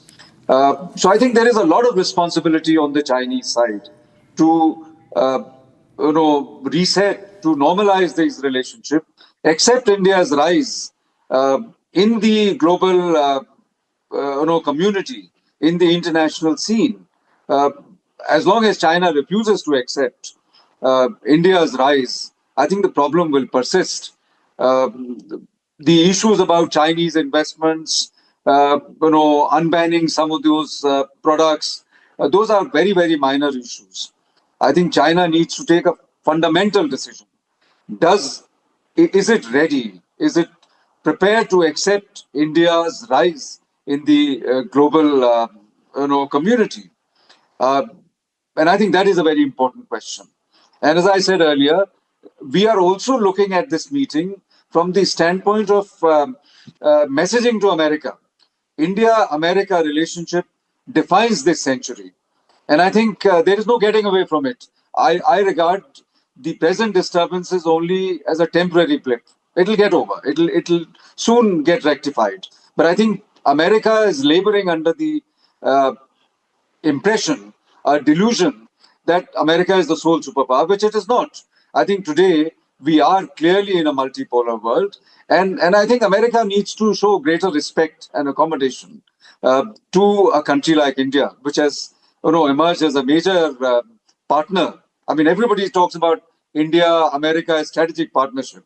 This is no way to deal. How America has been treating India, that Americans, officials have been touting around saying that India needs to be punished for buying Russian oil. I mean, this is ridiculous. And I think a very clear message needs to be sent to America that India is not devoid of options. Yeah, India is, of course, not devoid of options. Do we take one more dip in with Shravan Niranjan? Then I have a question for Mr. Kritak. Shravan, you have been tracking the bilateral developments happening there. It's almost lunchtime there in Tianjin. It's almost 1 p.m. and we have overshot the bilateral meet time already.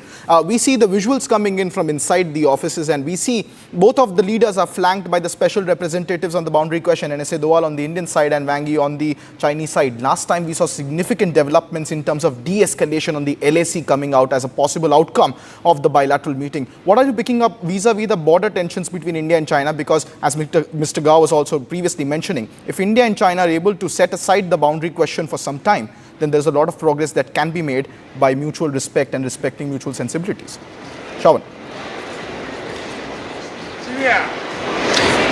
Well, in fact, Kruta, the mistake that we are essentially making, and perhaps it's also because of the fact that this is exactly what the West has largely been harping on, the fact that if these two countries are basically trying to come together, it's also because of what they are witnessing at this stage, particularly because of the doubling down coming in. But as far as the Chinese are concerned, and the Indian delegation also, one point that they've made it very clear, that the number of talks that have essentially taken place with regards to border management, over 30 meetings have actually taken place as far as the commander level talks are concerned. Yes, there are a certain sticking point in terms of disengagement at certain finger points, and whether at all we are going to be able to achieve a status quo ante is something that is being worked upon. But having said that, one clarity coming in from the Chinese side is that they also essentially believe that the focus or the resources that they've essentially employed, particularly in the border areas, is something that cannot be it's not sustainable at this stage. Because remember, in the next few months, when basically China comes up with their next few years plan, which is something that they are watching very closely, because President Xi and the party essentially is going to lay out the roadmap for the Chinese. The Chinese want to make strategic changes, and that changes requires them to bring about a complete change in the way they are essentially looking at the border management, something that India is cognizant about, and perhaps in the days to come, in the months to come, that is where the key advantage basically lies, particularly when the focus of the Chinese is now completely shifting towards another aspect altogether. Right now, if at all we are talking about a multipolar order, in that multipolar order, the Chinese essentially want, and that's the signaling that they have done over the last few months, and that is the reason why the overtures that have actually been made by the Chinese is not something that we have actually seen in the last 24 or 48 hours, or even in the last couple of weeks. It's actually happened over several months put together, when these multiple level talks have taken place, where they've been able to identify the sticking point, the bone of contention right now, and they've been able to come out with certain sort of a resolution which may not see an immediate impact. We may not see an immediate impact, but it may eventually bear the fruit.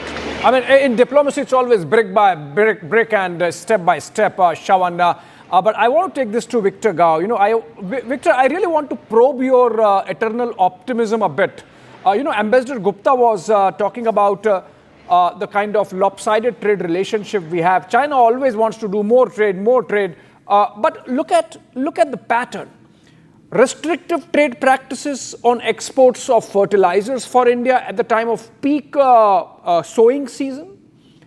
Restrictive trade practices on exports of mountain tunnel boring machines. Restrictive trade practices on rare earths. And you are very happy to sell washing machines and refrigerators and microwave ovens and whatnot. So obviously, China is sort of weaponizing its manufacturing monopoly, Victor, and that's really not good. Meeting is also concluded. Allow me to disagree with you. First of all, for the Chinese export to India, the Chinese government doesn't sell anything to India. It's all the companies, and mostly it's private-owned companies in China selling huge amount of goods to India. From my perspective, I do hope China-Indian trade can eventually become more balanced trade. Huge trade imbalance is not sustainable. And it comes to the Indian side of the equation, and the Indian side really need to come up with goods, good quality, affordable, and what Chinese market need. Now, in China, we have a very extraordinary thing. It is called the International Import-Export Exhibition in Shanghai. This is truly a unique occasion where the Indian exporters can go to showcase their best products for the China market. The China market is fast becoming the largest import market in the world, and forecasting into the future in another 25 years, probably the size of the import market will probably double again. So it gives all the incentive to the Indian exporters to seize the moment, to come and knock on the Chinese door and to sell all your products that the China market will need. Mr. Gao, we're getting the opening statements of Xi Jinping. Xi Jinping, and there's a translation. Maybe you can listen to what Xi Jinping is saying. We don't have a translation. Mr. Gao, if you can listen to what he's saying, and we'd like to hear you sort of tell our viewers.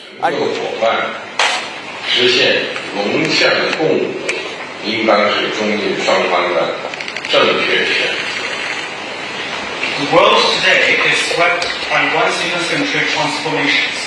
The international situation is both fluid and chaotic. China and India are two ancient civilizations in the East. We're the world's two most populous countries, and we are also important members of the global South. We both shoulder the historical responsibility of improving the well-being of our two peoples, promoting the solidarity and rejuvenation of developing countries, and propelling the progress of human society.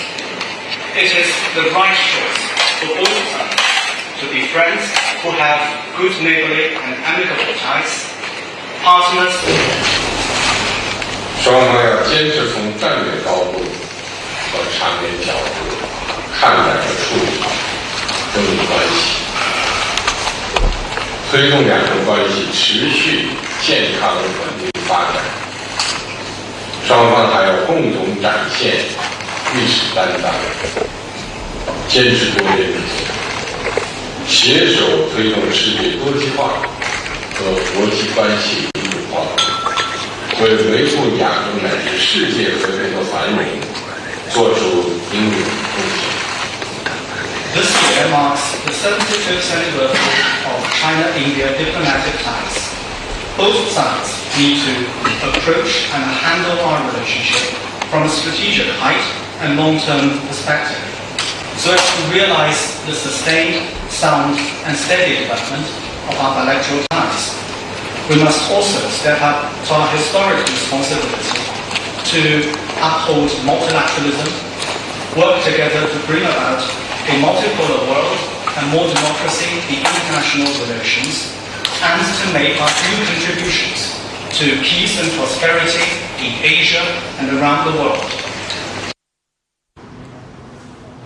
तो जाहिर तौर पर ये जो द्विपक्षीय बैठक है लगातार चल रही है और इसमें Those are initial remarks coming in from the Chinese President Xi Jinping, making some very important statements there, Abhishek and Niranjan, speaking about the strategic height and long-term perspective needed in India and China relationships, as both of these ancient civilizations, as he said, are celebrating 75 years of diplomatic ties. And that's the big statement coming up. The biggest takeaway from that short remark, brief remark that we heard of President Xi Jinping being translated there was that India and China, both ancient civilizations with deep history, have a historic responsibility today to uphold multilateralism in a multipolar world, and they must look at this responsibility from a strategic perspective and specifically, he said, a long-term perspective. Abhishek. I'll go to Victor, coming back to you. So sorry for having interrupted you because your president was speaking, so we had to cut to it. What do you make out of the comments made by your president, Victor, and the question that I had asked about very selective trade practices or restrictive trade practices by China?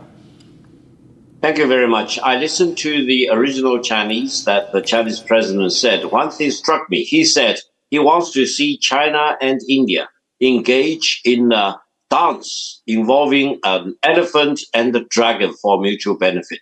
Now, this is very important. I think he believes that China and India should really engage with each other as partners and overcoming all the difficulties and promote multilateralism, multipolarity. And we deserve respect for each other as well as for all the other countries. And I think this is a strong message, meaning China and India are very important countries, and we should not deal with each other with contempt. For example, we should not allow any other country to deal with either China or India with contempt. And in the world of today, this is very important. Coming back to the trade, I do hope India will engage China fully and explore all possibilities to sell more goods to China by coming up with the best products you can find, which are suitable to the Chinese demand, in the belief that now that China import market is already one of the largest, and in no time it will be the largest, and by the middle of this century, it may double the size for importing goods of all kinds from different parts of the world. I hope India will not be left behind. I hope India will become one of the most important exporters to the Chinese market. And we need to discuss what kind of arrangements we can make. And I will not be in favor of any restriction of Chinese export to Indian market. And I hope in India, the pro-business environment can be improved. And then you can come up with a long list of things which can be sold to the Chinese market. More balanced trade between China and India is what I would like to see. But you know, the key words that our Prime Minister mentioned, and I'd like to, bring your attention to that. He said, and I quote, the most important, he said, we are committed to taking relations forward. Yes, we are.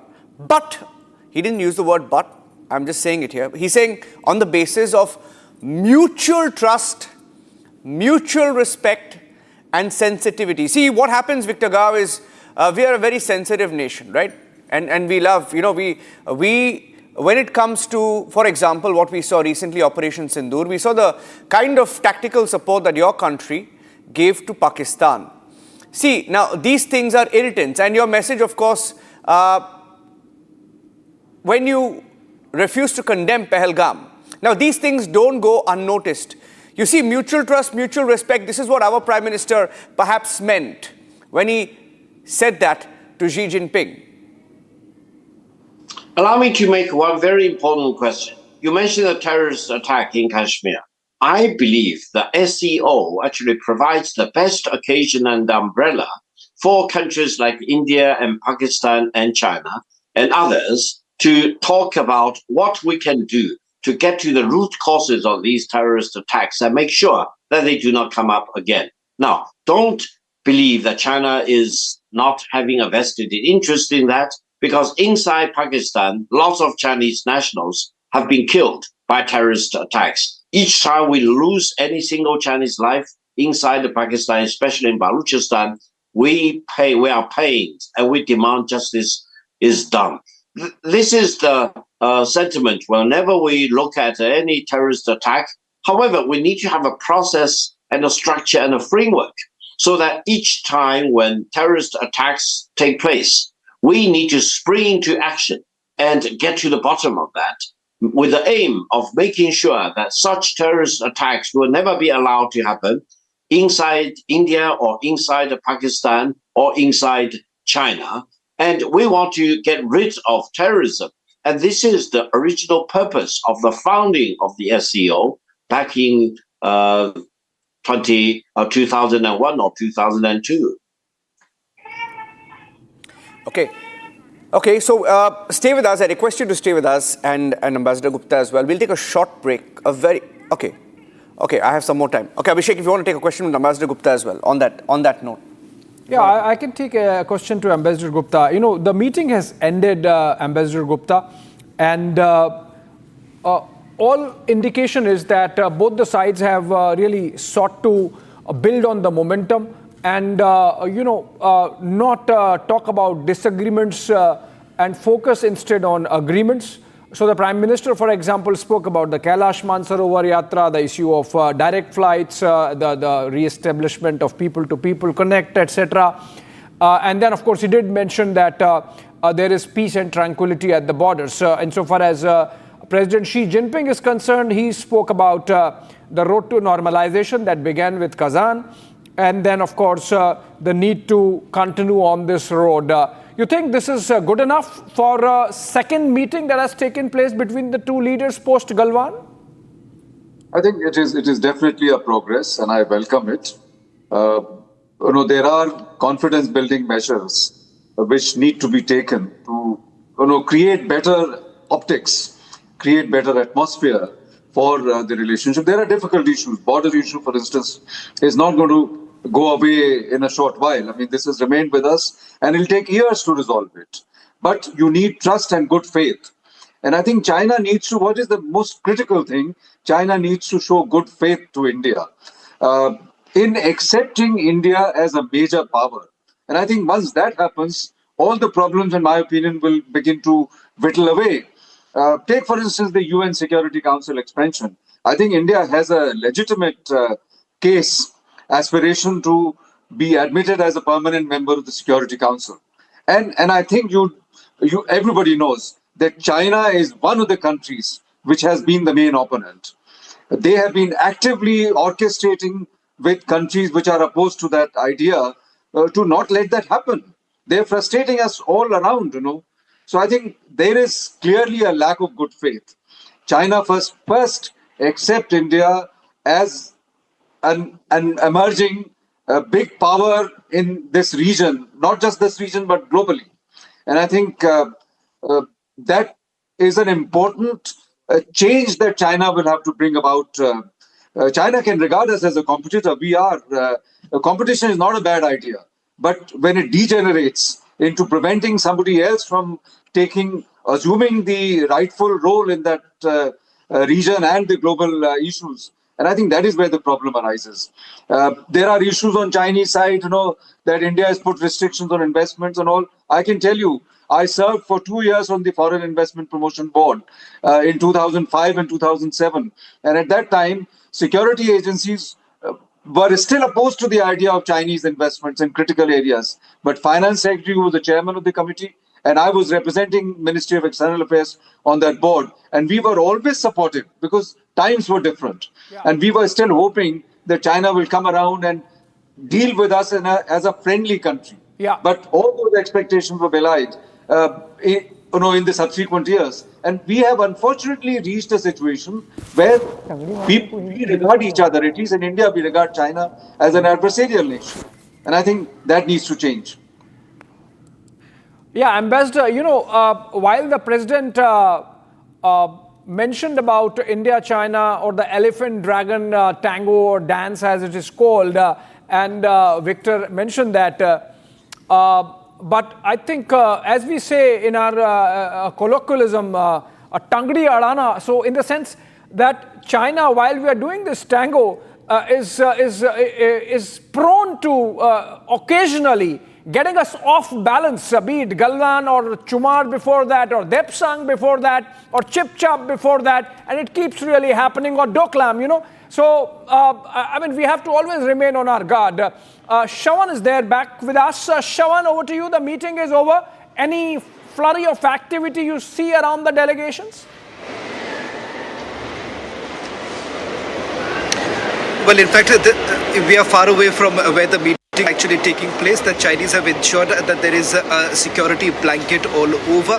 In fact, till about this morning, there was no clarity really coming in as to where the venue is. Finally, I was given to understand it's at the Tianjin guest house where the meeting has taken place, where the President Xi is meeting. Just the big takeaways from the meeting that has taken place. One, it has gone beyond the scheduled time. The scheduled time was about 40 minutes is what we were told by the Ministry of External Affairs, the delegation which is here. In fact, that has gone beyond that. As far as India is concerned, these are the three areas that they have largely spoken about. One, it is with regards to trade cooperation. Second, with regards to the security roadmap. Third, in terms of the SCO expansion. The SCO expansion also happens to be another key area as to how the SCO cooperation is going to take place between the other partner countries. This is what has essentially come across from the Indian side. The Chinese, I haven't really been able to get my hands on with regards to the details coming in. In a short while from now, I'll be able to break it down. But once again, harping on the fact that this is an old civilization. It's the civilization ties between India and China, which have only strengthened over a period of time. They're certainly hoping that this will be a renewed push that has essentially been made by the Chinese to try and not only salvage this relationship, but hoping that this time it is going to be a lasting relationship, minus the kind of trust deficit that we have essentially had. I'm going to be able to get you the specifics of from the Chinese side in a short while from now, Abhishek. Perhaps we'll have to cut off for a bit to try and get you more breaking news, more details of it. Slipping into a short break, I'm going to get you in a short while from now the details of the bilateral meeting that has taken place, and also the other bilateral that possibly could take place later in the day with another SCO partner.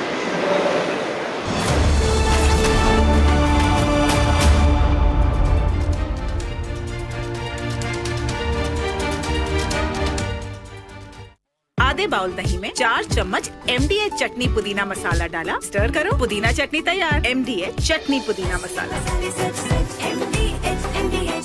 इसको घर पे लगाओगे तो शादी का तो पता नहीं, पर घर पक्का नहीं टूटेगा। रूंगटा नहीं तो घर स्ट्रॉन्ग नहीं। रूंगटा स्टील TMT बार एकदम सॉलिड। पहाड़ों में एक हाइकिंग स्टिक भी बन सकती है। थोड़े में ज्यादा स्वाद, यही तो है इसकी खास बात। वाओ मामा, क्या स्वाद है। अरे मेरे राजा, राजा और मसाला।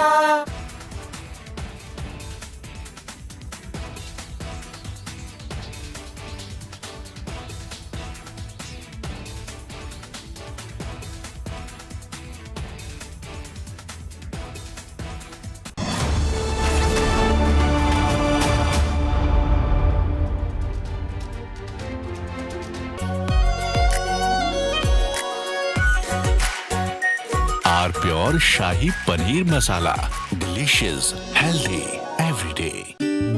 भारत की अपनी दुकान, इंडिया सोना, अपने देश का सामान, इंडिया सोना, इंडिया सोना, इंडिया सोना। आधे बाउल दही में 4 चम्मच MDH चटनी पुदीना मसाला डाला, स्टर करो, पुदीना चटनी तैयार। MDH चटनी पुदीना मसाला। केसरिया से मन जोगी हुआ रे, दिल झूमे देखो मतवारा हुआ रे। केसरिया से मन जोगी हुआ। हर पल मनाओ केसरी त्योहार। विमल, बोलो जुबान केसरी। थोड़े में ज्यादा स्वाद, यही तो है इसकी खास बात। वाओ मामा, क्या स्वाद है। अरे मेरे राजा, राजा और मसाला। Here we didn't want to bring out the big charts because it had no chance of standing. Fortunately, we came armed with a little smaller chart. So 67%, so we're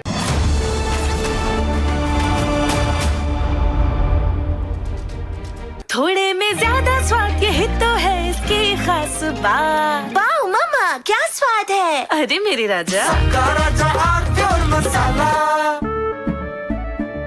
केसरिया से मन जोगी हुआ रे, दिल झूमे देखो मतवारा हुआ रे। केसरिया से मन जोगी हुआ। हर पल मनाओ केसरी त्योहार। विमल बोलो जुबान केसरी। अब छोलिया हो या लोबिया, सफेद चने या काले चने, सब कुछ मजेदार बने।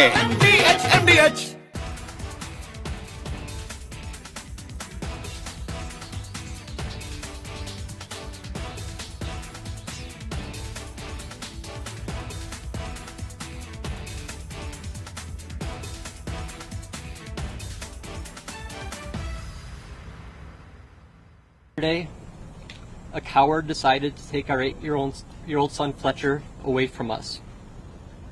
Because of their actions, we will never be allowed to hold him, talk to him, play with him, and watch him grow into the wonderful young man he was on the path to becoming. Justice for Ralph! Justice for Ralph! Justice for Ralph! Justice for Ralph!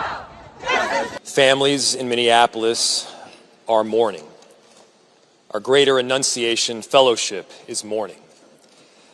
Our entire city is united in grief, and at the same time, based on this incredible group of people that has assembled here in City Hall, we are also united in action. Justice for Ralph! Justice for Ralph! Justice for Ralph! Justice for Ralph! Justice for Ralph! We need a statewide and a federal ban on assault weapons.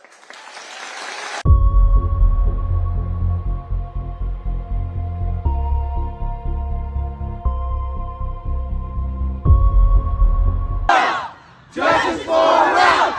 Justice for Ralph! Justice for We need a statewide and a federal ban on high-capacity magazines.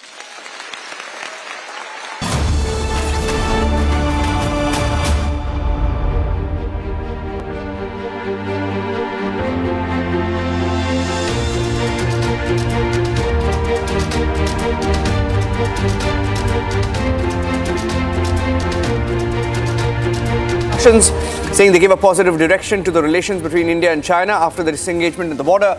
Atmosphere of peace and stability has been created. That's the Prime Minister, who also added that an agreement has been reached between special representatives of both India and China regarding border management, adding that the Kailash Mansarovar Yatra had been resumed, adding to the confidence-building measures, and also direct flights between two countries are being resumed in the near future.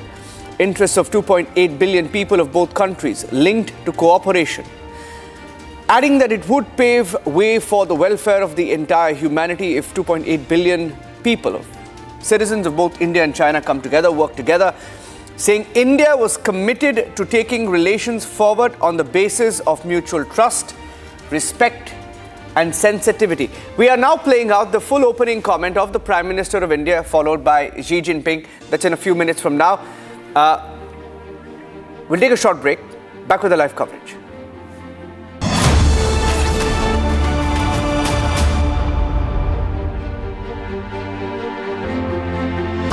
Pure सूजी pasta उबालो मिलाओ और खाओ 8 minute में तैयार। क्या taste है सबका राजा आर प्योर मसाला। इसको घर पे लगाओगे तो शादी का तो पता नहीं, पर घर पक्का नहीं टूटेगा।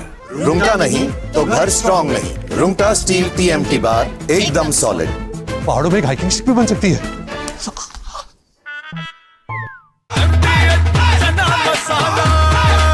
अब छोलिया हो या लोबिया, सफेद चने या काले चने, सब कुछ मजेदार बने। केसरिया से मन जोगी हुआ रे, दिल झूमे देखो मतवारा हुआ रे। केसरिया से मन जोगी हुआ। हर पल मनाओ केसरी त्योहार। विमल बोलो जुबान Kesari.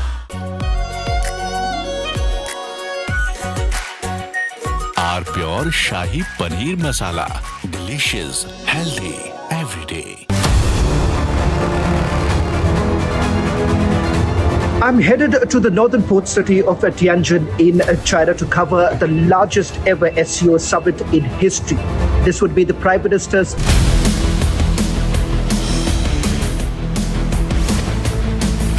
This is Republic Jack Olival Studio. Stay tuned for all the live and breaking news updates. I'm Deepak Suresh Kumar. Let's get started.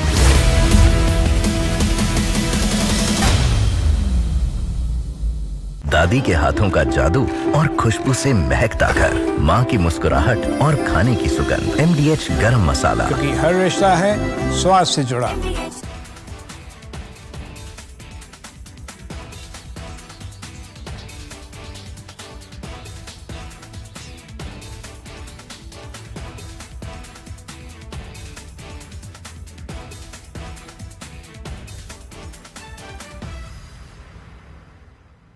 थोड़े में ज्यादा स्वाद, यही तो है इसकी खास बात। वाओ मामा, क्या स्वाद है। अरे मेरे राजा, सबका राजा और pure masala. Here we didn't want to bring out the big charts because it had no chance of standing. Fortunately, we came armed with a little smaller chart. So it's 67%, so we're going to be charging a discounted reciprocal tariff of 34%, I think.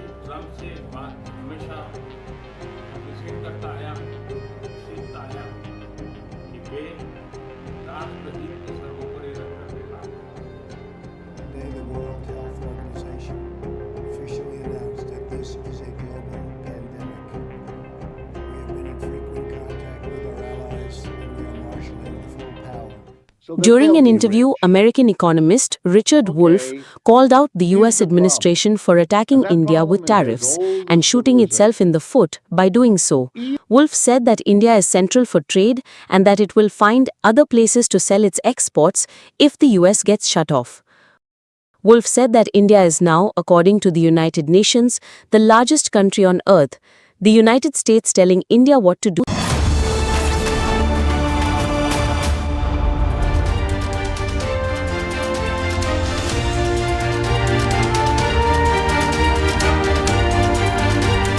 Welcome back. You're watching the live coverage here on Republic TV. You've heard the opening comments of both Prime Minister Modi and Xi Jinping. It's been the longest bilateral so far for Xi Jinping.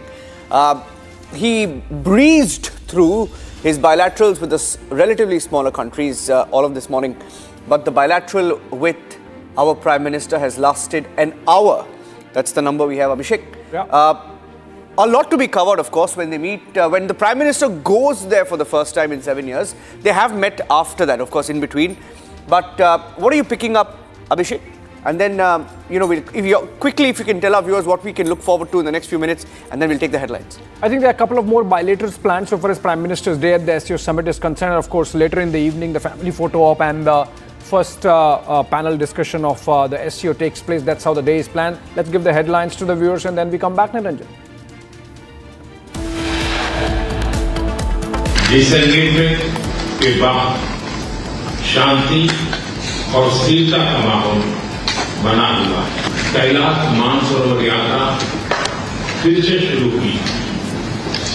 दोनों देशों के बीच direct flight भी फिर से शुरू की जा रही है। Meeting between Prime Minister Modi and Chinese President Xi Jinping in Tianjin. Prime Minister mentions restarting of Mansarovar Yatra as a confidence-building measure.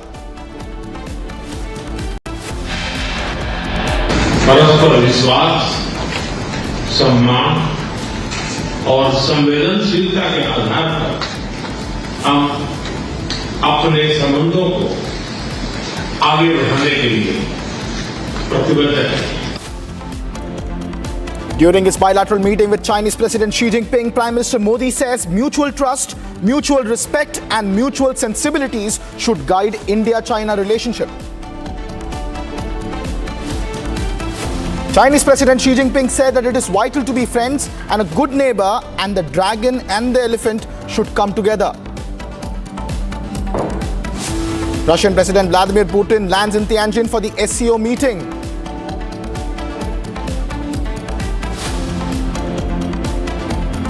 All eyes on Prime Minister Modi, Xi Jinping and President Putin's troika as SCO summit opens today amid Trump's tariff heat.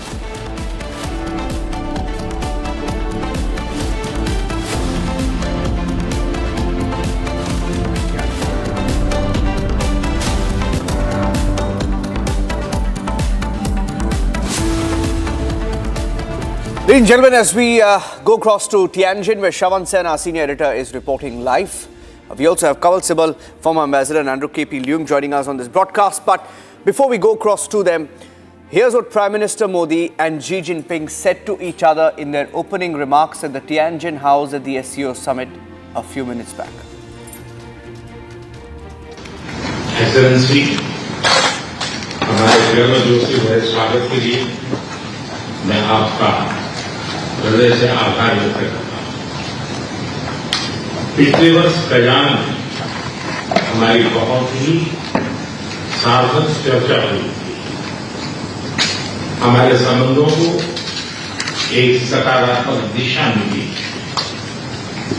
सीमा पर disengagement के बाद शांति और स्थिरता का माहौल बना हुआ है। हमारे स्पेशल रिप्रेजेंटेटिव्स के बीच बॉर्डर मैनेजमेंट के संबंध में सहमति बनी। कैलाश मानसरोवर यात्रा फिर से शुरू की। दोनों देशों के बीच डायरेक्ट फ्लाइट भी फिर से शुरू की जा रही है। हमारे सहयोग से दोनों देशों के 2.8 बिलियन लोगों के हित जुड़े हुए हैं। इससे पूरी मानवता के कल्याण का मार्ग भी प्रशस्त होगा। परस्पर विश्वास, सम्मान और संवेदनशीलता के आधार पर हम अपने संबंधों को आगे बढ़ाने के लिए प्रतिबद्ध हैं। एक्सेलेंसी, चीन द्वारा SCO की सफल अध्यक्षता के लिए मैं आपको बहुत बहुत बधाई देता हूं। एक बार फिर चीन यात्रा के निमंत्रण के लिए और आज की हमारी बैठक के लिए आपका हार्दिक धन्यवाद।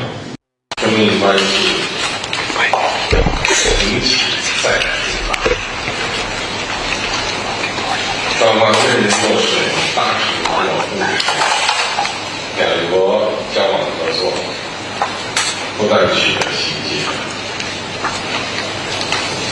Mr. Prime Minister, it's a great pleasure for me to meet you again this time in Tianjin. Welcome to come to China for the Shanghai Cooperation Organization Tianjin Summit. Last year, you and I had a successful meeting in Kazakh, and the China-India relationship had a reset and started anew. The two sides have illicitly implemented the important consensus we have agreed, and the bilateral exchanges and cooperation have since made new progress. 当前，世界百年变局加速演进，国际形势变乱交织。中国和印度是两大东方文明古国，是世界上人口最多的两个国家，也是全球南方重要成员，肩负着造福我国之名，促进发展中国家团结振兴，推动人类社会进步的重要责任。做睦邻友好的朋友，相互成就的伙伴，实现龙象共舞，应当是中印双方的正确选择。The world today is swept by once-in-a-century transformations. The international situation is both fluid and chaotic. China and India are two ancient civilizations in the East. We are the world's two most populous countries, and we are also important members of the global South. We both shoulder the historical responsibility of improving the well-being of our two peoples, promoting the solidarity and rejuvenation of developing countries, and propelling the progress of human society. It is the right choice for both sides to be friends who have good neighborly and amicable ties, partners who enable each other's success, and to have the dragon and the elephant dance together. 今年是中印建交70周年，双方要坚持从战略高度和长远角度看待和处理中印关系，推动两国关系持续健康稳定发展。双方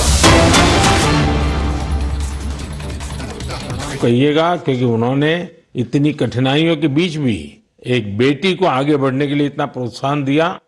मेरी बहुत बहुत शुभकामनाएं हैं। धन्यवाद। Thank you sir. जय जगन्नाथ। जय Jagannath sir. Mohsin Ali नमस्ते। नमस्ते सर। मोहसिन जी आपको बहुत बहुत बधाई और आपके उज्जवल भविष्य के लिए बहुत बहुत शुभकामनाएं। Thank you sir. मोहसिन आपने पहले खेलो इंडिया वाटर स्पोर्ट्स इसका फेस्टिवल और उसमें भी सबसे पहला गोल्ड मेडल जीतने वाले आपको कैसा लगा? सर बहुत ही खुश हूँ मैंने गोल्ड मेडल जीता है खेलो इंडिया में, जो पहली बार हुआ है यहाँ पर कश्मीर में। लोगों में क्या चर्चा है? बहुत ही चर्चा है सर, पूरी फैमिली खुश है अभी। आपके स्कूल वाले भी सब खुश है। कश्मीर में सब बोलते हैं आप गोल्ड मेडलिस्ट हो। तो आप तो बड़े सेलिब्रिटी बन गए। सर अच्छा, वाटर स्पोर्ट्स की रुचि कैसे बनी और उसके फायदे क्या नजर आ रहे हैं आप? पहले बचपन में मैंने देखा वो बोट चलती हुई वहाँ पर डल लेक में, पापा ने बोला आप करोगे? हाँ मुझे भी शौक है। मैं भी फिर गया वहाँ पर सेंटर में मैडम के पास, फिर मैम ने मुझे सिखाया, ब्रिटिश मैम ने। अच्छा मोहसिन, पूरे देश के लोग आए थे, पहली बार वाटर स्पोर्ट्स का कार्यक्रम हुआ और वो भी श्रीनगर में हुआ, वो भी डल झील में हुआ। इतने सारे देश के लोग आए तो वहाँ के लोगों को क्या फील होता था? बहुत ही खुशी है सर, सब बहुत अच्छी जगह है, पूरा अच्छा है यहाँ पर, फैसिलिटी सब कुछ अच्छी है, सब यहाँ पर सब कुछ अच्छा रहा है खेलो इंडिया में। तो आप कहीं खेलने के लिए कश्मीर के बाहर गए हैं कभी? मैं भोपाल गया हूँ, गोवा गया हूँ, केरला गया हूँ, हिमाचल गया हूँ। अच्छा, फिर आप तो पूरा हिंदुस्तान देख लिए है। Yes sir. अच्छा, इतने सारे खिलाड़ी वहाँ आए थे। Yes sir. तो नए दोस्त बनाए कि नहीं बनाए? सर बहुत दोस्त बना दिए, एक साथ भी घूमे हम यहाँ पर, डल लेक में, लाल चौक में, पूरे जगह घूमे हम सर। पहलगाम भी गए थे। यस सर, पूरी जगह। देखिए, मैंने तो देखा है कि जम्मू कश्मीर में स्पोर्ट्स टैलेंट बड़ा गजब का है जी। Yes sir. हमारे जो जम्मू कश्मीर के नौजवान है वो देश का नाम रोशन करे, इतना सामर्थ्य है उनके अंदर और आपने करके दिखाया है। सर मेरा ड्रीम है ओलंपिक में मेडल जीतना, वही ड्रीम है। वाह, शाबाश। वही ड्रीम है सर। देखिए, आपसे सुन करके ही मेरे तो रोंगटे खड़े हो गए। सर अभी वही ड्रीम है मेरा, ओलंपिक में मेडल जीतना, देश के लिए नेशनल एंथम बजाना, बस वही ड्रीम है मेरा। मेरे देश का एक मजदूर परिवार का बेटा इतने बड़े सपने देखता है, मतलब ये देश बहुत आगे बढ़ने वाला है। सर बहुत आगे बढ़ने वाला है। हम शुक्रगुजार है इंडिया गवर्नमेंट का, जिनने इतना यहाँ पर खेलो इंडिया किया, यहाँ पर पहली बार हुआ है सर। तभी तो तुम्हारा स्कूल में भी जय जयकार चलता होगा। Yes sir. चलिए मोहसिन, मुझे बहुत अच्छा लगा आपसे बात करके और मेरी तरफ से आप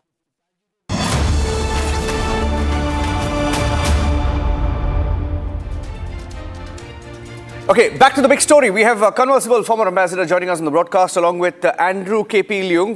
He's an international independent China specialist joining us live from London.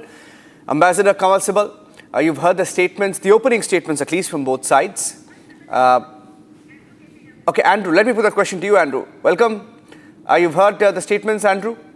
It's been the longest bilateral meeting, by the way, between the two at Tianjin this morning. There are references. First of all, there was a reference to the very important issues dividing the two countries, the border disputes, by President Modi in the first instance, saying that all these disputes have now been scaled down, and then both sides are committed to form a more cooperative relationship based on mutual trust and respect of each other's red lines, as it were. Now that's very important, because if each side insists on its own red lines and push the other side, then there is no hope for any kind of cooperation. Secondly, there is a reference to the populations of the two countries combined. I mean, that represents about 40% of the entire world's population. And that's the gravity of this combined population is very much empower to move the world towards a more comparative, more cooperative, and more fruitful environment.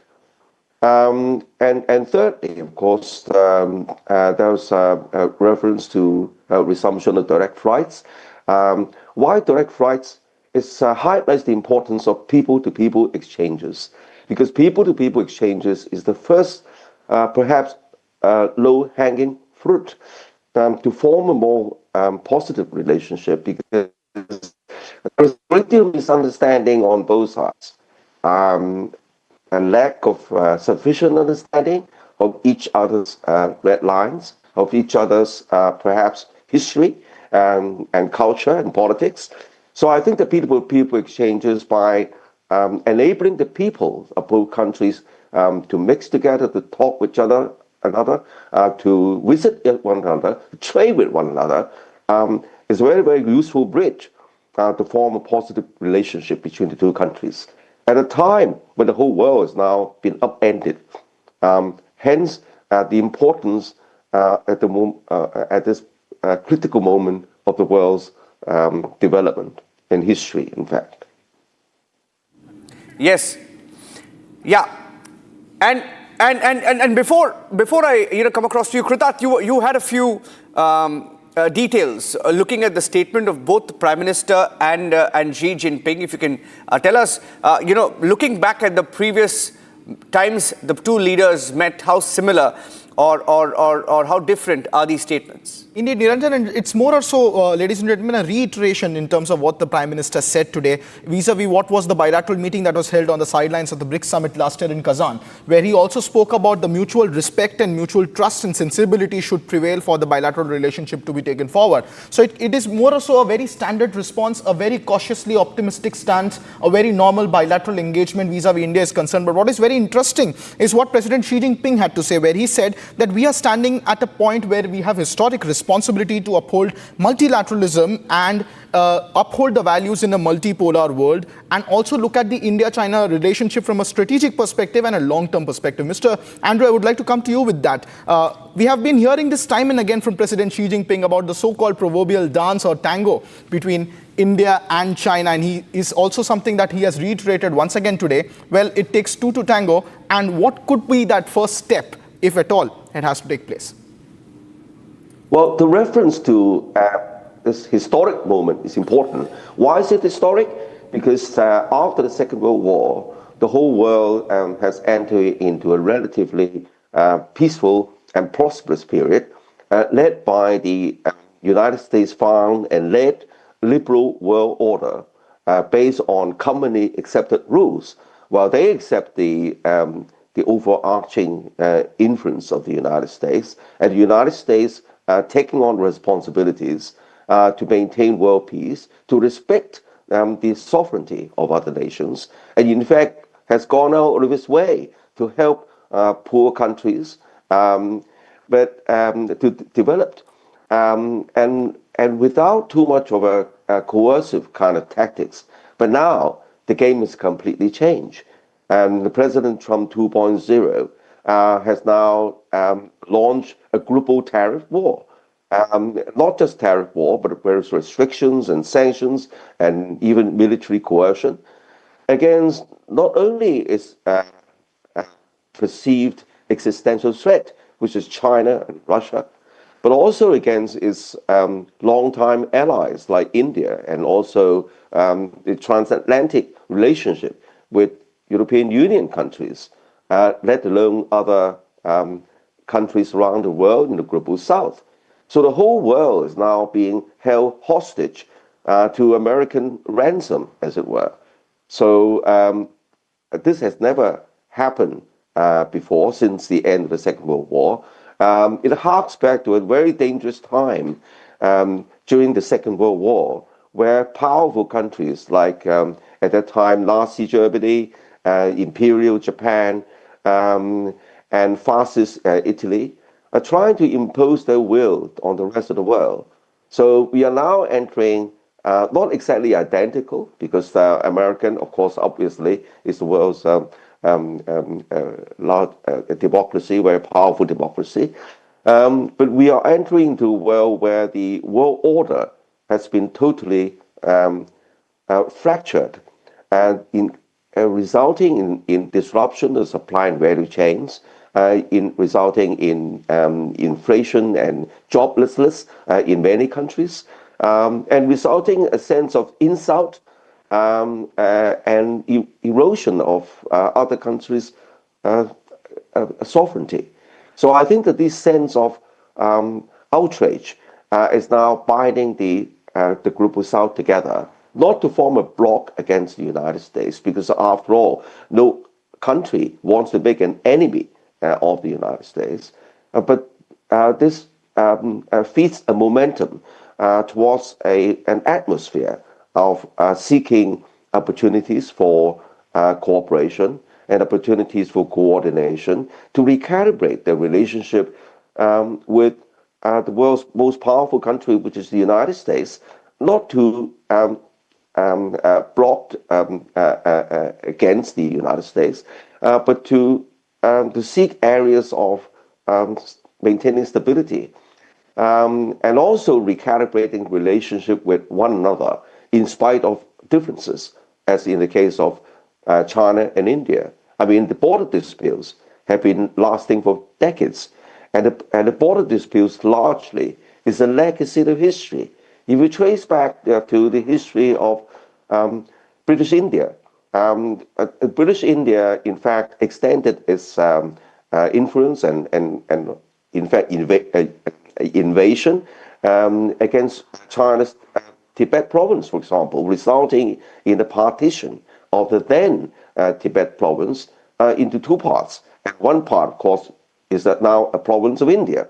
So along with other border issues and similar circumstances with Pakistan and so on. So I think that this matters of history must be left there, setting aside for the time being and not allowing them to poison the long-term relationship between two countries, because the two countries have a great deal in common, bringing better livelihood to its people, growing the economy, and strengthening the sense of national pride. And that applies to China as much to India. Interesting. Let me get in Major General Rajiv Narayanan, AVSM, VSM. He's a professor of practice. He's a strategic thinker, visiting fellow at CLAWS. And he's a member at the Chennai Center for China Studies. He's a professor at IIT Madras. Now, for almost 2 decades, he's studied China. He knows China much better than most experts do. General Narayanan, good morning. Abhishek Kapoor, my colleague, is in our studios along with Kritat. You've also written about China. You've studied China all your life, right? When you look at this meeting, what do you make of it? What do you expect from this meeting? Nothing much except certain few semantics. The path is going to be long. I don't expect much to come out other than a few frameworks, like you're looking at some flights or visas or Mansarovar Yatra. That's all about that you can get from here. Because the point made by the PM, mutual trust, mutual respect, mutual sensitivities. Yes. And that trust is one of the biggest, I would say, casualty over the past many decades between India and China. So that many people will look upon this with a certain bit of caution. Primarily because China has been seen to be shifting goalposts based on its own perception of CNP and just tear up all the treaties like what happened in Galwan. Post that, who's going to trust them? Yes, we are all affected by US tariffs, but then we got to keep in mind who's affected more and who's affected less. Who has the room and elbow room to diversify, who doesn't have. Because the trust is a big deficit when China had started talking about G2 as far back as 2012 and now suddenly saying that you're developing. Much has water has flown through the Indus since then. In 2020, when I was part of USI, China, along with Sichuan University, we had written a book on building strategic trust between India and China, and we had identified 10 divergences. Well, 5 years down the line, the divergences still remain the same. You look at any of the speakers, when we talk about, I was listening in one of the channels where people were saying that Rajnath Singh refused to sign because they didn't endorse Pahalgam.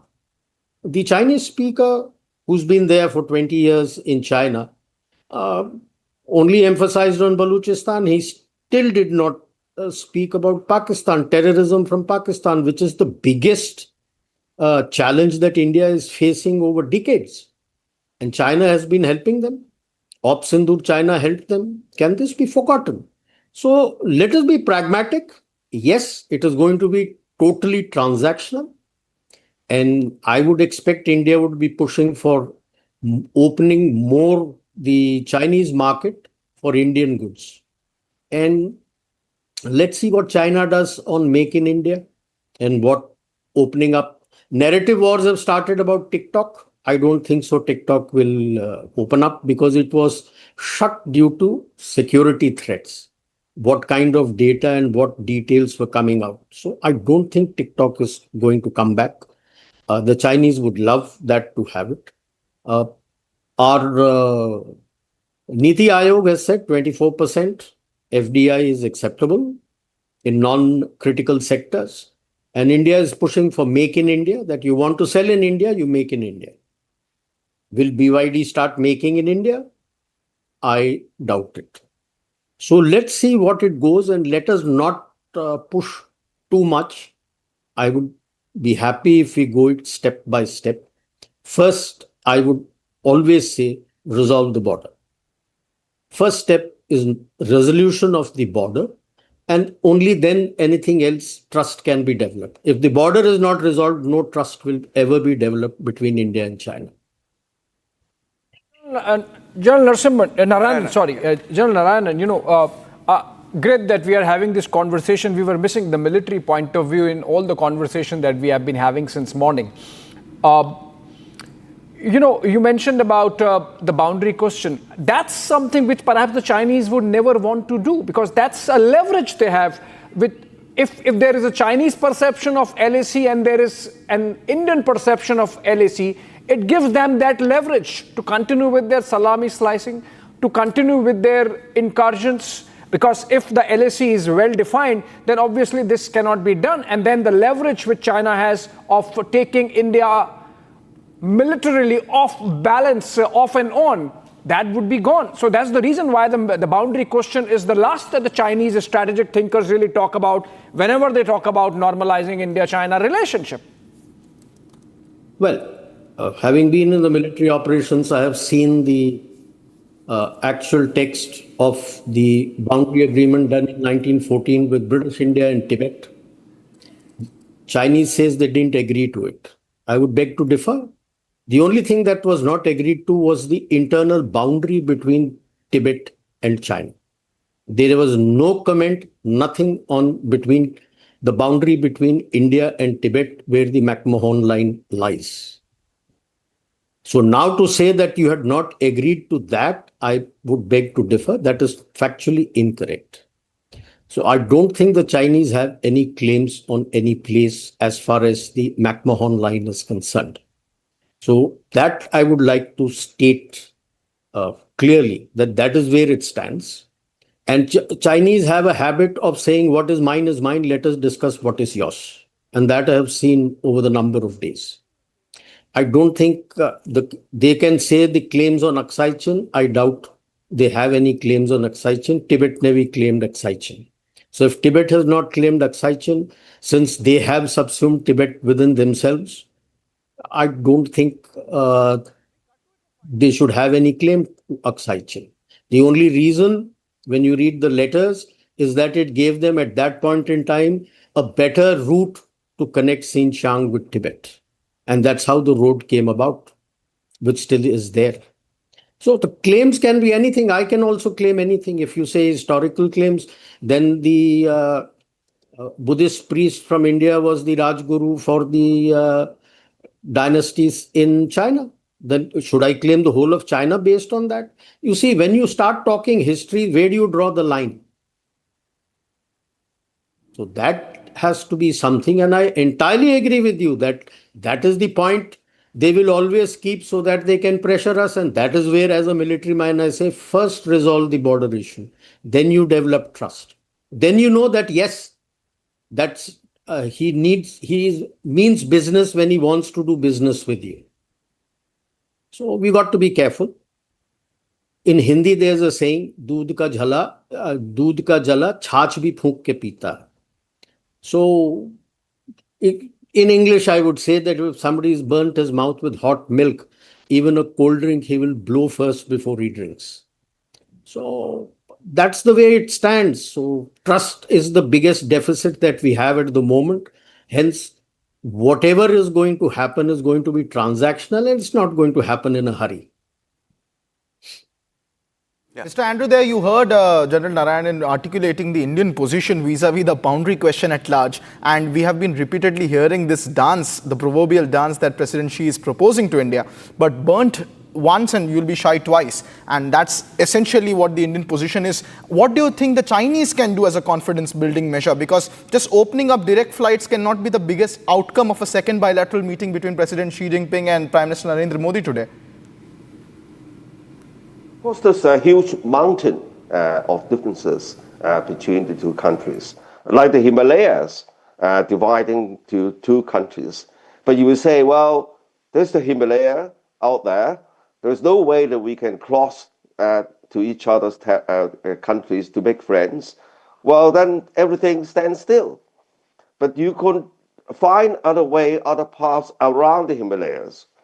And then not to ignore the mountain of differences, but to skirt around it and to seek areas for cooperation and to ease the kind of tension and to dispel a lot of misunderstanding. You talk about history. Of course, history can go back a very, very long time. But then the territorial disputes, particularly over Tibet, China has never, I'm not talking about the People's Republic of China, even before then, has never recognized the separation of Tibet. But let that lie for the time being. And then both sides should seek areas of cooperation. Yeah. With people-to-people exchanges and talk about something more concrete. For example, China should welcome, I think it's likely to welcome more Indian exports to China, agricultural products, and even Indian cuisine to start with. And of course, the Indians' technology, and also not only people-to-people exchanges in terms of tourism, but also between universities, and even cooperative research, space research, for example, when China successfully built its Tiangong space station right from the scratch, even though it was excluded from the American-led International Space Station right from the very start, while Russia was included, but China was excluded. But China successfully built its own space station. So a great deal of areas for cooperation, starting and on the field of commerce and investments. I think China is likely to welcome opportunities for Chinese investment in India and bringing jobs to India, and or even sharing some of the technologies, for example, batteries, in order to grow the opportunities for commerce and industry. And of course, exporting more of China's very heavy tunnel drilling equipment to help the construction of much needed heavy infrastructure in India. And helping to make in India a successful story. So there are many areas of opportunities, but these areas of opportunities are hidden behind this mountain, this Himalaya of differences. So I think that's why this meeting is important. I think both leaders are stressing the need for mutual respect respect of each other's sovereignty, respect of each other's, if you like, even territorial claims on either side, but setting this aside and looking at areas for engagement and cooperation, not to form a bloc, as I said, but recalibrate its relationship with each other, as in the case of recalibrating relationship with the United States and with other countries, including Russia, for example. Yeah, I believe Prime Minister Niranjan in his Mann Ki Baat address has spoken on Russia. We'll, I think, get the chunk out and put the news. I think, okay, so exactly what he has said. Friends, this love for Ramayana, Indian culture is now reaching every corner of the world. We are quoting what Prime Minister has said in his Mann Ki Baat on Russia. There is a famous place in Russia, Vladivostok. Many people know it is a place where the temperatures fall to -20 to -30 degrees Celsius in winters. This month, a unique exhibition was held in Vladivostok. Paintings made by Russian children on different themes of Ramayana were showcased there. I think Prime Minister is making a statement there, Niranjan, right?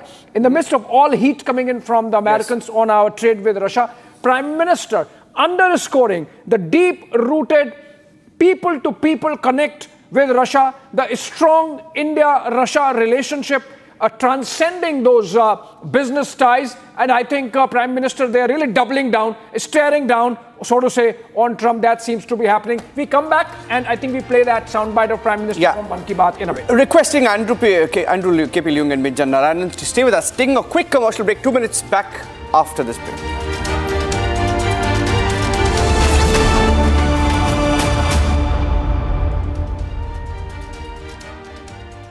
आधे bowl दही में 4 चम्मच MDH चटनी पुदीना मसाला डाला, stir करो, पुदीना चटनी तैयार। MDH चटनी पुदीना मसाला। केसरिया से मन जोगी हुआ रे, दिल झूमे देखो मतवारा हुआ रे। केसरिया से मन जोगी हुआ। हर पल मनाओ केसरी त्योहार। विमल, बोलो जुबान केसरी। आर प्योर सूजी पास्ता उबालो, मिलाओ और खाओ, 8 मिनट में तैयार। क्या टेस्ट है सबका राजा, R pure masala. We didn't want to bring out the big charts because it had no chance of standing. Fortunately, we came armed with a little smaller chart. So it's 67%, so we're going to be charging a discounted reciprocal tariff of 34%, I think.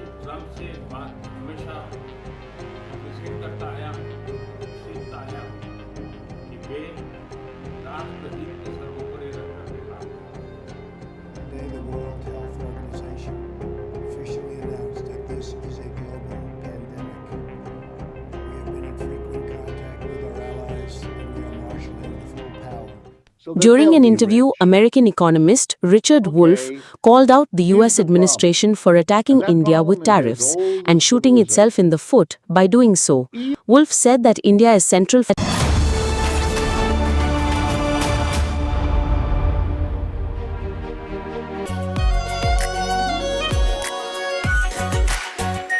Our pure shahi paneer masala, delicious, healthy every day. केसरिया से मन जोगी हुआ रे, दिल झूमे देखो मतवारा हुआ रे। केसरिया से मन जोगी हुआ। हर पल मनाओ केसरी त्योहार। विमल, बोलो जुबान केसरी। MDH की हल्दी मिर्ची धनिया करे कमाल, ये रंग दे, ये खुशबू दे, ये तीखा, ये कम पड़े, क्या निराला MDH masala.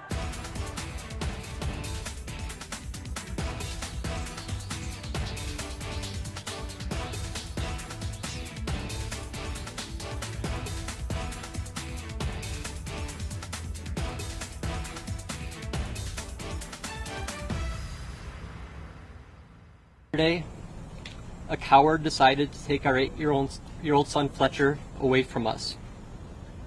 Because of their actions, we will never be allowed to hold him, talk to him, play with him, and watch him grow into the wonderful young man he was on the path to becoming. Justice for Ralph! Justice for Ralph! Justice for Rao! Justice for Rao! Families in Minneapolis are mourning. Our Greater Annunciation Fellowship is mourning. Our entire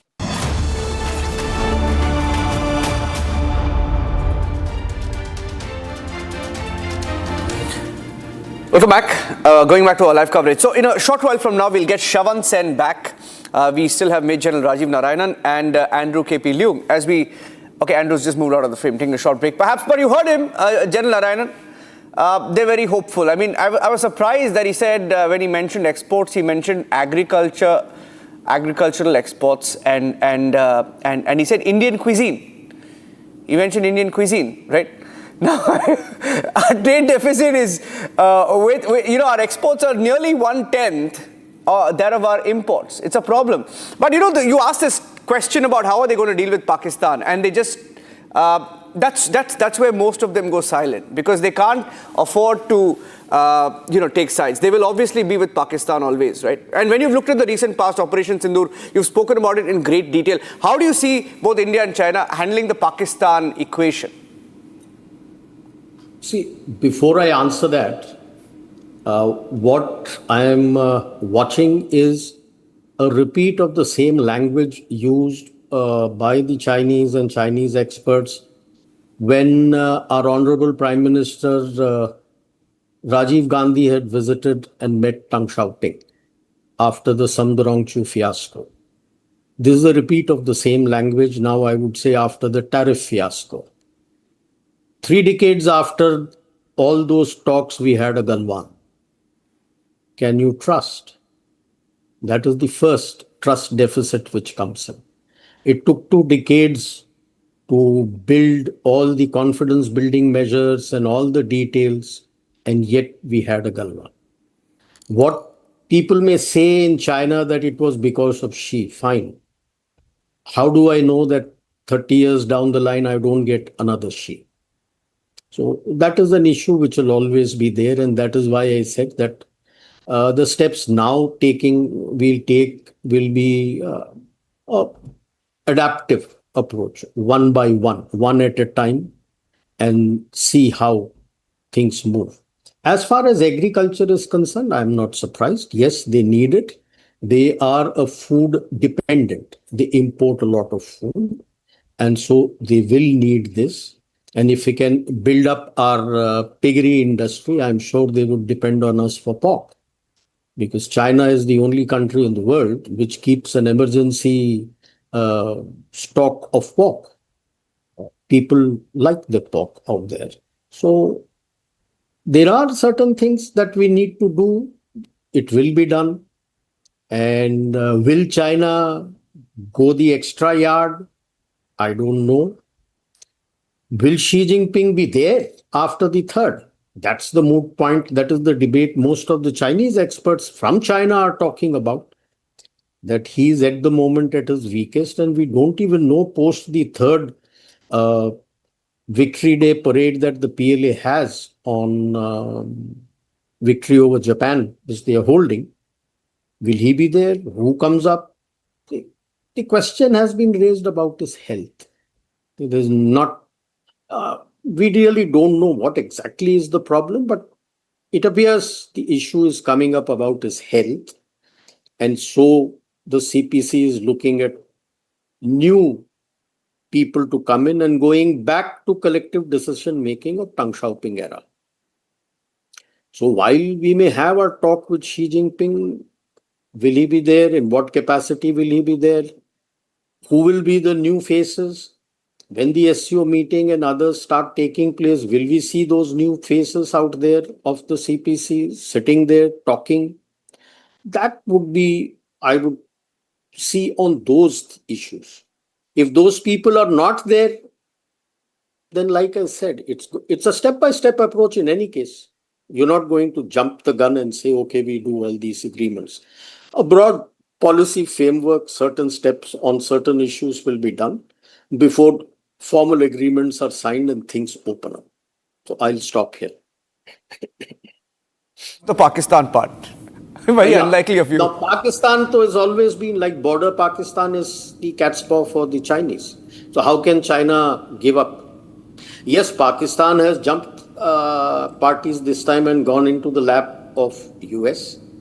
So there have been meetings. Wang Yi, we should not forget, after he left from here, he was initially to go to Islamabad. But the Afghan foreign minister is on the UN watch list, and Pakistan at the moment is having the one-year presidency of the UNSC, so they couldn't give him the visa. So he went to Kabul, had a trilateral, came to Islamabad and had a meeting out there.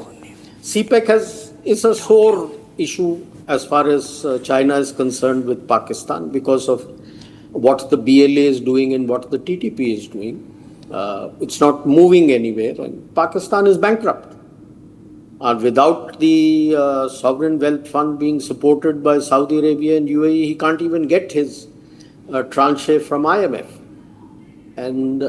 But China will always support Pakistan, because what Chiang Kai-shek had mentioned when he was contesting the CPC and what Mao has said, they can't be two suns in the universe.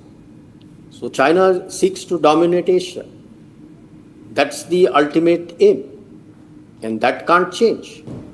And that is where my first point of difference comes. Our PM had spoken about the Asian century in Japan. The vision of Asian century of India and the Chinese, or I would say the Communist Party of China, is very different.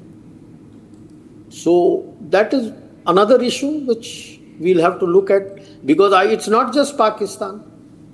There's a growing tendency to bring it up into Bangladesh. Can we forget the Go India movement, anti-India movements of Moizu supported by the Chinese in Maldives? So that is also the contention of competition, nobody minds. But a geo-economic weaponization in India's neighborhood for anti-India activities, that is where the trust deficit comes. Competition is okay. Your product is better, it sells. My product is better, it sells. But if you use geoeconomics as a weapon for anti-India activities, then you have issues.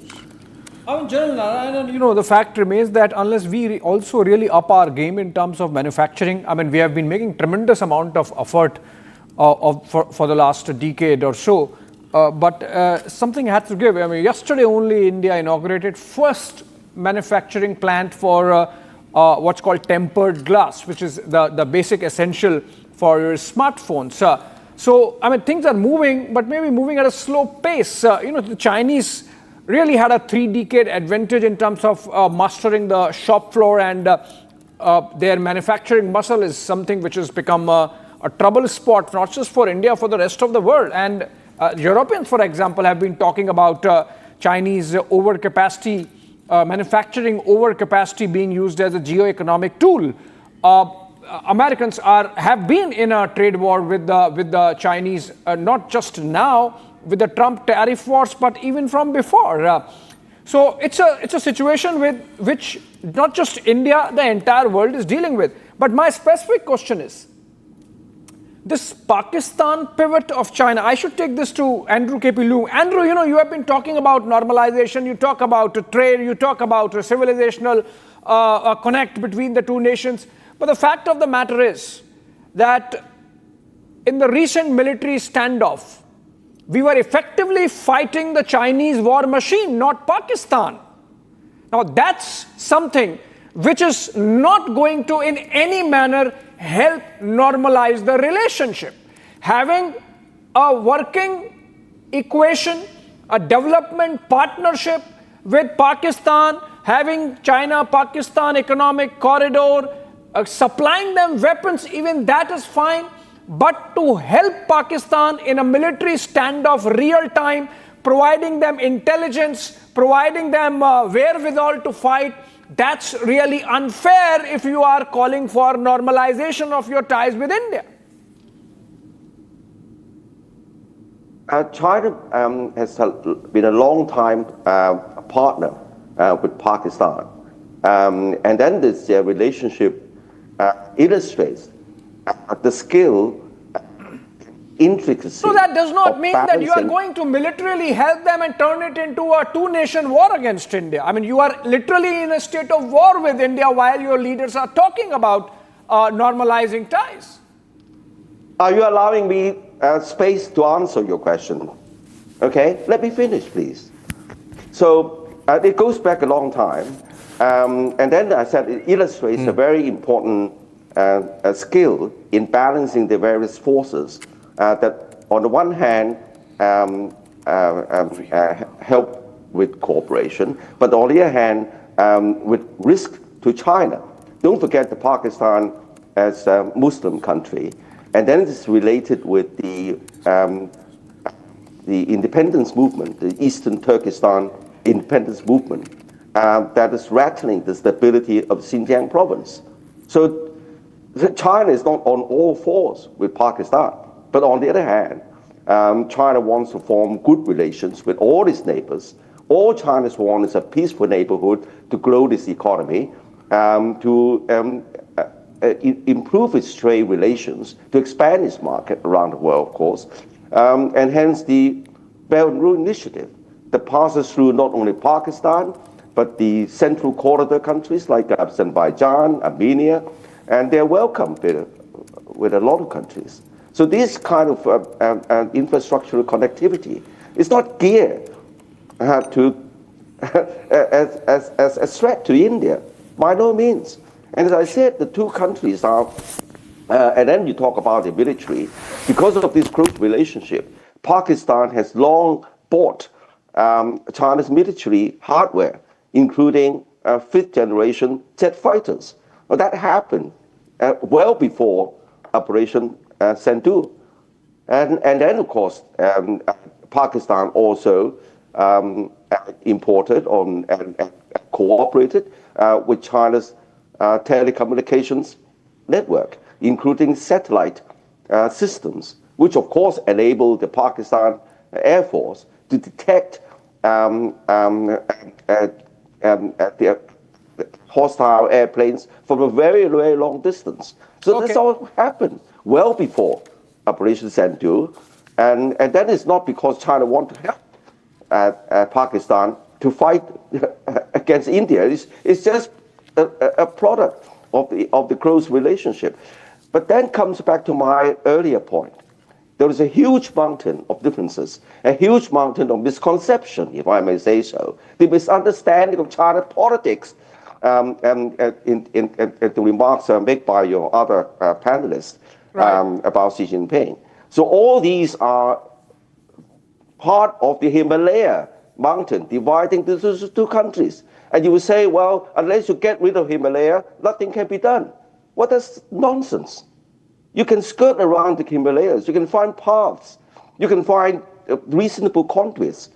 Of course, step by step, you're not going to change the Himalaya differences, mountain differences all at once. But that doesn't stop the two countries to work together at a time when huge global storm surrounded the Himalaya area. Andrew, you know, you really skirted the question with this long soliloquy. You really skirted the question. The military support to Pakistan of the kind where you are actively helping them with intelligence in a real-time military operation, I think is something it just cannot be allowed. Okay, we're getting some pictures. I will come to you, General Narayana, in just a sec. We're getting some pictures. Okay.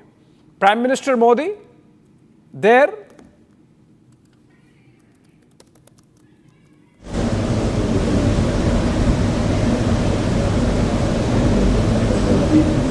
Okay, he's meeting a Communist Party leader there in Tianjin. I think he was part of the delegation also.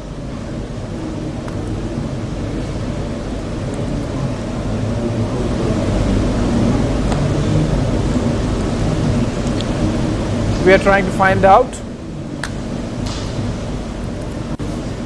Ladies and gentlemen, these are first visuals of the Indian Prime Minister coming in after his bilateral meeting with President Xi Jinping of China just about Half an hour ago, we saw the last visuals coming in of President Xi Jinping holding a nearly 1 hour-long bilateral meeting, a little bit over the scheduled 40 minutes that was initially told to us. And there you see Prime Minister Narendra Modi also interacting with other top dignitaries and leaders from China. These are signals we are just getting a hold of who these top officials are and what are the bilateral meetings that are also set, as our reporter on ground, Shawan Sen, was also telling us there's another big bilateral meeting set for second half of the day, and we are yet to determine as to which nation will that be. But these are fresh visuals coming in as Prime Minister Narendra Modi continues his bilateral engagements in China. They're holding conversations. These are fresh visuals coming in from Tianjin, fastest on Republic, and these are visuals live from the Tianjin house, I believe, after the bilateral meeting with President Xi Jinping of China, their Prime Minister Narendra Modi further interacting, and we'll be checking in if there is a soundbite of him on what this interaction is all about. But these are the latest visuals coming in from Tianjin, where the series of bilateral relationships and meetings continue.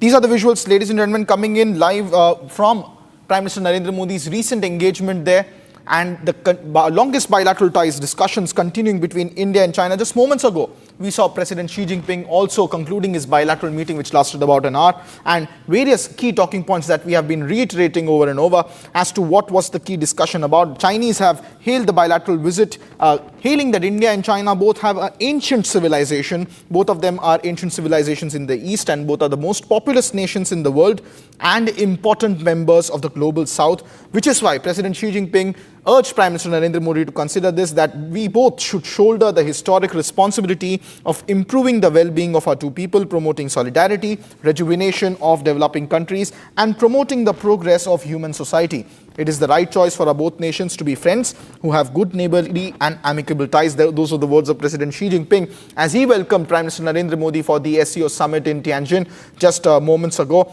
At the same time, Prime Minister Narendra Modi also reiterated India's red lines vis-a-vis bilateral engagement with China, where he talked about on how we are committed to taking our relationship forward on the basis of mutual trust, respect, and sensibility. These are the visuals coming in live from Tianjin, where Prime Minister Narendra Modi continues his bilateral engagements after the bilateral meeting that was on the top of the calendar today with Chinese President Xi Jinping. His second since the Galwan crash, first since the Kazan summit on the sidelines of BRICS that was held in Russia.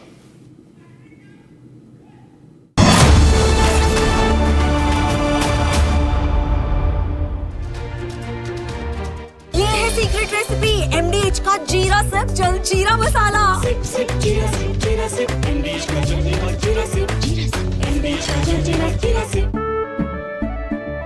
केसरिया से मन जोगी हुआ रे दिल झूमे देखो मतवारा हुआ रे केसरिया से मन जोगी हुआ हर पल मनाओ केसरी त्योहार। विमल, बोलो जुबान Kesari.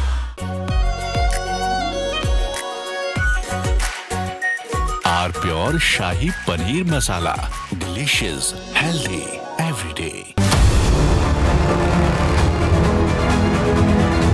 I'm headed to the northern port city of Tianjin in China to cover the largest ever SCO summit in history.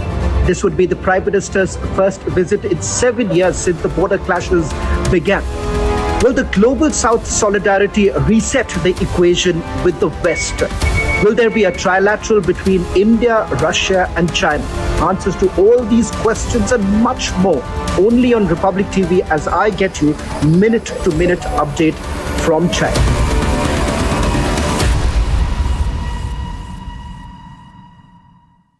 Here we didn't want to bring out the big charts because it had no chance of standing.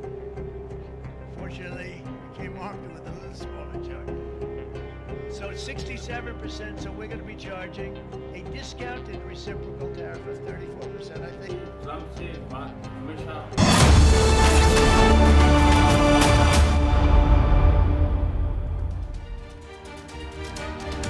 थोड़े में ज्यादा स्वाद यही तो है इसकी खास बात। वाओ मामा, क्या स्वाद है? अरे मेरी राजा,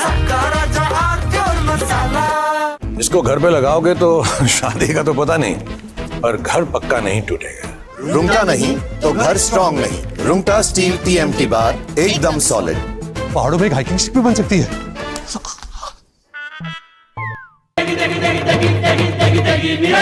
MDH की देगी मिर्च, देगी मिर्च का तड़का, अंग अंग फड़का। MDH की देगी मिर्च।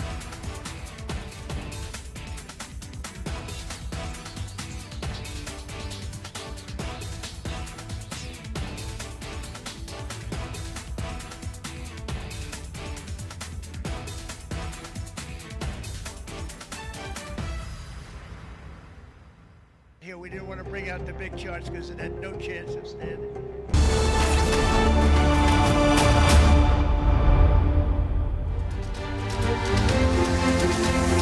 ये है सीक्रेट रेसिपी MDH का जीरा सिप जल जीरा मसाला। सिप सिप जीरा सिप जीरा सिप MDH का जल जीरा सिप MDH का जल जीरा SIP.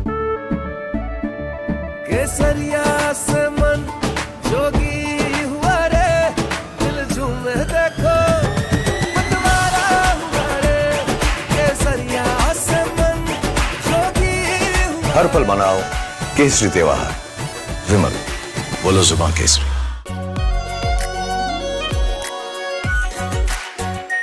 Are pure shahi paneer masala, delicious, healthy every day. Here, we didn't want to bring out the big charts because it had no chance of standing. Fortunately, we came armed with a little smaller chart. So it's 67%, so we're going to be charging a discounted reciprocal tariff of 34%, I think.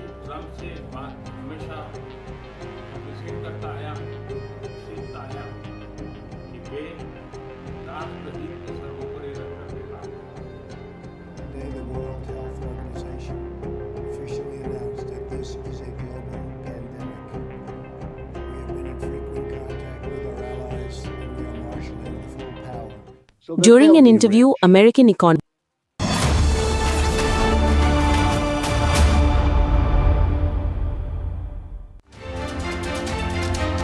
Right, welcome back, friends. Prime Minister Modi and President Xi Jinping have just had an almost hour-long delegation-level talks in which both the sides reiterated the road to normalization. A cautious approach there by the Prime Minister, in which he mentioned how post their Kazan meeting, things have moved in the direction of normalization, with both the sides restarting the Kailash Mansarovar Yatra, direct flights, and the people-to-people connect being established. Xi Jinping, on the other hand, harping on the civilizational connect and saying that India is making the right choice, that elephant and dragon should come together. But then how much of it can translate into a tango is something which we are discussing. Let's bring the headlines and then we will go to the exact words of both Prime Minister Modi and Xi Jinping. Disengagement के बाद शांति और स्थिरता का माहौल बना हुआ है। कैलाश मानसरोवर यात्रा फिर से शुरू की। दोनों देशों के बीच डायरेक्ट फ्लाइट भी फिर से शुरू की जा रही है। Longest bilateral meeting between Prime Minister Narendra Modi and President Xi Jinping in Tianjin. Prime Minister Narendra Modi mentions various confidence-building measures in recent past, including the restarting of Mansarovar Yatra. परस्पर विश्वास, सम्मान और संवेदनशीलता के आधार पर हम अपने संबंधों को आगे बढ़ाने के लिए प्रतिबद्ध हैं। During his bilateral meeting with Chinese President Xi Jinping, Prime Minister Narendra Modi says, and I quote, "Mutual trust, mutual respect and mutual sensibilities should guide India-China relationship." दिवस कल्याण में हमारी बहुत ही सार्थक चर्चा हुई। सीमा पर डिसएंगेजमेंट के बाद शांति और स्थिरता का माहौल बना हुआ है। During his bilateral meeting, Prime Minister Narendra Modi says that last year in Kazan, he and President Xi had a very fruitful discussion which gave a positive direction to the relationship between India and China after the disengagement at the border.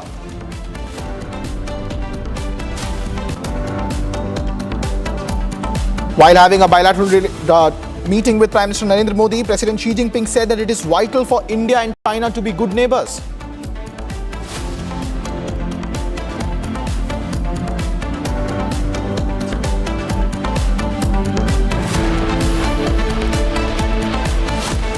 All right, there was that interesting picture coming in, Krutarth, of Prime Minister meeting a key aide of President Xi Jinping. Kai Chi is effectively the chief of staff of Xi Jinping. Let's go to Shawan now. Shawan joining us live. In a bit, we'll also have guests joining us. Shawan, the meeting over. In fact, Prime Minister has had one more with the chief of staff of President Xi Jinping. It seems that some reappraisal of the relationship, a broad-based reappraisal of the relationship is happening between the two leaders. So what's your sense from there on the ground?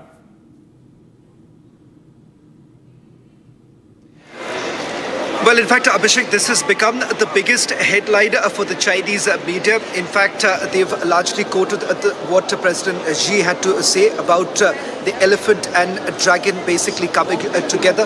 In fact, Abhishek, I've just a short while back sent some detailed specifics of the multiple meetings that have actually taken place since morning. And why exactly, in the backdrop of, despite several meetings that President Xi has had, the Chinese media has essentially picked up the meeting between President Xi and Prime Minister Modi, making it the biggest headline of the SCO summit, because I beg your pardon, it is essentially resetting of the relations. And interestingly, the breaking news now coming in with regards to the expansion of the SCO summit. China has now officially communicated this to Azerbaijan that they formally want Azerbaijan to basically join the SCO. This comes at a time when the Chinese president has also met the Armenian president. In fact, a strategic formal relationship is also being developed between both the countries. So remember, having Azerbaijan and Armenia on the same page also is an indication of which way it is basically headed, because there was multiple friction points as far as this grouping is concerned. Abhishek, I seem to be having some audio trouble. We'll try and fix this if you can take it forward. I've sent a couple of inputs from here. If you can share that with our viewers. These are details of the multiple meetings that have taken place in the last few hours. Absolutely. And Shawan, we'll play those reports that you have filed. In fact, we already are connected with our guests now, and we have Ambassador Veena Sikri joining us. All right, there's a breaking, in fact, on the SCO summit, which is that President Xi has met Maldivian and Kyrgyz presidents. That's obviously because President Xi is the host. He has to meet all the leaders. He had the India delegation talks a while back, and that's essentially the big one, apart from, of course, him meeting President Putin. And Prime Minister Modi, of course, also would be meeting President Putin. That's slated for tomorrow in less than 24 hours now. And joining us in this broadcast, apart from Ambassador Veena Sikri, we have Dr. Henry Wang. He's founder and president of Center for China and Globalization. He's joining us live from Beijing. Seems like a think tank. Welcome, Dr. Wang. And you would have closely tracked the meeting that took place between Prime Minister Modi and President Xi Jinping. What's your assessment from the ground there of this meeting? Well, thank you. This is really a very significant summit between the Indian Prime Minister and Chinese President Xi, and I think this is overdue for quite some time. As the two largest, most populous country in the world, the Indian-China relation improvement, enhancement, and the enlargement really going to be providing a cornerstone for the stability and also the prosperity of Asia. So as Foreign Minister Wang Yi was in Delhi just this month, and they have signed, they have actually reached a 10-point consensus. I think this is a very good start. So that is endorsed by the two leaders. It's going to be really a great way forward. And then if we improve this relation, the handshake between the two great country leaders sends 1,000 words across the world that the two most one of the longest civilizations and also two most populous countries getting together.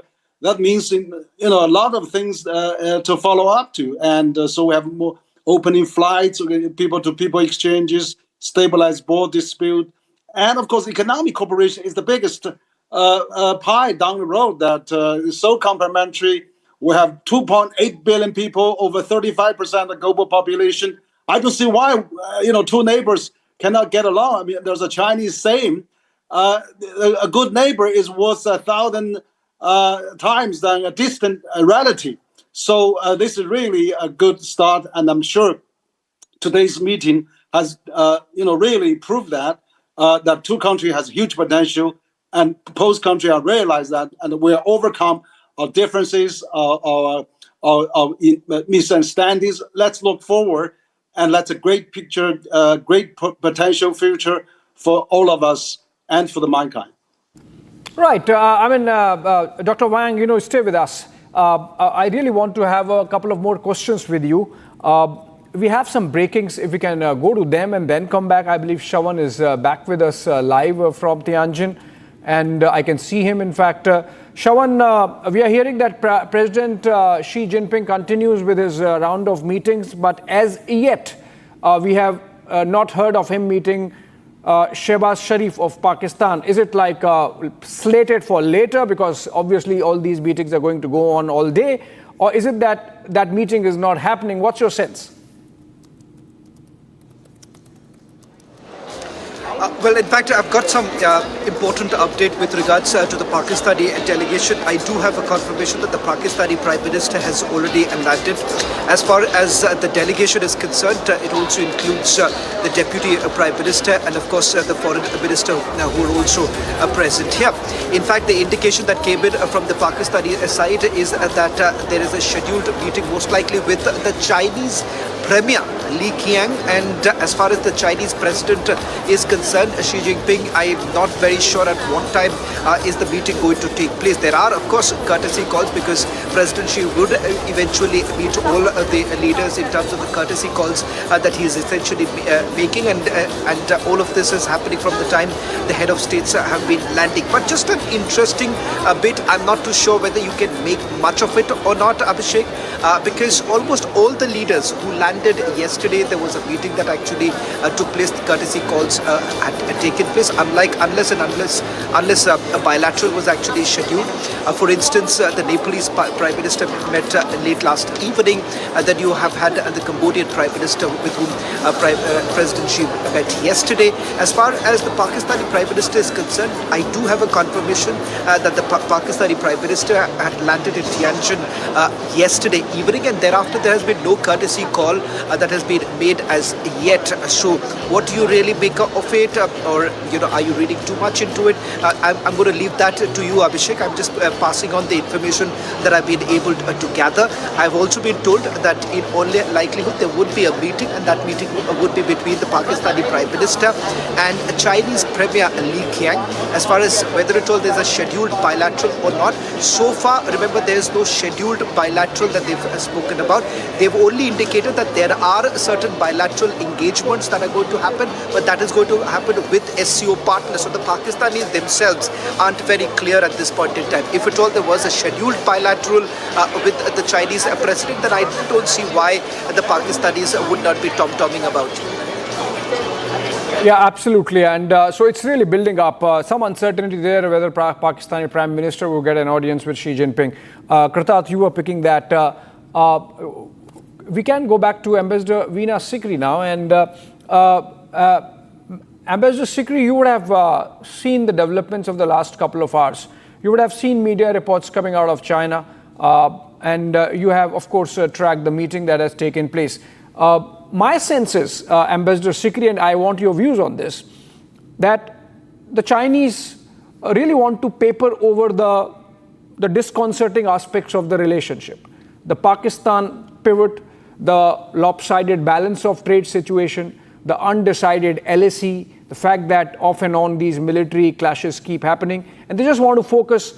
When they say normalization, read their lips, and they are only talking about trade normalization. You think this is the right reading of what is happening? Well, I must say, if we look back, at one time, India and China had worked out a number of very significant agreements, particularly related to peace and tranquility along the border. As long as those agreements were working, India and China both agreed that yes, let's go ahead with the other aspects of the relationship, which include trade, which include people to people, academic contacts, all of that.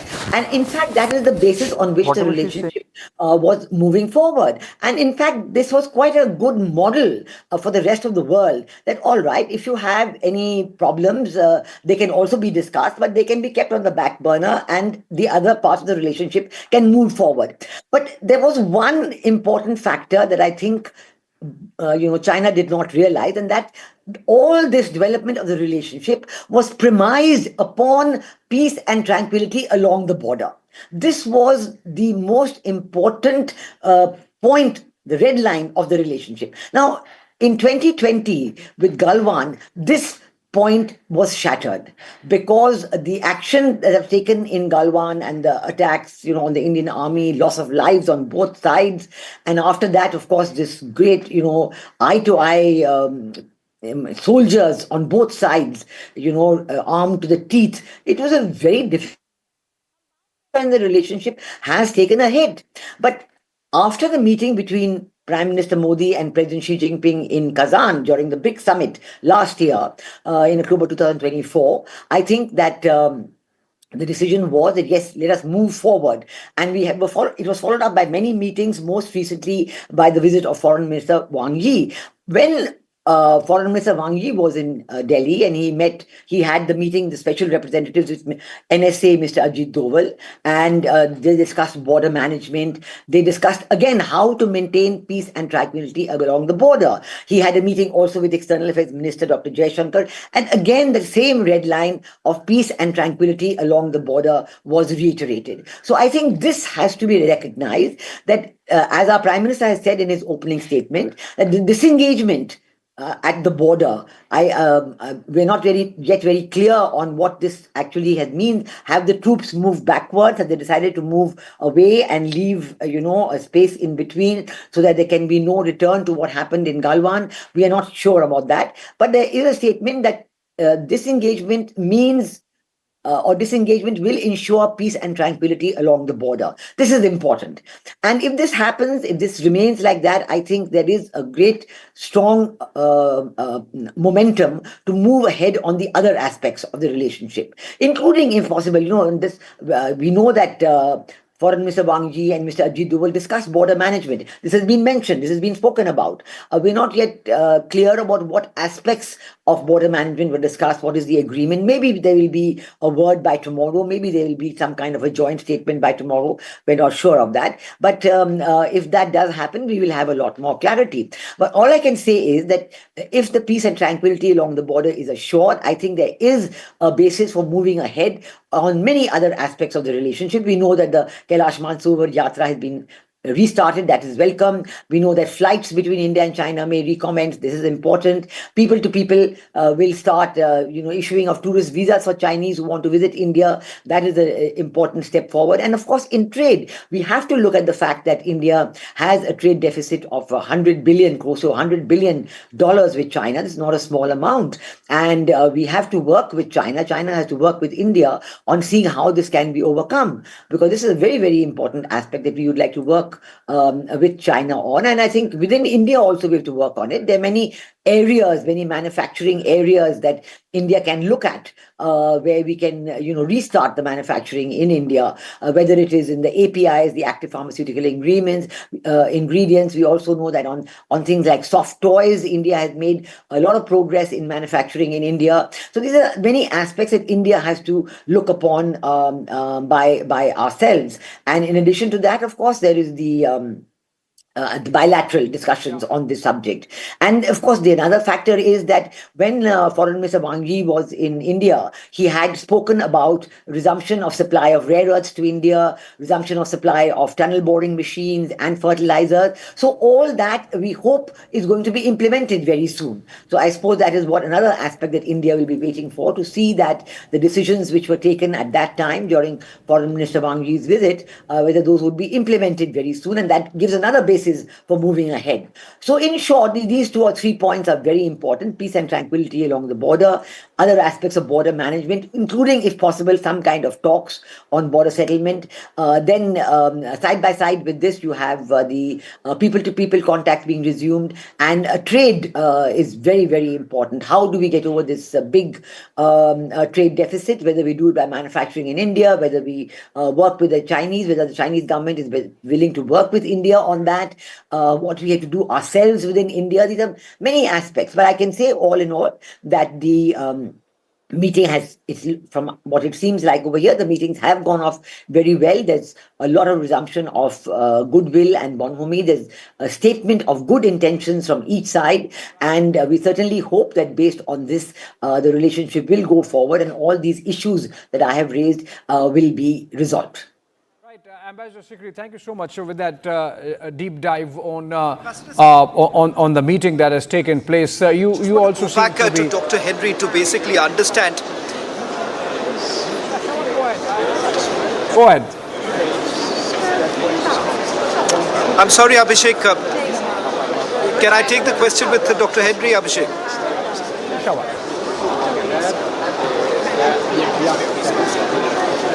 Dr. Henry, the sense that I get while reporting from Tianjin is that the Chinese are upfront talking about the trade cooperation that they are expecting from India. But somehow they seem to be quite silent on the security aspect. And when I say security, it essentially means that India wants a proactive role that China would essentially play in terms of combating terrorism. And let's be clear, India wants China to call a spade, and that is the reason why I want to get your sense on this. Why exactly are the Chinese really essentially deterring on making any sort of commitment when it comes to security or combating terrorism? Yeah, great. That's a good question. I think there's something to do with cultural differences. We had, used to have border clashes in 1962. Until recent few years, there's over 50-some years where there's peace and tranquility there. And we can maintain that. So I think the head of state diplomacy really works. So let's build up the good atmosphere. Let's get all those top-down approach. So if the top leaders are relaxing and saying all those nice things, that is going to trickle down to all the ranks, military, security, ministers, economic, culture. Those things will follow. But first, let's get the good things to talk about first.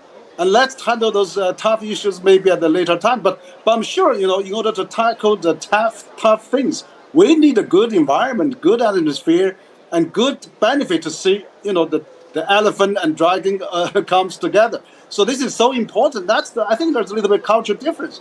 Chinese people always like to first maintain a good relations, good guanxi first, but then you can solve all the problem with the good relation. So I think this is so important to have this Moody's, thank Moody for this personal visit after 7 years. That's a great meeting for China, and also President Xi had the longest bilateral meeting with him. That is great also. So I think this is really should not be taken lightly, and we should really appreciate the two leaders attach such a great importance to the 35% of global population, 2.8 billion people, and two most populous country. That goes, if it's combined, there's going to be a strong pole of the world. That is a new addition, momentum for the SCO in Tianjin as well. So I think this is really understandable. And, guanxi is always important, relationship always important. Then let's talk about those things. But I think also for Mr. Wang, you already had a 10-point consensus in New Delhi. The border issue is covered there. Let's tackle them one by one, but with the top leaders, endorsement, friendly gestures, and instructions, things will be really improved. So also for the both population, in both domestic populism, we need some good narrative, good words, and good gestures to soften that. I think if we do that, those issues will be maintained. As I said, if we can maintain 50 years of peace, we can maintain another 50 years of peace. Those smaller border disputes are so irrelevant. So meaningless if we consider the so much benefit if the two largest, most popular countries can get together. Get generally so much 1 + 1 = 3, larger than 3. So I think we could look for the future. That's the meaning of this summit.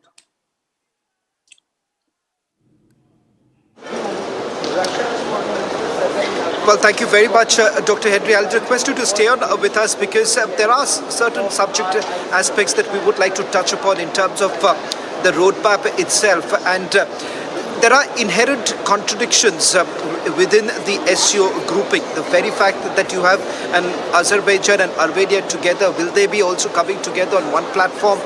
That's another big question here. So there are inherent contradictions, and how exactly will they sort of iron this out, the differences, how will they iron that out, Abhishek? That remains the key challenge. I still haven't been able to get more details with regards to which way the joint statement or the declaration is basically headed towards. But having said that, hectic negotiations are basically now underway, and the focus for the Chinese right now is in terms of expansion, and that is the reason why the latest now coming in with regards to Azerbaijan, where a formal declaration has now been made that China is basically welcoming the participation of Azerbaijan. Yeah. No, I think this is really, that's the beauty of SCO, Shanghai Cooperation, because they accommodate different countries, different system, different ideology, different governing model. So this is a great platform to, introduce reconciliation, compromise, and peace talking.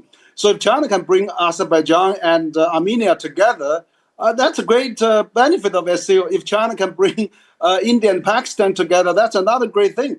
Let's say, South Asia, India, Pakistan, Bangladesh. I mean, if they combine, that could be another powerful, union in the future, great economic integration. And then South Asia, Southeast Asia, and the next time we get North Asia into this, Japan or South Korea. I mean, Asia, going to rise. The 21st century is the Asian century. So I think SCO is not only security, defense, but more economic cooperation, more digital, all those new frontier AI and economic zones and all those economic incentives. So I think it's important with China as a major power in the region to really making peace. I mean, they did it with Saudis and Iranians. Let's get Saudi into SCO someday too. So this is really important that we become a peace platform and become an economic platform and become really people-to-people exchange platform. So this is really go beyond original just security and anti-terrorist. But of course we still keep that. But I think this Shanghai Cooperation, if they can bring Pakistan, India, and even Bangladesh together, and also become a platform from Armenia and Azerbaijan. I mean, that's great. So let's all promote that. And as China play bigger role now in this kind of peacemaking, mediating, let's welcome that. I mean, sometimes those two guys fight. We lack a mediator, So if U.S. and China are both mediators, I mean, you can we'll have a better security for the region. And that's good for our economy and for the rise of Asia.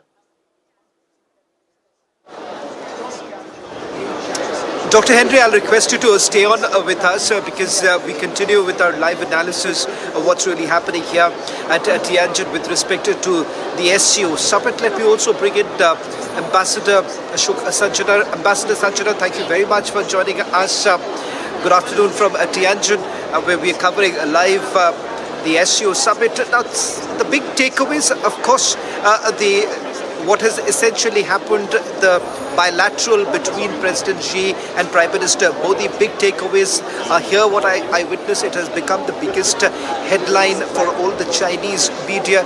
They were certainly looking forward to that big bilateral taking place. What are the deliverables for both the countries right now? Yeah, thank you very much for this very important question, and thank you for inviting me. If you permit, I'd like to just mention say a few words about the discussion that you've had just now with your Chinese colleague. Number one, as far as the mending of ties between Armenia and Azerbaijan is concerned, I think they were done for once by Mr. Donald Trump in the White House. And so I don't think there is really any need for, China to get involved in all of that. As far as India and Pakistan are concerned, India has categorically stated that it does not look for any mediation. India is quite capable of resolving its differences on a bilateral basis with Pakistan. As far as mending relations and bringing peace in this area is concerned, I think China will be well advised to sort out its own relations with a large number of countries in Asia with which it has problem. The most important being India, also Japan, also in South China Sea, also in East China Sea. So China has huge problems in terms of conflicts in its own region. But let me come to the bilateral meeting that took place between Prime Minister Modi and Mr. Xi Jinping. And basically, as far as Mr. Xi Jinping is concerned, he would, and China would seem to give the impression that the only problem that exists is the fact that Mr. Trump is imposing these tariffs. So both these countries need to come together to stand strong and to push back against the United States, because it has been imposing tariffs on China, on India, on the whole world. But of course, there are a whole host of other problems. The border issue is a big problem. And there have been some discussions when Mr. Wang Yi was in India. I think that is a sort of a broad framework that was provided in terms of what, in terms of how stability on the border can be achieved. I think that is an issue that will need further work, and we need to take it forward from there. I think we need to be very modest in our expectations in terms of what this bilateral meeting can really deliver, can really achieve. There are a whole host of issues in addition to the border. Trade is an issue. And trade also, Mr. Wang Yi had made some comments. I don't think that has been a subject of discussion today. I have not heard about it. But of course, some of the low-hanging fruit, those are sought to be plucked in terms of the people-to-people contacts, whether it is in terms of resumption of the Kailash Mansarovar Yatra, whether it is in terms of the resumption of direct flights. I think those are welcome moves. But there are much bigger issues. China claims 93,000 square kilometers of Indian territory. That is a huge issue. And, trust between the two countries is a huge issue. The whole issue of the trust, that nascent trust that was sought to be built up, that was broken by China when it amassed 50,000 troops on the Indian border against the bilateral agreements signed in 1993-96. We have been asking China the reason for doing that. So far, we have not got any convincing answer. There might be many speculations, but no convincing answer on that. And I think it is in that context that Prime Minister Modi said that let us, take forward our relationship. We want to have positive relations. We want to have normal relations with China. We want to have stable relations, peaceful relations, but it has to be achieved on the basis of mutual trust, mutual respect, and mutual sensitivity. And that is something that we need to wait for China to respond in terms of building trust, and also in terms of the support that it provides to Pakistan, the live support it provided to Pakistan. It supports its terrorist actions against India, use of terrorism as an instrument of foreign policy. So I think all these are big issues: border, trade, Pakistan, all these are big issues, which we hope we can take steps in the future.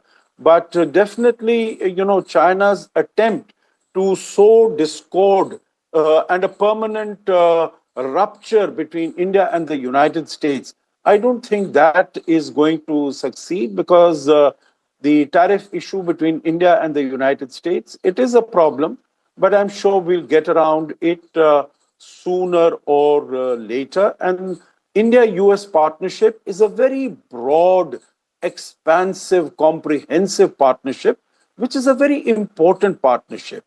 And, we faced such turmoil in the past. We have resolved it. So I think this also will be able to resolve it in the coming weeks and months.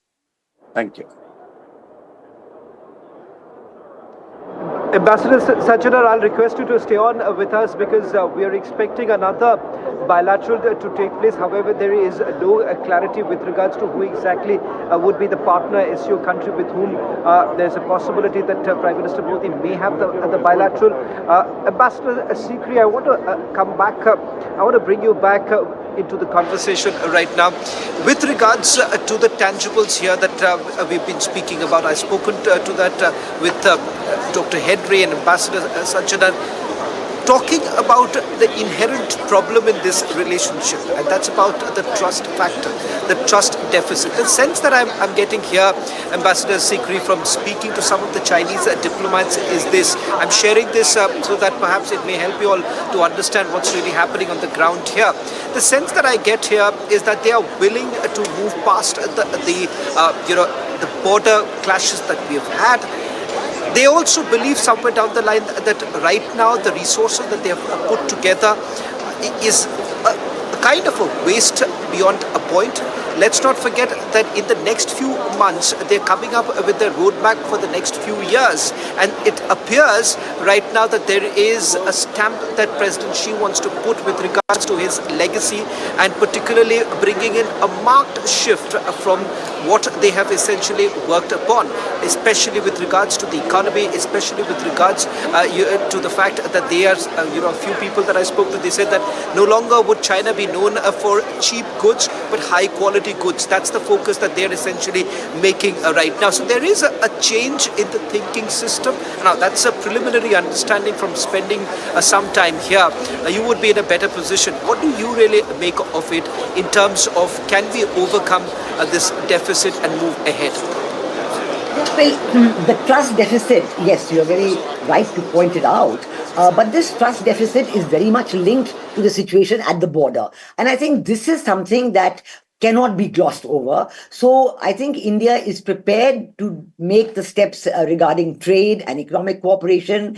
If President Xi Jinping thinks of it as part of his legacy, fine. I think that India and China can work together in a lot of this, and also with other countries of the global south. But all this is predicated upon peace and tranquility at the border. I think this was very clearly stated when Foreign Minister Wang Yi was in Delhi, and this was clearly enunciated as a red line. Now, what can India and China do following upon the meetings, very, very important meetings and successful meetings that Prime Minister Modi is having in Tianjin with President Xi Jinping? Through these meetings, what can we do to rebuild the trust at the border? And I think what our Prime Minister said about disengagement will lead to trust, because the disengagement means that you're going to be further apart. Now, for example, in the Pangong Tso Lake area, the fact that beyond 8th finger will be the Chinese and beyond 4th finger will be the Indians. So in between, maybe there would be no troops. I think all these issues have to be resolved, and these aspects of border management, once they are clarified and once they are put out clearly, maybe it will lead to that kind of a trust. This is very, very important, number one. Number two, I think if you look at the issue of trust between India and China, this is the issue of Pakistan comes in. That, we do know that during Operation Sindoor, the kind of help that Pakistan was getting from China through satellite imagery and all of that. So I think this is another important factor that has come into this issue. So I think this is another issue, that aspect that maybe I do not know whether it will be talked about. Maybe now they're saying that President Xi Jinping may not have a direct one-to-one with the Prime Minister of Pakistan, who is there for the SCO summit. I think whatever it is, but on this issue, some aspects would have to be clarified. There is no doubt about that, because as far as the people of India are concerned, they are all aware of this, and they're very concerned about it. I'd like to point out another factor that Mr. Henry spoke about. Just now he spoke about something about peacemaking, President Xi Jinping's role in peacemaking and mediation and so on, and mentioned in the context of maybe Armenia and Azerbaijan, but we do know that President Trump has also said something about that. I would like to say that on this we have to be very clear that as far as India and Pakistan are concerned, we do not accept third-party mediation. I think this is something that also has to be made very, very clear, and that there should be no effort at third-party mediation, no attempt to bring it in by the front door or the back door or anywhere else.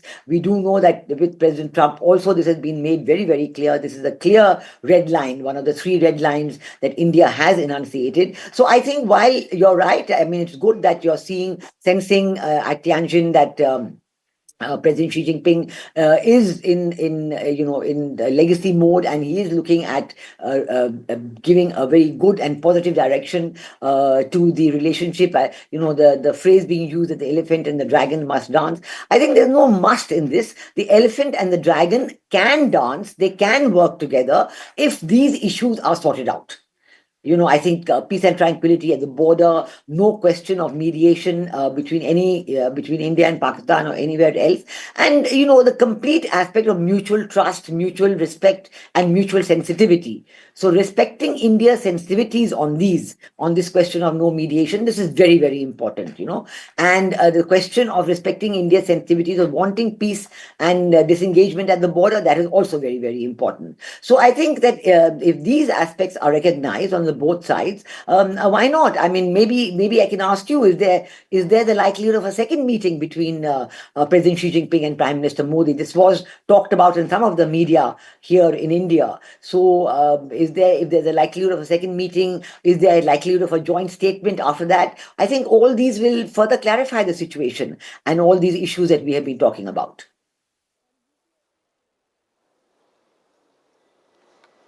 Well, thank you very much, Ambassador Sikri, Ambassador Sanjana, and Dr. Henry for joining us on this broadcast here on Republic TV. We'll continue with the live analysis from Tianjin. For all our viewers who are tuning in right now, let me quickly take you through all that has developed so far. This morning, Prime Minister Modi began the SCO summit with a bilateral meeting that took place with Chinese President Xi Jinping. And as it turned out, it has now become the biggest headline for the Chinese media. In fact, multiple courtesy calls have also been made by President Xi Jinping, but the headline for the Chinese media has certainly been the bilateral talk between President Xi Jinping and Prime Minister Modi. The big takeaways from the bilateral. Number one, with regards to the situation at the LAC. There has been a forward movement, but at the same time, there is much more to be done. That clarity essentially now coming in. President Xi essentially indicating that this is a historical tie. This is the 75th year of the diplomatic relationship between India and China. Remember, India was one of the first few countries to recognize having a diplomatic relationship with China, taking cognizance of that. President Xi reiterating the fact that it is time to take it forward, bring in more democracy within multiple institutions where both the countries are essentially working on. The Chinese essentially harping on the fact that it is time for both the giants in the Asian market to come together and tackle the global headwinds at this point in time. Now, just to give you a sense of what's really happening around me, there is a lot of buzz with regards to the bilateral talk that has taken place, and of course then Russia basically now stepping in.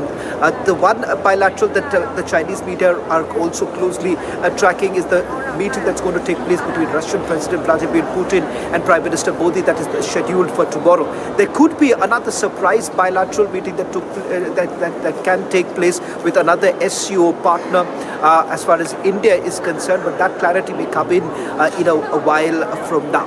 what's really happening with Pakistan? If that's the question that you are asking, let me just now tell you that Pakistani Prime Minister Shehbaz Sharif has actually landed in Tianjin along with the Deputy Prime Minister and Foreign Minister. So far, there has been no meeting between President Xi and Pakistani Prime Minister Shehbaz Sharif. In fact, the indication that came in that Pakistani Prime Minister Shehbaz Sharif in all likelihood would be meeting the Chinese Premier Li Qiang. Now that confirmation not coming in as to whether at all there is a scheduled bilateral meeting between Chinese President Xi Jinping and Pakistani Prime Minister Shehbaz Sharif. Also in China right now, there is a huge buzz with regards to the victory parade that's going to take place on 3rd of September, where 26 foreign leaders would be there. In fact, the Russian president is extending his stay here in China, and he would be participating in the victory day. So a lot essentially happening right now in Tianjin, where the SCO summit is underway. Republic TV is live from Tianjin, getting you some of the finest experts joining you, decoding what's really happening, and of course the big meetings that are taking place, and how exactly will the West really respond to the growing solidarity within the global South.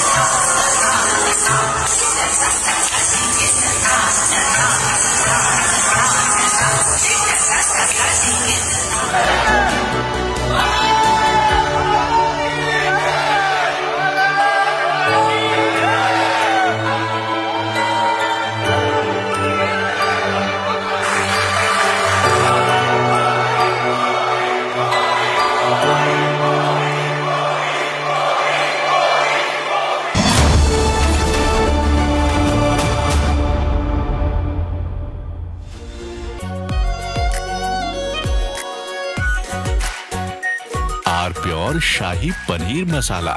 Delicious, healthy, every day. Amity has been ranked amongst the top 3% universities globally, a testimony to Amity's globally benchmarked quality.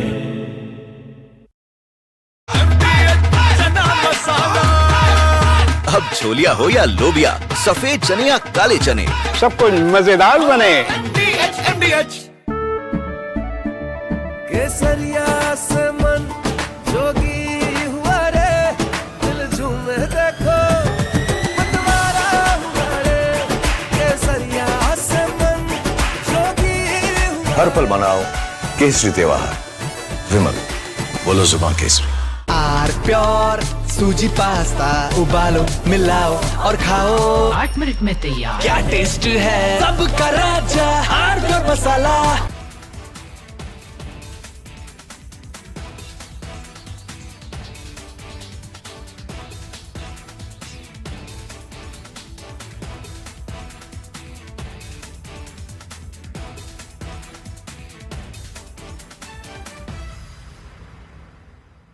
Yesterday, a coward decided to take our 8-year-old son Fletcher away from us. Because of their actions, we will never be allowed to hold him, talk to him, play with him, and watch him grow into the wonderful young man he was on the path to becoming. Justice for Ralph! Justice for Ralph! Justice for Ralph! Justice for Ralph! Justice. Families in Minneapolis are mourning. Our Greater Annunciation Fellowship is mourning. Our entire city is united in grief, and at the same time, based on this incredible group of people that has assembled here in City Hall, we...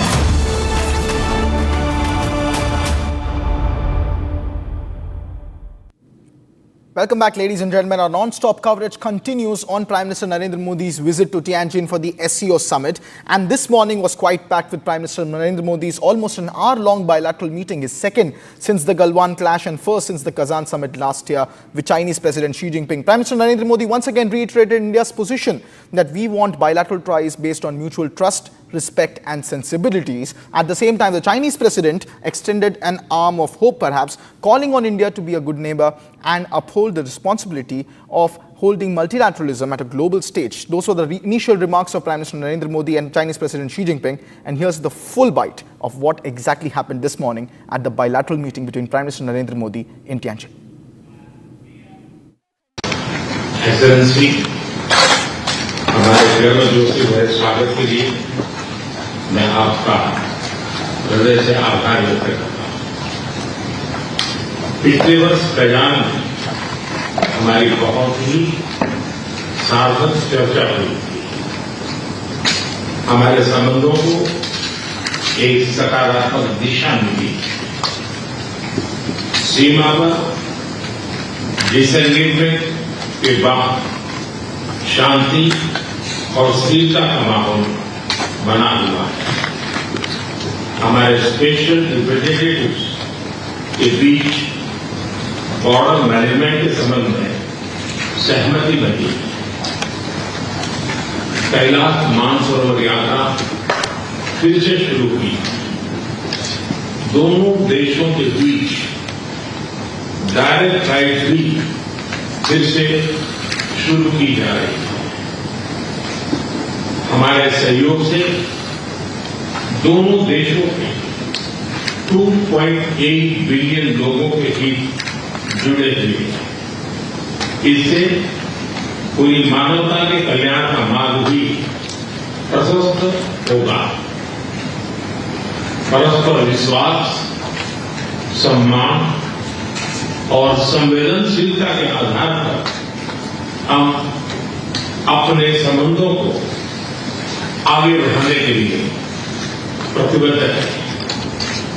excellency, चीन द्वारा SCO की सफल अध्यक्षता के लिए मैं आपको बहुत बहुत बधाई देता हूं। एक बार फिर चीन यात्रा के निमंत्रण के लिए और आज की हमारी बैठक के लिए आपका हार्दिक धन्यवाद।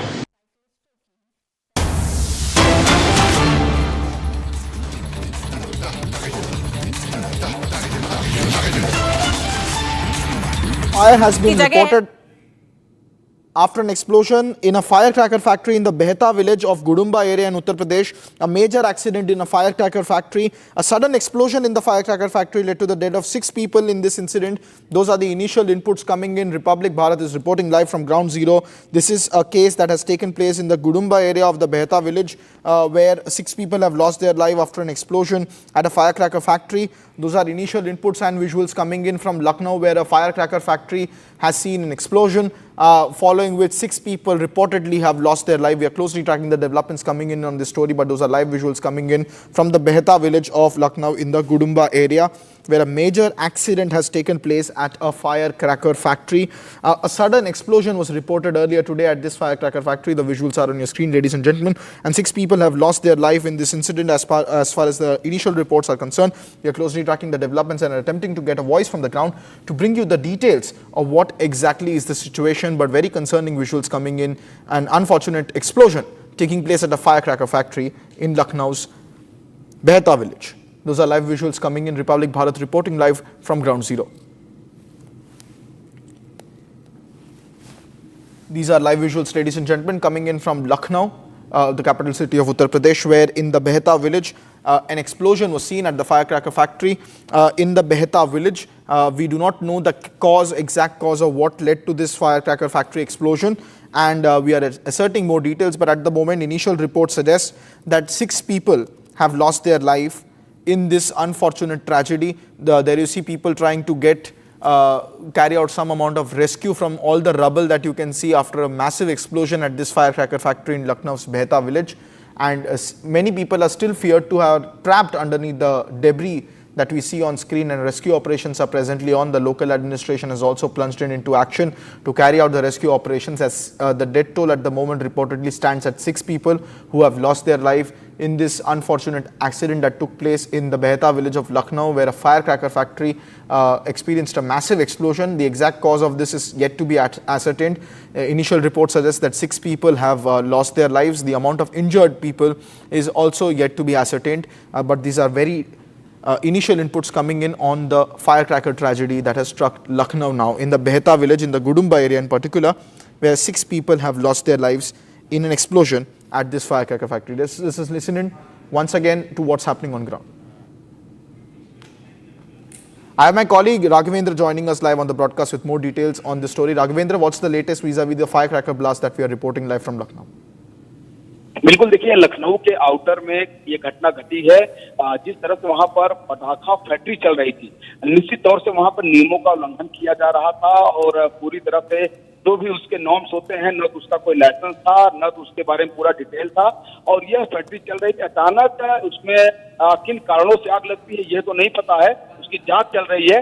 लेकिन विस्फोट होता है, उसमें 6 लोग खत्म हो जाते हैं मौके पर और कुछ लोग उसमें घायल भी हैं। तो कहीं न कहीं ये जो विस्फोट है बहुत ही चिंताजनक है। हालांकि उसके बाद वहां पर जो बचाव दल है वो पहुंच चुके हैं, प्रशासन की टीमें पहुंच चुकी है, वहां पर जेसीबी चल रहे हैं, बुलडोजर चल रहे हैं, वहां पर और भी जो अफरा तफरी हुई है, जो मकान वहां पर गिरे हैं विस्फोट में, उन ईंटों को हटाया जा रहा है। और यह गुडम्बा थाना है, तो जो पुलिस स्टेशन गुडम्बा है, लखनऊ का आउटर इलाका है, उसके और अंदर गांव में बेहटा गांव है, उस गांव में यह चोरी छुपे खेत के बीच में घर बनाया गया था, वहां पर इस तरह की चीजें चल रही थी। विस्फोट के बाद जब मामला प्रकाश में आया है तो वहां पर जो पुलिस की टीम है, तमाम जो डॉक्टर्स हैं, जो बचाव दल के जो कर्मचारी हैं वो मौके पर पहुंचे हैं। वहां पर लोग घायलों की मदद के लिए काम हो रहा है, उनको हॉस्पिटल भेजा जा रहा है। और इस तरह की जो चीजें हुई हैं तो कहीं न कहीं अक्सर नियमों का जब उल्लंघन होता है और लोग गलत काम करते हैं तो कहीं न कहीं इस तरह की चीजें घटती हैं। जी Indeed, and we are getting also reports that 6 fire tenders have been rushed to the exact spot. Police and ambulances were also informed. The SDRF has also in fact reached the spot to carry out rescue operations. 6 people reportedly have lost their lives, ladies and gentlemen, as relief and rescue work continues. But those are initial visuals coming in from the Behta village in Lucknow, where a firecracker factory saw an explosion today. The exact cause of this firecracker factory explosion is yet to be ascertained. Whether or not this factory was legal or not operating without the prerequisite clearances is also something will be now that will be subject to the investigation that will be carried out by the local administration that is also present at the spot. But those are live visuals. My colleague Raghavendra continues to remain on the broadcast with us. Raghavendra, at the moment हमें ये बताया जा रहा है कि 6 लोगों ने अपनी जान शायद इसमें गंवा दी है इस एक्सप्लोजन में। इंजर्ड कितने हुए हैं इसके बारे में अभी तक कोई जानकारी मिल पाई आपको?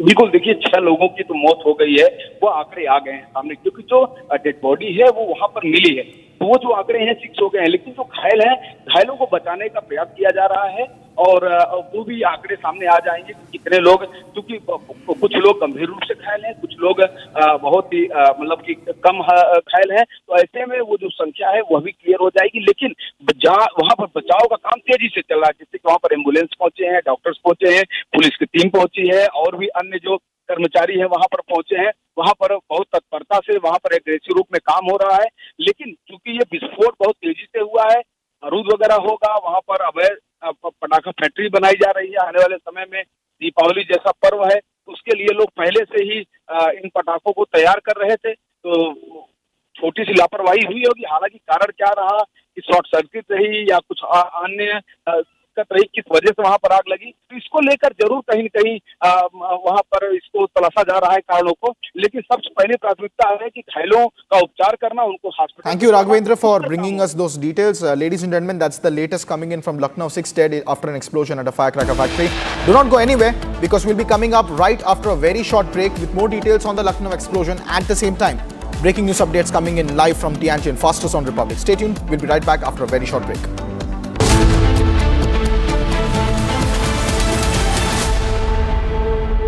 थोड़े में ज्यादा स्वाद, यही तो है इसकी खास बात। वाओ मामा, क्या स्वाद है? अरे मेरे राजा, सबका राजा और मसाला।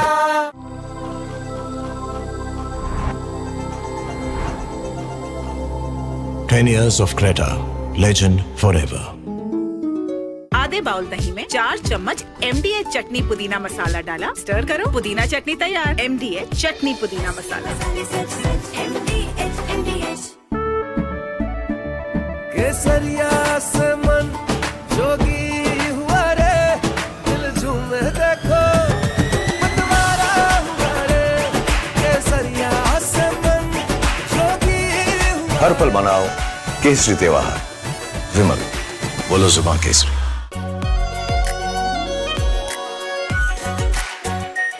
Are pure shahi paneer masala, delicious, healthy every day. I'm headed to the northern port city of Tianjin in China to cover the largest ever SCO summit in history. This would be the Prime Minister's first visit in 7 years since the border clashes began. Will the global South solidarity reset the equation with the West? Will there be a trilateral between India, Russia and China? Answers to all these questions and much more only on Republic TV as I get you minute-to-minute update from China.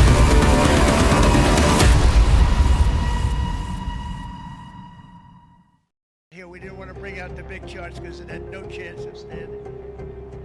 Fortunately, we came armed with a little smaller chart. So it's 67%, so we're going to be charging a discounted reciprocal tariff of 34%, I think.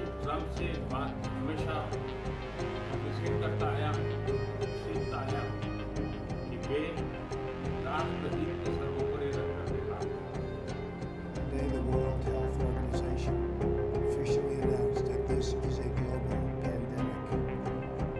We have been in frequent contact with our allies, and we are marshaling the full power. During an interview, American economist Richard Wolff called out the US administration for attacking India with tariffs and shooting itself in the foot by doing so. Wolff said that India is central for trade and that it will find other places to sell its exports if the US gets shut off. Wolff said that India is now, according to the United Nations, the largest country on earth. The United States telling India what to do is like a mouse hitting his fist to an elephant. India will find from Asia's largest news headquarters, setting the agenda for Bharat.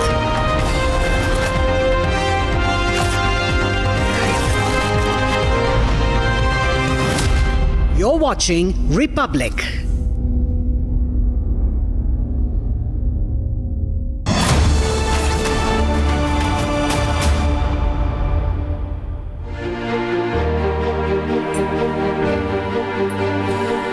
Thank you for joining us here on Republic TV, ladies and gentlemen, as we get you the live updates from the SCO summit in Tianjin, China. getting you some breaking news input, some more details that we're picking up of what was discussed between Prime Minister Modi and Xi Jinping in the 60-minute bilateral. Here are the headlines this afternoon. Disengagement के बाद शांति और स्थिरता का माहौल बना हुआ है। कैलाश मानसरोवर यात्रा फिर से शुरू की। दोनों देशों के बीच डायरेक्ट फ्लाइट भी फिर से शुरू की जा रही है। So long as Prime Minister Modi-Xi Jinping bilateral meeting in Tianjin, Prime Minister mentions restarting of the Mansarovar Yatra as a confidence builder. परस्पर विश्वास, सम्मान और संवेदनशीलता के आधार पर हम अपने संबंधों को आगे बढ़ाने के लिए प्रतिबद्ध हैं। During the bilateral, Prime Minister says mutual trust, mutual respect, mutual sensitivity should guide India-China relationship.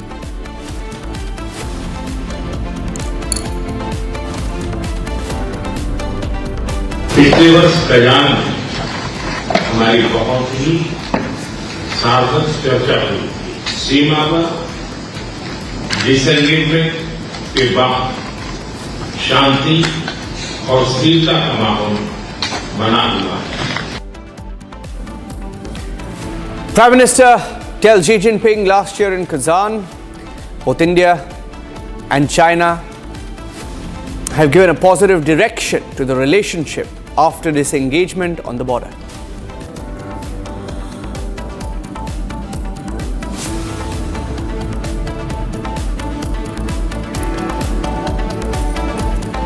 Chinese President Xi Jinping says it's vital for both India and China to be good neighbors first.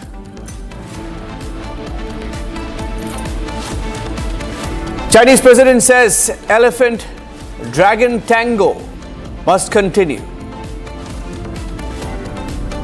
All eyes also on the Prime Minister's meeting with Vladimir Putin, the Russian President, on the sidelines of the SCO summit tomorrow, Monday.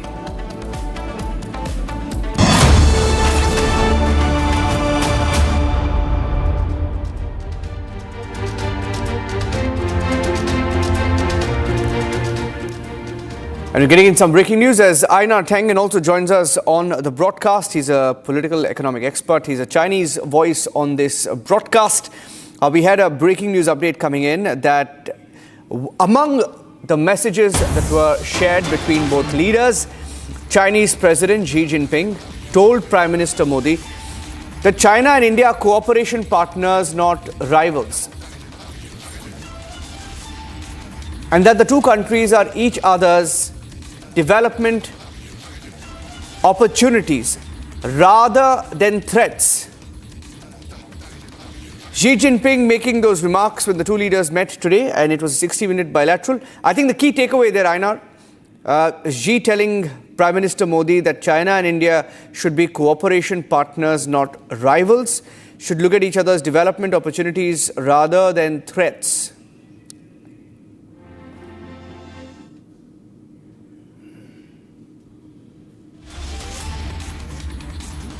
Okay, that's the quote. Let me go across to Arnab. Arnab, yes. We didn't hear this in the opening statement, but what do you make of it? Sorry, go ahead. Well, yeah, I mean, it's optics. This was called together very quickly, basically in response, in part, to the pressure, the irrational pressure that Donald Trump and his minions are putting on the relationship that they had with India. There's no explanation why Trump has done this 180-degree turn, but it has forced India to reassess its global relationships. Obviously, China is, there are issues with China, but China has not been telling, New Delhi how it should be running its business, imposing this kind of unilateral tariffs on them, and insulting, the prime minister. I mean, this whole stuff about Trump continuing to insist that he settled the war that he had nothing to do with is just nonsense. But it adds to this kind of sense that he's making it personal. Now, he's done that in politics before, internally, and he's, of course, he savaged, the president of Ukraine. But I mean, an ally like this, I suppose, if he's willing to do it to neighbors who he's very close to, he's willing to do it to anybody. But the end result is that you've heard very encouraging words. These are seeds. And I like the image that has been used of, early harvest. Early harvest only starts with seeds. Those seeds were planted last October. And now we have to see some tangible results. I mean, it's not enough to talk and say these things. Many of these things have been said before during previous resets.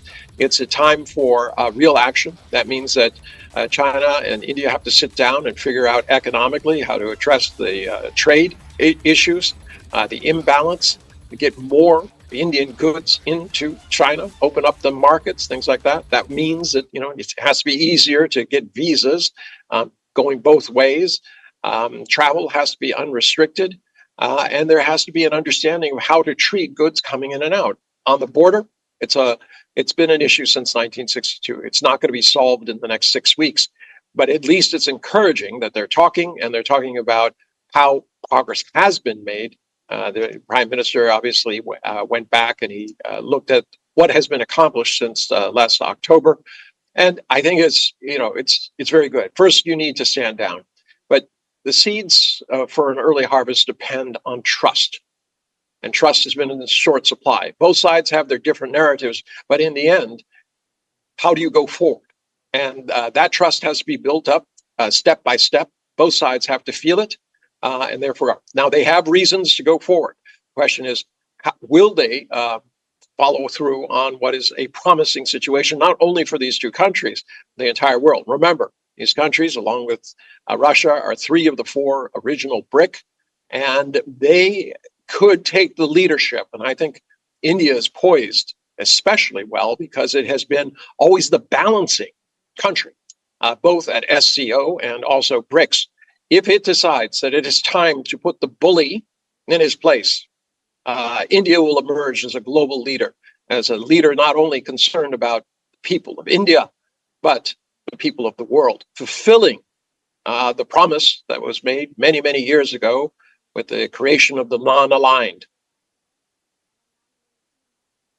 Significant meeting after that, a follow-up meeting with the Chinese Communist Party as well. I want to get your views on that, but my colleague Shavan sent me a report. He sent us to the newsroom a report summarizing what he had seen, heard and witnessed there in Tianjin during this 1-hour bilateral. I'd like to play that report of Shavan now, where he summarizes the first big bilateral this morning. Xi Jinping has been having different meetings with different countries all of this morning, but his longest and most significant one was with India, lasted an hour. 60 minutes, was scheduled for about 40 minutes. We are being told that it was stretched to 1 hour, indicating that perhaps there was a lot of ground to cover, given that it was our Prime Minister's first visit to China in 7 years. Here's a report sent by Shawan. Just the big takeaways from the meeting that has taken place. One, it has gone beyond the scheduled time. The scheduled time was about 40 minutes is what we were told by the Ministry of External Affairs, the delegation which is here. In fact, that has gone beyond that. As far as India is concerned, these are the 3 areas that they have largely spoken about. One, it is with regards to trade cooperation. Second, with regards to the security roadmap. Third, in terms of the SCO expansion. The SCO expansion also happens to be another key area as to how the SCO cooperation is going to take place between the other partner countries. This is what has essentially come across from the Indian side. The Chinese, I haven't really been able to get my hands on with regards to the details coming in. In a short while from now, I'll be able to break it down. But once again, harping on the fact that this is an old civilization, it's the civilization ties between India and China, which have only strengthened over a period of time. They're certainly hoping that this will be a renewed push that has essentially been made by the Chinese to try and not only salvage this relationship, but hoping that this time it is going to be a lasting relationship minus the kind of trust deficit that we have essentially had. Abhishek, this has become the biggest headline for the Chinese media. In fact, they've largely quoted what President Xi had to say about the elephant and dragon basically coming together. In fact, Abhishek, I've just a short while back sent some detailed specifics of the multiple meetings that have actually taken place since morning. And why exactly, in the backdrop of, despite several meetings that President Xi has had, the Chinese media has essentially picked up the meeting between President Xi and Prime Minister Modi, making it the biggest headline of the SCO summit, because I beg your pardon, it is essentially resetting of the relations. And interestingly, the breaking news now coming in with regards to the expansion of the SCO summit. China has now officially communicated this to Azerbaijan that they formally want Azerbaijan to basically join the SCO. This comes at a time when the Chinese president has also met the Armenian president. In fact, a strategic formal relationship is also being developed between both the countries. So remember, having Azerbaijan and Armenia on the same page also is an indication of which way it is basically headed, because there was multiple friction points as far as this grouping is concerned. Abhishek, I seem to be having some audio trouble.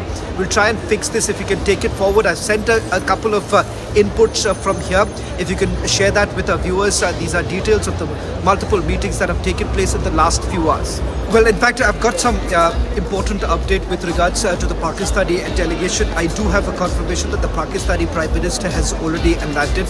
As far as the delegation is concerned, it also includes the Deputy Prime Minister and, of course, the Foreign Minister who are also present here.